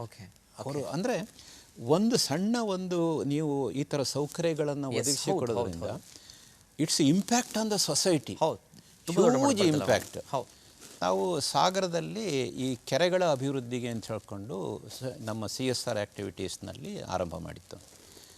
ಹಿಂದೆ ಶಿವಪ್ಪ ನಾಯಕ ಸಾಗರ ಈ ಪ್ರಾಂತ್ಯವನ್ನು ಬಹುಶಃ 17ನೇ ಶತಮಾನ ಅಂತ ಕಾಣುತ್ತೆ, ಅವರು ಆಳ್ವಿಕೆ ಮಾಡುವಾಗ ಸಾಗರದಲ್ಲಿ 7 ಕೆರೆಗಳನ್ನು ಅವರು ಕಟ್ಟಿದರು. ಓಕೆ. ಒಂದು ಬಂಗಾರಮ್ಮನ ಕೆರೆ ಅಂತ, ಅದರಲ್ಲಿ ಒಂದು ಕೆರೆ, ಮತ್ತೊಂದು ಆನೆಸೊಂಡಿಲು ಕೆರೆ ಅಂತೇಳಿ. ಬಂಗಾರಮ್ಮನ ಕೆರೆ ಸುಮಾರು 2 ಎಕರೆ ವಿಸ್ತೀರ್ಣ ಇತ್ತು. ಓಕೆ. ಆಮೇಲೆ ಆನೆಸೊಂಡಿಲು ಕೆರೆ ಸುಮಾರು 1 ಎಕರೆ ವಿಸ್ತೀರ್ಣ ಇರ್ತಕ್ಕಂಥ 2 ಜಾಗ. ಅವರು ಆ 17ನೇ ಶತಮಾನದಲ್ಲಿ ಆ ಕೆರೆ ಏನು ಕಟ್ಟಿದ್ರು, ಆಮೇಲೆ ಅದನ್ನು ಯಾರು ಹೂಳೆತ್ತು ಕೂಡ ಹೋಗಲಿಲ್ಲ. ಆವಾಗ ಅದು ಅಲ್ಲಿ ಸುತ್ತಮುತ್ತ ಪ್ರದೇಶಗಳಿಗೆ, ಕೃಷಿಗೆ, ಜನಗೆ ಎಲ್ಲ ನೀರು ಕೊಡ್ತಾ ಇತ್ತು. ಇತ್ತೀಚೆಗೆ ಅಲ್ಲಿಂದ ಈಗೊಂದು 2 ವರ್ಷದ ಹಿಂದೆ ಇದಾಗಿದ್ದಂಥ ಘಟನೆ. ನನಗೆ ಒಂದು ದಿವಸ ಒಂದು ಫೋನ್ ಕರೆ ಬಂತು. ಹೀಗೆ ನಾವೊಂದು ಕೆರೆ ಅಭಿವೃದ್ಧಿ ಮಾಡ್ತಾ ಇದ್ದೇವೆ, ಸುಮಾರು 17 ಲಕ್ಷ ರೂಪಾಯಿ ಅದಕ್ಕೆ ಖರ್ಚಾಗ್ತದೆ, ನಾವು ಊರಿನವರೆಲ್ಲ ಸೇರಿಕೊಂಡು ಅದನ್ನು ಅಭಿವೃದ್ಧಿ ಮಾಡಿದ್ದೇವೆ, 12 ಲಕ್ಷದವರೆಗೆ ನಾವು ಹಣ ಸಂಗ್ರಹ ಮಾಡಿ ಕೆಲಸ ಆರಂಭ ಮಾಡಿದ್ದೇವೆ. ಓಕೆ, ಆಯಿತಾ, ಬಟ್ ನಮಗೆ ಇನ್ನು ನೀರು ಬರ್ತಾ ಇಲ್ಲ, ಯಾಕೆಂದ್ರೆ ನಮ್ಮ ಹತ್ರ ದುಡ್ಡು ಇಲ್ಲ ಅಂತ. ಆಗ ನಾನು ಹೇಳಿದೆ, ನಿಮ್ಮದು ಇನ್ನೇನು 5 ಲಕ್ಷ ಬೇಕಲ್ಲ, ಅದನ್ನು ನಾವು ನಮ್ಮ ಬ್ಯಾಂಕಿನಿಂದ ಕೊಡ್ತೇವೆ, ನೀವು ಕೆಲಸ ಮುಂದುವರಿಸಿ ಅಂಥೇಳಿ. ಬಟ್ ನನಗೆ 2 ವಿಷಯದಲ್ಲಿ ನನಗೆ ನೀವು ಒಂದು ಕಂಫರ್ಟ್ ಕೊಡಬೇಕು ಅಂತ. ಏನು ಅಂತ ಕೇಳಿದರು. ಇದರಲ್ಲಿ ರಾಜಕೀಯ ಎಷ್ಟರ ಮಟ್ಟಿಗೆ ಉಂಟು ಕೇಳಿದೆ. ಇವತ್ತು ರಾಜಕೀಯ ಇಲ್ಲ ಅಂತ ಏನು ಹೇಳಲಿಕ್ಕಾಗಲ್ಲ, ಎಲ್ಲ ಕಡೆ ರಾಜಕೀಯ ಉಂಟು. ಆದರೆ ವೆದರ್ ಅದು ಒಂದು ಇತಿಮಿತಿನಲ್ಲಿ ಉಂಟಾ ಏನು ಅಂತ ಇಲ್ಲ ಸರ್, ರಾಜಕೀಯ ಏನಿಲ್ಲ, ಇದು ಸರಿಯಾಗಿ ಇದು ಸಮಾಜಕ್ಕೆ ಅವಶ್ಯಕತೆ ಇದೆ, ಅದನ್ನು ಮಾಡ್ತಾ ಇದ್ದೀವಿ ಅಂತ. ಸ್ಥಳೀಯರ ಪಾಲುದಾರಿಕೆ, ಭಾಗವಹಿಸಿಕೆ ಎಷ್ಟರ ಮಟ್ಟಿಗೆ ಉಂಟು ಕೇಳಿದೆ. ಅದು ಉಂಟು ಅಂದರೆ ಇದು 2 ನನಗೆ ಮುಖ್ಯವಾಗಿ ಬೇಕಿದ್ದು. ರಾಜಕೀಯ ವಿಪರೀತ ಇರಬಾರ್ದು, ಸ್ಥಳೀಯರು ಅದರಲ್ಲಿ ಭಾಗವಹಿಸಬೇಕು ಅಂತ. ಹಾಗೆ ಆ ಥರವೇ ಅದಕ್ಕೆ ಆ ಥರ ಇದ್ದಾಗ ಅದು ಸಕ್ಸಸ್ ಆಗುತ್ತೆ ಅಂತ ನಾನು ಒಂದು ಅರ್ಥ ಮಾಡ್ಕೊಂಡಿದ್ದೆ. ಆ ರೀತಿಯಲ್ಲಿ ಆ ಕೆರೆ ಅಭಿವೃದ್ಧಿ ಆಯಿತು. ಒಂದು ದಿವಸ ಸಂಜೆ ನನಗೆ ಒಂದು ಫೋಟೋ ಕಳಿಸಿದರು, ನೀರು ಬರ್ತಾ ಇದೆ, ನೀರು ಬರುತ್ತೆ, ಭಾಳ ಖುಷಿಯಾಗಿದ್ದವರು ಎಲ್ಲರಿಗೂ. ಮತ್ತೊಂದು 2 ದಿವಸ ಆದಮೇಲೆ ನನಗೊಂದು ವಿಡಿಯೋ ಕ್ಲಿಪ್ಪಿಂಗ್ ಬಂತು. ಇದು ಈ ಬಂಗಾರಮ್ಮನ ಕೆರೆ ಅಂದರೆ ಇದು ಸಾಗರದ ಪೇಟೆಯಿಂದ ಸುಮಾರು 5 ಕಿಲೋಮೀಟ್ರ್ ದೂರದಲ್ಲಿ ಉಂಟು. ಓಕೆ. ಆ 5 ಕಿಲೋಮೀಟ್ರ್ ದೂರದಲ್ಲಿ ಆ ಕೆರೆಯ ಹಿಂಭಾಗದಲ್ಲಿ ಶರಾವತಿ ರಿಸರ್ವ್ ಫಾರೆಸ್ಟ್. ಓಕೆ. ಆ ಕೆರೆಯ ಮುಂಭಾಗದಲ್ಲಿ ಅಂದರೆ ಕೆಳಭಾಗದಲ್ಲಿ ಎಲ್ಲ ರೈತರ ಜಮೀನು. ಒಂದು ದಿವಸ ಅಲ್ಲಿ ಅದನ್ನು ಕೆಲಸ ಮಾಡ್ತಕ್ಕಂಥ ಅಲ್ಲಿಯ ಯುವಕರು ನನಗೊಂದು ವಿಡಿಯೋ ಕ್ಲಿಪ್ಪಿಂಗ್ ಕಳಿಸಿದರು. ಸಂಜೆ ಸುಮಾರು 4 ಗಂಟೆಗೆ ಅವರು ಕೆರೆ ಹತ್ರ ಹೋಗ್ತಾರೆ, ಎಲ್ಲ ಕಾಡು ಪ್ರಾಣಿಗಳು ಬಂದು ನೀರನ್ನು ಕುಡಿತಾ ಇದ್ದಾರೆ. Okay okay okay. ಇದು ನಡೆದಿದ್ದು ಸಾಧಾರಣವಾಗಿ ಮಾರ್ಚ್ ಏಪ್ರಿಲ್ ತಿಂಗಳಲ್ಲಿ. ಓಕೆ. ರಣ ಬಿಸಿಲಿರ್ತಕ್ಕಂಥ ಸಂದರ್ಭ, ಕೆರೆಯಲ್ಲಿ ಒಳ್ಳೆ ನೀರಿದೆ, ಕಾಡು ಪ್ರಾಣಿಗಳು, ಕಾಡು ಕೋಣ, ಜಿಂಕೆ ಇವೆಲ್ಲ ಬಂದು ನೀರು ಕುಡಿತಾ ಇದೆ ಅಂಥೇಳಿ ಆ ವಿಡಿಯೋ ಕ್ಲಿಪ್ಪಿಂಗನ್ನು ಕಳಿಸಿದ್ರು. ಭಾಳ ಖುಷಿ ಕೆಲಸ. ಹೌದು. ಮತ್ತೊಂದು 2 ದಿವಸ ಆದಮೇಲೆ ಮತ್ತೊಂದು ವಿಡಿಯೋ ಕ್ಲಿಪ್ಪಿಂಗ್ ಬಂತು. ಏನು ಆ ಕೆರೆಯ ಕೆಳಭಾಗದಲ್ಲಿ 100 ಬಾವಿಗಳಿತ್ತು, ಎಷ್ಟೋ ವರ್ಷದಿಂದ ನೀರಿಲ್ಲದೆ ಎಲ್ಲ ಒಣಗಿ ಹೋಗಿತ್ತು. Correct correct. ಇವರಿಗೆ ನೋಡ್ತಾರೆ ಎಲ್ಲ ಬಾವಿನಲ್ಲೂ ಗಂಗೆ, ಎಲ್ಲ ಬಾವಿನಲ್ಲೂ ನೀರು. ಜನಗಳಿಗೆ ಅದು ಎಷ್ಟು ಖುಷಿಯಾಗಿದೆ ಅಂದರೆ ಅದನ್ನು ವರ್ಣಿಸ್ಲಿಕ್ಕೆ ಅವರಲ್ಲಿ ಪದಗಳೇ ಇಲ್ಲ. ಆಮೇಲೆ ಆ ಫೋಟೋ, ಆ ವಿಡಿಯೋ ಕ್ಲಿಪ್ಪಿಂಗ್ ಬಂತು. ಮತ್ತೊಂದು ತಿಂಗಳು ಆದಮೇಲೆ ಅವ್ರು ಹೇಳಿದರು, ನಾವೊಂದು ಕೆರೆ ಹಬ್ಬ ಅಂತ ಮಾಡ್ತೇವೆ, ಕೆರೆ ದಂಡೆಯಲ್ಲೇ ಮಾಡುವಂಥ ಕೆರೆ ಹಬ್ಬ ಅಂತ ಹೇಳಿ, ಅದಕ್ಕೆ ನೀವೇ ಬರಬೇಕು ಅಂತ ಹೇಳಿ. ನಾನು ಒಂದು ಯಾವುದೋ ಒಂದು ಭಾನುವಾರದ ದಿವಸ ಬರ್ತೀನಿ ಅಂಥೇಳಿ ಹೋದೆ. ಇಡೀ ಊರಿನವರು ಸಾಧಾರಣ ಒಂದು 250-300 ಜನ ಕೆರೆ ದಂಡೆಯಲ್ಲಿ ಸೇರಿದ್ದಾರೆ. ದೊಡ್ಡ ಸಂಭ್ರಮ. ಇವತ್ತಿಗೂ ಸಹ ನೀವೇನಾದ್ರು ಸಾಗರಪೇಟೆಗೆ ಹೋದರೆ ಸಾಗರದಲ್ಲಿ ಇರ್ತಕ್ಕಂಥ ಹೆಚ್ಚಿನವರು ಈ ಕೆರೆಗೆ ಹೋಗಿ ಈಜು ಕಲಿತಾ ಇದ್ದಾರೆ.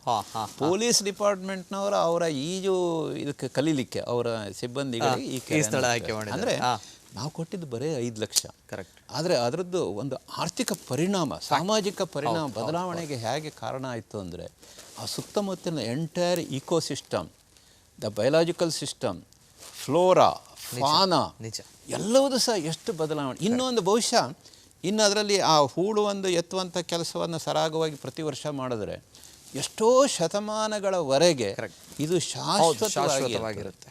ಯಾಕೆ? ಊರಿನವರ ಒಂದು ಭಾಗಿದಾರಿಕೆಯಿಂದ ಕರ್ನಾಟಕ ಬ್ಯಾಂಕು ಒಂದು ಆರ್ಥಿಕವಾಗಿ ಸಹಾಯ, ನಮಗೊಂದು ಅವಕಾಶ. ಹಾಗಾಗಿ ಈ ಎಲ್ಲ ಕ್ಷೇತ್ರದ, ಅದು ವಿದ್ಯಾಕ್ಷೇತ್ರ ಇರ್ಬೋದು, ಸಾಮಾಜಿಕವಾಗಿ ಈ ಥರದ್ದೇ ಇರ್ಬೋದು, ಮತ್ತೊಂದು ಮೂರನೇದು ಇದು ನಮ್ಮ ಆರೋಗ್ಯ ಕ್ಷೇತ್ರ. ಈ 3 ಕ್ಷೇತ್ರಗಳು, ವಿದ್ಯಾಕ್ಷೇತ್ರ, ನಮ್ಮ ಎನ್ವಿರಾನ್ಮೆಂಟಲ್ಲು ಹಾಗೂ ಆರೋಗ್ಯ ಕ್ಷೇತ್ರ, ಹೆಲ್ತ್, ಈ ದೃಷ್ಟಿನಲ್ಲಿ ನಾವು ಪ್ರಾಮುಖ್ಯತೆಯನ್ನು ಕೊಡ್ತಾ ಎಲ್ಲ ಕಡೆಯನ್ನು ಸಹ ಮಾಡ್ತಾಯಿದ್ವಿ. ಈಗ ಇಲ್ಲಿ ಮಂಗಳೂರಿನಲ್ಲಿ ವೆನ್ಲಾಕ್ ಹಾಸ್ಪಿಟಲ್ನಿಂದ ಹಿಡಿದು ಎಸ್ ಪ್ರತಿಯೊಂದು ಕ್ಷೇತ್ರದಲ್ಲೂ ಸಹ ಈಗ ಮೊನ್ನೆ ಕೋವಿಡ್ ಸಮಯದಲ್ಲಿ ಎಲ್ಲೆಲ್ಲಿ ನಮ್ಮಿಂದ ಏನೇನು ಮಾಡ್ಲಿಕ್ಕೆ ಅದು ಕೋವಿಡ್ ಕಿಟ್ಟಿಂದ ಹಿಡಿದು ಯಾಕೆಂದರೆ ಅದೆಲ್ಲವೂ ಸಹ ನಮ್ಮ ಜವಾಬ್ದಾರಿ ಅಂತ ತಿಳ್ಕೊಂಡು ನಾವು ಮಾಡ್ತಾ ಇದ್ದೀವಿ. ಆರ್ಥಿಕ ಪುನಶ್ಚೇತನ ಜೊತೆಗೆ ಆರ್ಥಿಕ ವ್ಯವಹಾರದ ವಿಚಾರಗಳ ಜೊತೆಗೆ CSR ಆಕ್ಟಿವಿಟೀಸ್ ಜೊತೆಗೆ ಕರ್ನಾಟಕ ಬ್ಯಾಂಕ್ ಅಂತ ಬಂದಾಗ ಸದಾ ಸಾಮಾಜಿಕ ಕಳಕಳಿಯುಳ್ಳಂತಹ ಬ್ಯಾಂಕ್ ಇದು. ಈ ಒಂದು ವಿಚಾರದಲ್ಲಿ ನಾವು ಅಭಿನಂದನೆಗಳನ್ನು ಸಲ್ಲಿಸಬೇಕು ಸರ್. ಜೊತೆಗೆ ಕರ್ನಾಟಕ ಬ್ಯಾಂಕ್ನ MD CEO ಜೊತೆ ನಾನು ಮಾತನಾಡ್ತಿದ್ದೀನಿ ಅಂತ ಬಂದಾಗ ಈ ಪ್ರಶ್ನೆ ನಾನು ಕೇಳಲೇಬೇಕಾಗುತ್ತೆ. ಎಲ್ಲ ಯುವಕರ ಪರವಾಗಿ ಈ ಪ್ರಶ್ನೆಯನ್ನು ನಾನು ಕೇಳ್ತೇನೆ. ಯುವಕ ಯುವತಿಯರು ಏನೋ ಒಂದು ಜೀವನದಲ್ಲಿ ಸಾಧನೆ ಮಾಡಬೇಕು, ಅದರಲ್ಲೂ ಕೂಡ ಬ್ಯಾಂಕಿಂಗ್ ಕ್ಷೇತ್ರ ಈಗ ಬೆಳೀತಾ ಇರುವಂತಹ ಕ್ಷೇತ್ರ ಬ್ಯಾಂಕಿಂಗ್ ಕ್ಷೇತ್ರ. ಪ್ರತಿಯೊಬ್ಬ ಯುವಕ ಯುವತಿಯರಲ್ಲಿ ಒಂದು ಕನಸಿದೆ, ಬ್ಯಾಂಕಿಂಗ್ ಕೆಲಸಕ್ಕೆ ಸೇರಬೇಕು, ಬ್ಯಾಂಕ್ ಜಾಬ್ಗೆ ಸೇರಬೇಕು ಅನ್ನೋಂಥದ್ದು. ಆದರೆ ಬ್ಯಾಂಕ್ ಜಾಬ್ಗೆ ಸೇರುವಂಥದ್ದು ಇದೀಗ ಕಬ್ಬಿಣದ ಕಡಲೆಕಾಯಿ ಅನ್ನೋದು. ಬ್ಯಾಂಕಿಂಗ್ ಕ್ಷೇತ್ರದಲ್ಲಿ ಸಾಧನೆ ಬಿಡಿ, ಬ್ಯಾಂಕ್ ಜಾಬ್ಗೆ ಹೋಗುವಂಥದ್ದೇ ಕಬ್ಬಿಣದ ಕಡಲೆಕಾಯಿ. ಯಾಕಂದರೆ ಕಾಂಪಿಟೇಟಿವ್ ಎಕ್ಸಾಮ್ಸ್ಗಳು ಬರುತ್ತೆ, ಸೊ ಅದರಲ್ಲಿ ಪಾಸ್ ಆಗಬೇಕು, ಅದೇ ಕಷ್ಟದ ವಿಚಾರ. ಹೇಗೆ ಸರ್, ಏನು ಹೇಳ್ತೀರಾ ಅನೇಕ ಯುವಕ ಯುವತಿಯರಿಗೆ? ಕಬ್ಬಿಣದ ಕಡಲೆ ಖಂಡಿತವಾಗಿ ಇಲ್ಲ, ಖಂಡಿತ ಅಲ್ಲ. ಯಾಕೆಂದ್ರೆ ನಾನೇ ಉದಾಹರಣೆ, ನಾನೇನು ಬ್ಯಾಂಕಿಂಗ್ ಕ್ವಾಲಿಫಿಕೇಶನ್ ಏನೂ ಇಲ್ಲ, ನಾನು ಓದಿದ್ದೇ ಬೇರೆ, ಬ್ಯಾಂಕಿಗೆ ಬಂದಿದ್ದೇ ಬೇರೆ. ಈಗ ಅನೇಕ ಯುವಕರು ಹೇಳ್ತಾರೆ ಬಹಳ ಕಷ್ಟ ಇಲ್ಲ ಇಲ್ಲ ಅಂದ್ರೆ ಸ್ವಲ್ಪ ಸಿದ್ಧತೆ ಬೇಕು. ಇವತ್ತೇನಾಗುತ್ತೆ ಅಂದ್ರೆ there is an orderly arrangement. ನಿಮಗೆ ರಿಟರ್ನ್ ಟೆಸ್ಟ್ ಆಗಬೇಕು, ನಂತರ ಇಂಟರ್ವ್ಯೂ ಆಗಬೇಕು. ಸೊ ರಿಟರ್ನ್ ಟೆಸ್ಟಿಗೆ ನೀವು ಸ್ವಲ್ಪ ಸಿದ್ಧತೆ ಮಾಡ್ಕೋಬೇಕು. ಓಕೆ. ಸೊ ಇವತ್ತು ಅದಕ್ಕೆ ಬೇಕಾಗುವಂಥ ಪುಸ್ತಕಗಳು ಸುಮಾರು ಇದ್ದಾವೆ, ಕಾಂಪಿಟೇಟಿವ್ ಎಕ್ಸಾಮ್ಸ್ ಅದ್ರ ಬಗ್ಗೆ. ಮತ್ತು ಇವತ್ತು ಏನಾಗಿದೆ ಅಂದರೆ ಈ ದೈನಂದಿನ ದಿನಪತ್ರಿಕೆಗಳನ್ನು ಓದುವಂಥ ಒಂದು ಪ್ರವೃತ್ತಿಯೇ ಹೋಗಿದೆ. ಈಗ ನಾನು ಯಾರ ಹತ್ರ ಈಗ ಓಕೆ ಅವರು ಬ್ಯಾಂಕಿಂಗ್ ಎಕ್ಸಾಮಿಗೆ ಸೇರಬೇಕು ಅಂತ ಹೇಳ್ತಾರೆ ಅಂತ ಹೇಳ್ಕೊಂಡು, ಬ್ಯಾಂಕಿಂಗ್ ಸೆಕ್ಟರ್ನ ರೆಗ್ಯುಲೇಟರ್ ಯಾರು ಅಂತ ಕೇಳಿದ್ರೆ ಅವರಿಗೆ ರಿಸರ್ವ್ ಬ್ಯಾಂಕ್ ಆಫ್ ಇಂಡಿಯಾ ಅಂತ ಹೇಳುವಷ್ಟರ ಮಟ್ಟಿಗೂ ಸಹ ಗೊತ್ತಿರೋದಿಲ್ಲ. ರಿಸರ್ವ್ ಬ್ಯಾಂಕ್ ಆಫ್ ಇಂಡಿಯಾದ ಗವರ್ನರ್ ಯಾರು ಅಂತ ಒಂದು ಇದೆಲ್ಲ ಜನಸಾಮಾನ್ಯ ತಿಳುವಳಿಕೆ ಇರುವಂಥ ಕಾಮನ್ ಸೆನ್ಸ್ ಅಂತ ಹೇಳ್ತಾರಲ್ಲ. ಹಾಗಾಗಿ ಈ ದಿನಪತ್ರಿಕೆಗಳನ್ನೆಲ್ಲ ಚೆನ್ನಾಗಿ ಓದ್ತಾ ಇದ್ದರೆ ಮತ್ತು ಬ್ಯಾಂಕಿಂಗ್ಗೆ ಸಂಬಂಧಪಟ್ಟಂಥ ಆ ಒಂದು ಈ ನಮ್ಮ ಈ ಪ್ರಿಪರೇಷನ್ ಮಾಡುವಂಥ ಪುಸ್ತಕಗಳು ಕೆಲವು ಸಿಗುತ್ತೆ, ಅದ್ರ ಬಗ್ಗೆ ಎಲ್ಲ ಇದ್ದರೆ ಖಂಡಿತವಾಗಿಯೂ ಸಹ ಎಕ್ಸಾಮ್ ಪಾಸ್ ಮಾಡಲಿಕ್ಕೆ ಆಗ್ತದೆ. ಮತ್ತು ರಿಟರ್ನ್ ಟೆಸ್ಟು ಅಷ್ಟೇ, ಇದು ರಿಟರ್ನ್ ಟೆಸ್ಟ್ ಖಂಡಿತವಾಗಿ ಪಾಸ್ ಮಾಡ್ಬೋದು, ಏನೂ ಕಷ್ಟ ಇಲ್ಲ. ಆಮೇಲೆ ಇಂಟರ್ವ್ಯೂ ಅಷ್ಟೇ, ಇಂಟರ್ವ್ಯೂ ಫೇಸ್ ಮಾಡುವಾಗ it is an art. Okay. ನೀವು ಹೇಗೋ ಹೋಗಿ ಏನೋ ಹೇಳಿ ಬಂದು ನಾನು ಬ್ಯಾಂಕಿಂಗ್ ಸೇರ್ಕೋಬೇಕು ಅಂದ್ರೆ ಆಗೋದಿಲ್ಲ, ಅದಕ್ಕೂ ಸಹ ಸ್ವಲ್ಪ ಸಿದ್ಧತೆ ಬೇಕು. ಸೊ ಇಂಟರ್ವ್ಯೂ ಫೇಸ್ ಮಾಡುವಂಥದ್ದು, how you are facing and structuring your answer. ಈಗ ನಿಮಗೆ ಆನ್ಸರ್ ಗೊತ್ತಿರುತ್ತೆ ಎಷ್ಟೋ ಸರ್ತಿ, ಆದರೆ ಆ ಉತ್ತರವನ್ನು ಹೇಳಲಿಕ್ಕೆ ಸರಿಯಾದ ರೀತಿಯಲ್ಲಿ ಗೊತ್ತಿಲ್ಲದೆ ಇರಬಹುದು. ಅದಕ್ಕೆಲ್ಲ ಸ್ವಲ್ಪ ಸಿದ್ಧತೆ ಮಾಡಿಕೊಂಡ್ರೆ ಖಂಡಿತವಾಗಿಯೂ ಸಹ ಬ್ಯಾಂಕಿಂಗ್ಗೆ ಎಲ್ಲರೂ ಸಹ ಸೇರುವಂಥ ಒಂದು ಒಳ್ಳೆ ಅವಕಾಶ ಇರತಕ್ಕಂಥ ಒಂದು ಕ್ಷೇತ್ರ ಬ್ಯಾಂಕಿಂಗ್. ಬಹು ಬೇಡಿಕೆಯ ಕ್ಷೇತ್ರ ಇತ್ತೀಚಿನ ಕಾಲಘಟ್ಟದಲ್ಲಿ. ಆದ್ರೆ ಕಬ್ಬಿಣದ ಕಡಲೆಕಾಯಿ ಅಂತ ಹೇಳ್ತಾರೆ, ಆಗಲ್ಲಪ್ಪ ಅನ್ನೋದು ಬಹಳ ಕಷ್ಟ ಆಗಿದೆ ಈಗ ಬ್ಯಾಂಕಿಂಗ್ಗೆ ಹೋಗುವಂಥದ್ದು ಅನ್ನುವಂಥದ್ದು. ಇಲ್ಲ ಅಂತ ಹೇಳ್ತಾರೆ ಸರ್? ಖಂಡಿತ ಅಲ್ಲ. ಓಕೆ, ಒಂದು ಸಜೆಷನ್ ಕೊಡುವಂಥದ್ದು ಹೇಳಿದ್ರೆ ಯುವಕರಿಗೆ ಕಿವಿ ಮಾತು. ಕನಸು ಕಾಣಬೇಕು, ಆ ಕನಸನ್ನು ನನಸು ಮಾಡುವಂಥ ಪರಿಶ್ರಮ ನಮ್ಮಲ್ಲಿ ಬೇಕು. ನಾವು ಬರೇ ಕನಸು ಕಾಣ್ತೇವೆ, ಆ ಕನಸಿನಿಂದನೇ ನಂದು ಕನಸು ನನಸಾಗುತ್ತೆ ಅಂದರೆ ಅದು ಆಗೋದಿಲ್ಲ. ಕನಸನ್ನು ನನಸಾಗಬೇಕಾದ್ರೆ ಪರಿಶ್ರಮ ಬೇಕು. ಬ್ಯಾಂಕಿಂಗ್ ಕ್ಷೇತ್ರವೂ ಸಹ ಅದಕ್ಕೆ ಹೊರತಲ್ಲ. ಹಾಗಾಗಿ ಬ್ಯಾಂಕಿಂಗ್ ಕ್ಷೇತ್ರ ನನ್ನ ತಿಳಿದ ಮಟ್ಟಿಗೆ ಬಹಳ ಸುಲಭ. ಬ್ಯಾಂಕ್ ಅಧಿಕಾರಿ ಆಗುವಂಥದ್ದು ಅಥವಾ ಬ್ಯಾಂಕ್ ಉದ್ಯೋಗಿ ಆಗುವಂಥದ್ದು ಬೇರೆ ಕ್ಷೇತ್ರಗಳಿಗೆ, ಈಗ ಉದಾಹರಣೆ ನೀವು ಆರ್ಮಿಗೆ ಸೇರಬೇಕು ಅಂದರೆ ಪರಿಶ್ರಮ ಬೇಕು, ಅಂದರೆ ಇದು ದೈಹಿಕ ಪರಿಶ್ರಮ. ಇಲ್ಲಿ ಹಾಗೇನಿಲ್ಲ, ಸ್ವಲ್ಪ ತಲೆ ಉಪಯೋಗಿಸ್ಕೊಂಡ್ರೆ ಎಲ್ಲ ಅದೇ ಕಷ್ಟ ಆಗ್ತಾ ಇದೆ ಅಂತ ಹೇಳ್ತಾ ಇದ್ದಾರೆ ಜನರು ಈಗ ಯುವಕರು. ಜೊತೆಗೆ ಸರ್, ಮಹಾಬಲೇಶ್ವರ ಸರ್, ಈಗ MD CEO ಆಗಿದ್ದೀರಾ ಅಂತ ಬಂದಾಗ, ಈ ಹಿಂದೆ ತಾವು ಕರ್ನಾಟಕ ಬ್ಯಾಂಕಿಗೆ ಜಾಯ್ನ್ ಆದಾಗ ಒಂದು AG ಮಾಡಿ ಜಾಯ್ನ್ ಆದ ಸಂದರ್ಭಗಳಲ್ಲಿ ಈ ಸಂದರ್ಭ ನೋಡಿದಾಗ, ಈ ಜರ್ನಿಯನ್ನು ನೋಡಿದಾಗ ಅನ್ಕೊಂಡಿದ್ರೆ ಸರ್ ನಾನು ಈ ಟಾಪ್ ಮೋಸ್ಟ್ ಪೊಸಿಷನಲ್ಲಿ ನಾನು ಇರ್ತೀನಿ ಅನ್ನುವಂಥದ್ದು, ನಾನು ಈ ಸಾಧನೆಯನ್ನು ಮಾಡ್ತೀನಿ, ನಾನು ಈ ಸಿಚುವೇಶನಲ್ಲಿ ಇರ್ತೀನಿ ಅನ್ನೋದು ತಾವು ಅನ್ಕೊಂಡಿದ್ರೆ? ಖಂಡಿತ ಇಲ್ಲ. That is destiny. ಓಕೆ. ಆದರೆ ಬ್ಯಾಂಕಿಗೆ ಸೇರಿದಾಗ ಸುಮಾರು 1 ವರ್ಷ 2 ವರ್ಷ ಬ್ಯಾಂಕಿನ ಎಲ್ಲ ಒಂದು ಆಗುಹೋಗುಗಳನ್ನು, ಬ್ಯಾಂಕಿನ ಕಾರ್ಯಚಟುವಟಿಕೆಗಳನ್ನು ಗಮನಿಸಿದಾಗ ಎಲ್ಲೋ ಒಂದು ಮನಸ್ಸಿನಲ್ಲಿ ನಾನು ರಿಟೈರ್ ಆಗುವಾಗ ಅಟ್ಲೀಸ್ಟ್ ಬ್ಯಾಂಕಿನ ಜನರಲ್ ಮ್ಯಾನೇಜರ್ ಆ ಕ್ಯಾಟಗರಿವರೆಗಾದರೂ ಒಂದು ಹೋಗಬೇಕು, ಆ ಥರ ಇದ್ದರೆ ನಂದು ಒಂದು ಕೆಲಸ, ನನ್ನ ಒಂದು ಈ ಬ್ಯಾಂಕಿನ ಜರ್ನಿ ಸಾರ್ಥಕ ಅಂತ ಎಲ್ಲೋ ಒಂದು ಮನಸ್ಸಿನಲ್ಲಿ ಇತ್ತು ಅಂತ ಈಗ ಅನ್ನಿಸ್ತಾ ಇದೆ. That was what I was aiming. ಅಲ್ಲಿಂದ ಮುಂದಿಂದ ಏನಾಗುತ್ತೆ ಅಂದರೆ, ಈಗ ಬೇರೆ ವ್ಯಕ್ತಿ ಅವನು MD and CEO ಆಗಬೇಕು ಅಂತ ಒಂದು ಯೋಚನೆ ಇದ್ದರೂ ಸಹ, ಆ ರೀತಿಯ ಆಸೆ ಆಕಾಂಕ್ಷೆಗಳು ಇದ್ದರೂ ಸಹ, ಇಡೀ 8,500 ಸಿಬ್ಬಂದಿಯಲ್ಲಿ ಒಬ್ಬರು ಮಾತ್ರ ಆಗಲಿಕ್ಕೆ ಸಾಧ್ಯ. ಅದಕ್ಕೆ ನಾನು ಹೇಳಿದ್ದು, ನಿಮ್ಮ ಯೋಗ್ಯತೆಯನ್ನು ನೀವು ಸಂಪಾದಿಸಿ, ಯೋಗ ಬಂದರೆ ಖಂಡಿತ ಆಗ್ತದೆ. 100%. Yes sir, yes sir. ಜೊತೆಗೆ ತಮ್ಮ ಕನಸಿದ್ದದ್ದು, ತಮ್ಮ ಒಂದು ಸಾರ್ಥಕತೆ ಜನರಲ್ ಮ್ಯಾನೇಜರ್. ಆದರೆ MD CEO ಆಗ್ತೀರಿ ಅಂತ ಬಂದಾಗ ಯಾವ ಒಂದು ತಮ್ಮಲ್ಲಿನ ಕ್ವಾಲಿಟಿ ತಮ್ಮನ್ನು ಅಲ್ಲಿ ಬಂದು ನಿಲ್ಲಿಸಿದೆ? ಅದು ಬಹುಶಃ ಆವಾಗಿನ ನಮ್ಮ ಬೋರ್ಡ್ ಆಫ್ ಡೈರೆಕ್ಟರ್ಸ್ ಹಾಗೂ ಆಗ ನಮ್ಮ ಬ್ಯಾಂಕಿನ ಅಧ್ಯಕ್ಷರಾದಂಥ ಜಯರಾಮ್ ಭಟ್ ಅವರು ನನ್ನಲ್ಲಿ ಕೆಲವು ಗುಣಗಳನ್ನು ಗಮನಿಸಿ, ಈ ವ್ಯಕ್ತಿ ಬಹುಶಃ ಮುಂದೆ ಬ್ಯಾಂಕಿನ ನೇತೃತ್ವವನ್ನು ವಹಿಸಲಿಕ್ಕೆ ಸಮರ್ಥ ಆಗಿದ್ದೇನೆ ಅಂಥೇಳಿ ಅವರು ಗುರುತಿಸಿರ್ಬೋದು. ನಂದೇನಿಲ್ಲ ಅದರಲ್ಲಿ. ಸೊ ಅವರು ಗುರುತಿಸಿ ಈ ಜವಾಬ್ದಾರಿಯನ್ನು ಕೊಟ್ಟಿದ್ದಾರೆ. ಈ ಜವಾಬ್ದಾರಿಯನ್ನು ನಿರ್ವಹಿಸಲಿಕ್ಕೆ ಈತ ಯೋಗ್ಯ ಅಂತ ಅವರು ನನ್ನನ್ನು ಅಸೆಸ್ ಮಾಡಿದ್ರಿಂದ ಅವರ ಒಂದು ಅಪೇಕ್ಷೆಗೆ ತಕ್ಕಂತೆ ನಾನು ಕಾರ್ಯನಿರ್ವಹಿಸಲೇಬೇಕು. ನಾನು ಮೊದಲೇ ಹೇಳಿದೆ, ನನ್ನ ಛಾತಿ ಹೇಗೆಂದರೆ, ಯಾರು ನನ್ನಿಂದ ಏನು ಯಾವ ರೀತಿಯ ಮಟ್ಟದ ಒಂದು ಅಪೇಕ್ಷೆಯನ್ನು ಇಟ್ಕೊಳ್ತಾರೋ ಕೆಲಸದಲ್ಲೂ, ಅವರ ಅಪೇಕ್ಷೆಗೆ ಮೀರಿ ಕೆಲಸ ಮಾಡುವಂಥ ಒಂದು ಛಾತಿ ಉಳ್ಳವನು ನಾನು. ದೇವರ ದಯದಿಂದ ಅದೇ ಮಟ್ಟದಲ್ಲಿ MD and CEO ಆಗಿಯೂ ಸಹ ಕಾರ್ಯನಿರ್ವಹಿಸಲಿಕ್ಕೆ ಅನುಕೂಲ ಆಯಿತು. ಅವರು ನಮ್ಮ ಮೇಲೆ ಇಟ್ಟಿರ್ತಕ್ಕಂಥ ವಿಶ್ವಾಸಕ್ಕೆ ನಾನು ಸದಾ ಚಿರಋಣಿ. ಯಾವಾಗಲೂ ಸಹ ಜಯರಾಮ್ ಭಟ್ ಅವರನ್ನು, ಹಾಗೂ ಹಿಂದೆ ಇದ್ದಂಥ ಅನಂತಕೃಷ್ಣ ಅವರನ್ನು, ಅದರ ಹಿಂದೆ ಇರ್ತಕ್ಕಂಥ MS ಕೃಷ್ಣ ಭಟ್, ಇವರೆಲ್ಲರೂ ಸಹ ಬ್ಯಾಂಕನ್ನು ಭಾಳ ಚೆನ್ನಾಗಿ ನಡೆಸಿದವರು. ಆಯಾ ಕಾಲಘಟ್ಟದಲ್ಲಿ ಏನೇನು ಸಮಸ್ಯೆಗಳಿತ್ತು ಆ ಎಲ್ಲ ಸಮಸ್ಯೆಗಳನ್ನು ಸಹ ಭಾರಿ ಒಂದು ಯಶಸ್ವಿಯಾಗಿ ನಿರ್ವಹಿಸಿ ಬ್ಯಾಂಕನ್ನು ಈ ಸ್ಥಿತಿಗೆ ತಂದವರು. ಅದೇ ಹಂತದಲ್ಲಿ ಅವರು ತೋರಿಸಿದಂಥ ಮಾರ್ಗದಲ್ಲೇ ನಾನು ನಡ್ಕೊಂಡು ಬಂದಿರೋದ್ರಿಂದ ಇವತ್ತು ಈ ಥರ ಮಾಡಬೇಕಾಗುತ್ತೆ. ಮಹಾಬಲೇಶ್ವರ್ ಅವರು ಈ ಬ್ಯಾಂಕಿಂಗ್ ಸೆಕ್ಟರ್ನಲ್ಲಿ ಇಲ್ಲದೆ ಇರ್ತಾ ಇದ್ರೆ, MD CEO ಆಗದೆ ಇರ್ತಾ ಇದ್ರೆ ಎಲ್ಲಿ ಇರ್ತಾ ಇದ್ರು? ಖಂಡಿತವಾಗಿಯೂ ನಾನು ಯೂನಿವರ್ಸಿಟಿಯಲ್ಲಿ ಇರ್ತೀನಿ. MSc AG ಆದಮೇಲೆ PhD ಮಾಡಬೇಕು ಅಂಥೇಳಿ ಅಪ್ಲಿಕೇಶನ್ ತರಿಸಿ ಅಪ್ಲಿಕೇಶನನ್ನು ಫಿಲಪ್ ಮಾಡಿ ಇಟ್ಟಿದ್ದೆ. So I would have become doctor Mahabaleshwar. ಮತ್ತು ಯೂನಿವರ್ಸಿಟಿಯಲ್ಲಿ ಪ್ರೊಫೆಸರ್ ಆಗಿರ್ತಿದ್ನೋ ಏನೋ ಆಗಿರ್ತಿದ್ದೆ. ಬ್ಯಾಂಕಿಂಗ್ ಅಲ್ಲದಿದ್ರೆ ಖಂಡಿತವಾಗಿಯೂ ಅಗ್ರಿಕಲ್ಚರ್ ಯೂನಿವರ್ಸಿಟಿ ಅಲ್ಲಿರ್ತಾ ಇದ್ದೆ ನಾನು. ಓಕೆ ಬ್ಯಾಂಕಿಂಗ್ ಅಲ್ಲ ಅಂತ ಹೇಳಿದ್ರೆ ಡಾಕ್ಟರ್ ಆಗ್ತಾ ಇದ್ರಿ ಇಷ್ಟೊತ್ತಲ್ಲಿ. Yes sir, doctor Mahabaleshwar sir. Yes sir, doctorate Mahabaleshwar sir. ಜೊತೆಗೆ ಈಗ ಸರ್, ಈ 4 ದಶಕಗಳ ಅನುಭವ ಇರುವಂಥದ್ದು ತಮಗೆ ಬ್ಯಾಂಕಿಂಗ್ ಕ್ಷೇತ್ರದಲ್ಲಿ ಅತ್ಯದ್ಭುತವಾಗಿರುವಂಥ ಅನುಭವ. ಆ ಅನುಭವ, ಆ ಒಂದು ಶ್ರದ್ಧೆ, ಪ್ರಾಮಾಣಿಕತೆ ತಮ್ಮನ್ನು ಈ ಸ್ಥಾನಮಾನದಲ್ಲಿ ತಂದು ನಿಲ್ಲಿಸಿದೆ ಸರ್. ಒಂದ್ಸಲ ಈ 4 ದಶಕದ ಒಂದು ಜರ್ನಿಯನ್ನು ತಾವು ಹಿಂತಿರುಗಿ ನೋಡಿದಾಗ ಏನೆಲ್ಲ ಪ್ರಮುಖವಾಗಿ ಕಾಣಲಿಕ್ಕೆ ಸಿಗುತ್ತೆ ಸರ್ ಈ ಸಂದರ್ಭ?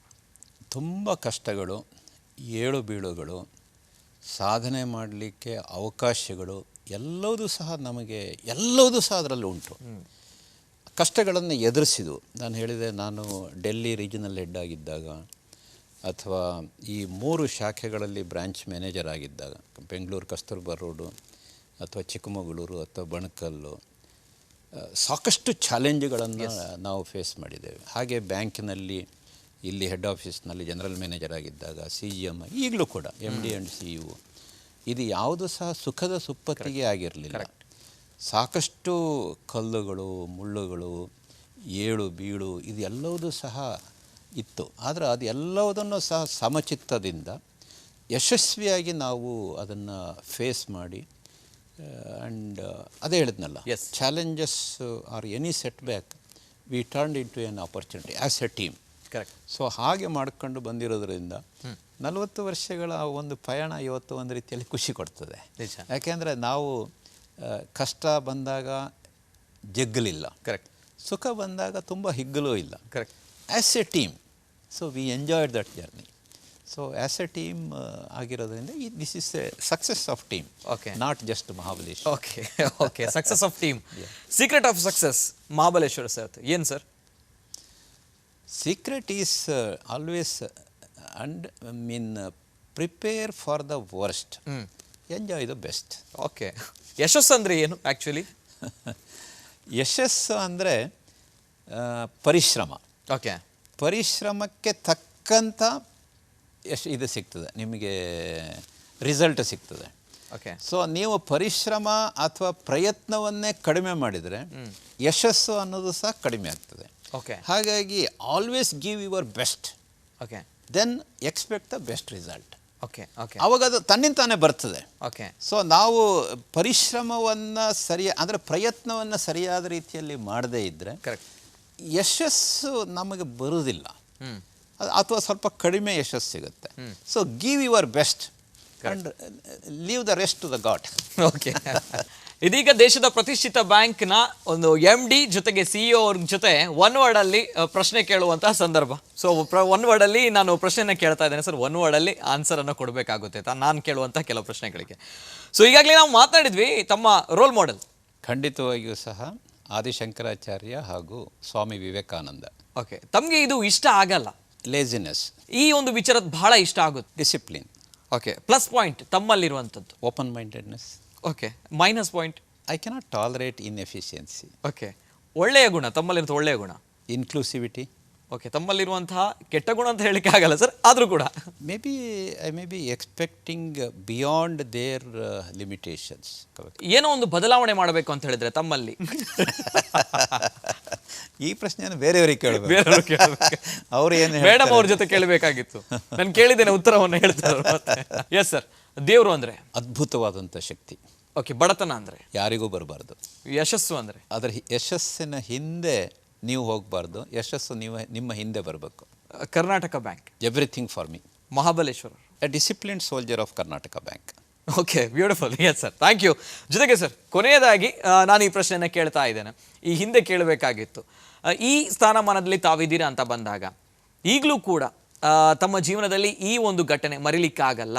ಸೋಲು ನೋವನ್ನು ಅನುಭವಿಸಿದಂಥ ಘಟನೆಗಳು ತುಂಬ ಇದ್ದಾವೆ. ಆದರೆ ನಾನು ಜೀವನದಲ್ಲಿ ಅಳವಡಿಸಿಕೊಂಡಂಥ ಒಂದು ಸೂತ್ರ ಅಂದರೆ, ಈ ರೀತಿಯ ಸೋಲು ನೋವುಗಳನ್ನು ಆದಷ್ಟು ಮರಿಬೇಕು. ಅದನ್ನು ಯಾವಾಗಲೂ ಸಹ ಮನಸ್ಸಿನಲ್ಲಿ ಇಟ್ಕೊಳ್ಬಾರ್ದು.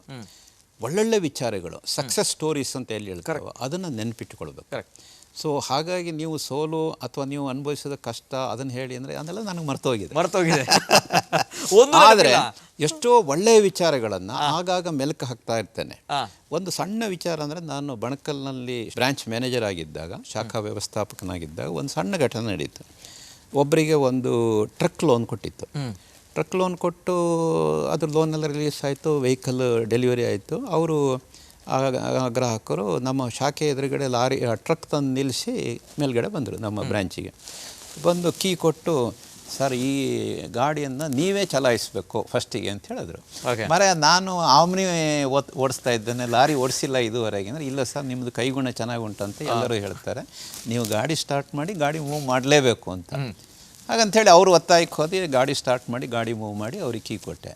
ಅವರ ಮನಸ್ಸಿನಲ್ಲಿ ಮುಖದಲ್ಲಿ ಎಷ್ಟು ಒಂದು ಖುಷಿ ಇತ್ತು ಅಂದರೆ, ನಾನು ಏನು ಆ ಸಾಲ ಒಂದು 8 ಲಕ್ಷ 10 ಲಕ್ಷನ ಕೊಟ್ಟಿರ್ಬೋದು, ಎಷ್ಟೋ ಕೋಟಿಗಟ್ಟಲೆ ಸಾಲ ಕೊಟ್ಟು ಅದು ಅವರ ಜೀವನದಲ್ಲಿ ಬದಲಾವಣೆ ತಂದಂಥ ಒಂದು ಭಾವನೆ ಅವ್ರ ಮುಖದಲ್ಲಿತ್ತು.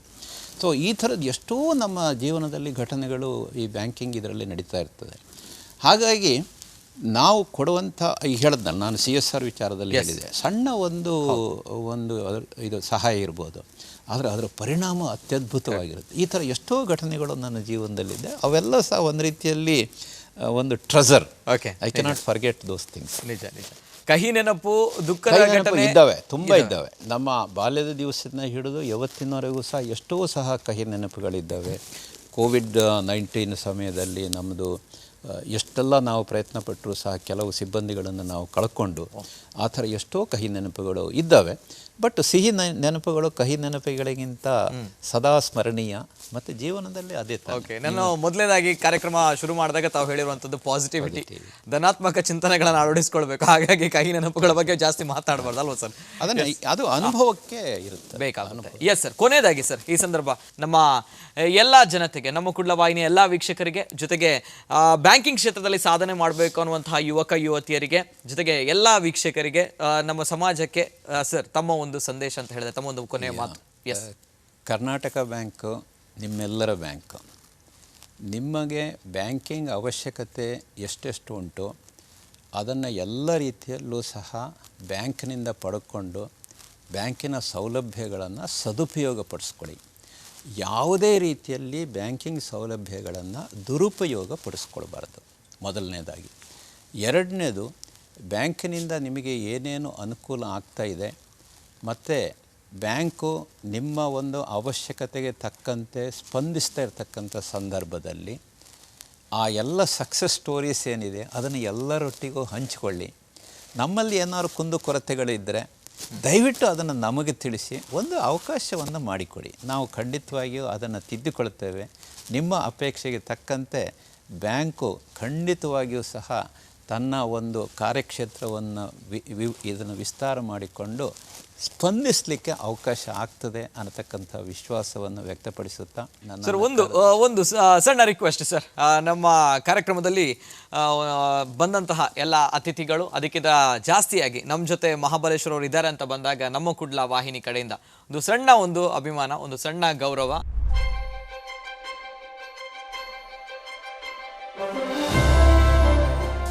ದೇಶದ ಪ್ರತಿಷ್ಠಿತ ಬ್ಯಾಂಕ್, ದೇಶದ ಅಗ್ರಗಣ್ಯ ಬ್ಯಾಂಕ್ಗಳಲ್ಲಿ ಒಂದಾಗಿರುವಂತಹ ಕರ್ನಾಟಕ ಬ್ಯಾಂಕ್, ಈ ಕರ್ನಾಟಕ ಬ್ಯಾಂಕ್ನ MD CEO ಇವತ್ತಿನ ನಮ್ಮ ಕುಡ್ಲ ವಾಹಿನಿಯ ನಮ್ಮ ಕುಡ್ಲ ಹೀರೋಸ್ ಕಾರ್ಯಕ್ರಮದಲ್ಲಿ ನಮ್ಮ ಜೊತೆ ಇವತ್ತಿನ ಕಾರ್ಯಕ್ರಮದಲ್ಲಿದ್ದಾರೆ. ಹಾಗಾಗಿ ನಮ್ಮ ಕುಡ್ಲ ವಾಹಿನಿ ಕಡೆಯಿಂದ ಒಂದು ಅಭಿಮಾನ, ಇದು ಸಣ್ಣ ಒಂದು ನೆನಪಿನ ಕಾಣಿಕೆ, ಗೌರವ. ಯಾಕಂದ್ರೆ ಹಲವಾರು ಜನರು, ನೂರಾರು ಜನರು, ಸಾವಿರಾರು ಜನರು ಅವರ ಮುಖದಲ್ಲಿ ಒಂದು ನಗು ಕೊಟ್ಟಿದ್ದೀರಾ, ಜೊತೆಗೆ ಸಾವಿರಾರು ಜನರ ಮನೆಯ ಒಂದು ದೀಪವನ್ನು ಬೆಳಗಿಸಿದ್ದೀರಾ. ಹಾಗಾಗಿ ದೀಪದ ಒಂದು ನೆನಪಿನ ಕಾಣಿಕೆ ಸರ್.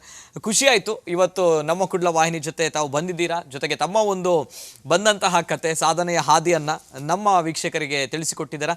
ಇವೆಲ್ಲದರ ಜೊತೆ ತಾವು ಕಳಿಸಿದವರು ಅಂದರೆ ನಮ್ಮ ಮಲೆನಾಡಿನವರು, ಕರಾವಳಿಯವರು, ಬಾರಿ ಪೊರ್ಲುಡು ತುಳು ಪಾತಿರೋರು ನನಗೆ ಗೊತ್ತು ಸರ್. ಸೊ ಈಗ ಓಡಾದ ದೆಬ್ಬಡಾಗ ಎಂಕ್ಲೆಗ್ಲೊಂಜಿ ಪೆರ್ಮೆದ ವಿಷಯ, ದೇಶದ ಪ್ರತಿಷ್ಠಿತ ಬ್ಯಾಂಕ್ ಕರ್ನಾಟಕ ಬ್ಯಾಂಕ್ದ MD CEO ನಮ್ಮ ತುಳುತಾರು ಪಂಡ್ರೆ ಎಂಕ್ಲೆ ಖುಷಿ ಆಪುಂಡು ಸರ್. ನಮ್ಮ ಮಾತೆರೆಗಳೊಂಜಿ ತುಳುಟ್ಟು ಬಾರಿ ಪೊರ್ಲುದ ಸಂದೇಶ. ಮಹಾಬಲೇಶ್ವರ ಸರ್ ತುಳು ಪಾತಿರನ ತೂಪನೆ ಬಾರಿ ರೇರ್, ಬಾರಿ ಖುಷಿತ ವಿಚಾರ ದಾವನ್ ಪಡ್ ಸರ್. ಅಂಚದಾಲ ಇಜ್ಜಿ ಪಂಡ ನಮ್ಮ ದಕ್ಷಿಣ ಕನ್ನಡದ ಹೆಮ್ಮೆ ನಮ್ಮ ಕುಡ್ಲ ಅಂದು ಪಂಡ್ರ ಎಂಕು ಭಾಳ ಖುಷಿ ಆಪುಂಡು.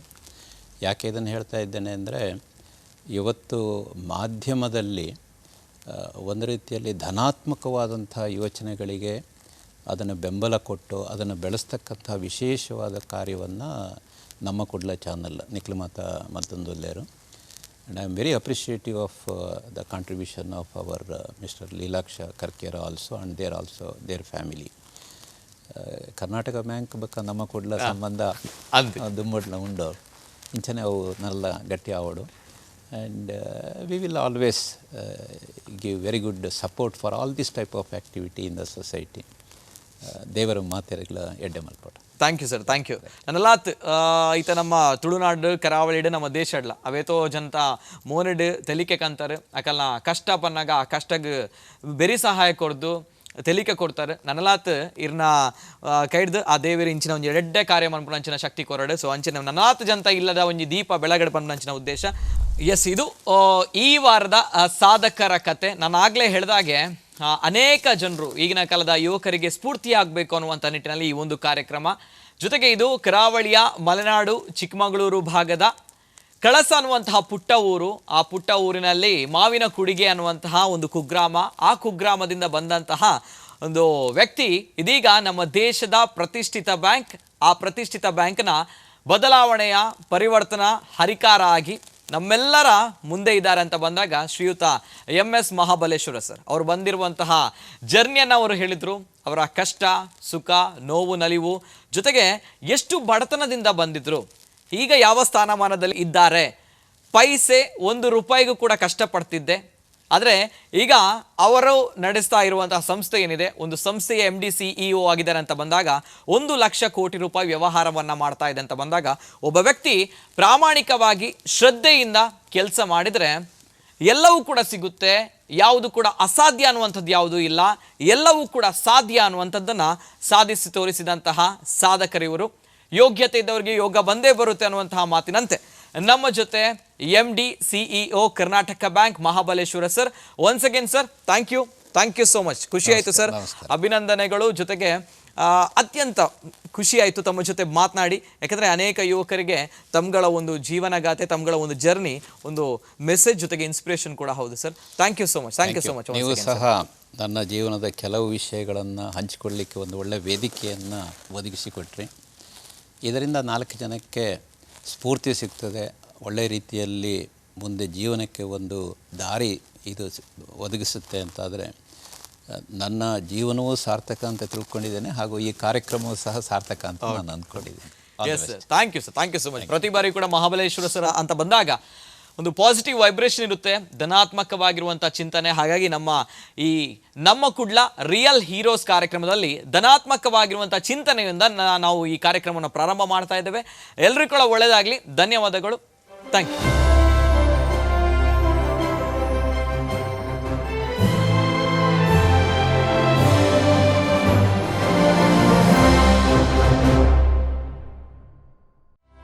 This program is sponsored by T&C, number 1 brand in coastal Karnataka. Co-sponsored by Badr Al Sama Medical Center, Farvania, Kuwait. Prabhat Silk, Mudabidre. Bhaumik Ethnic Wear, RXM Naturals. CAD Solar System.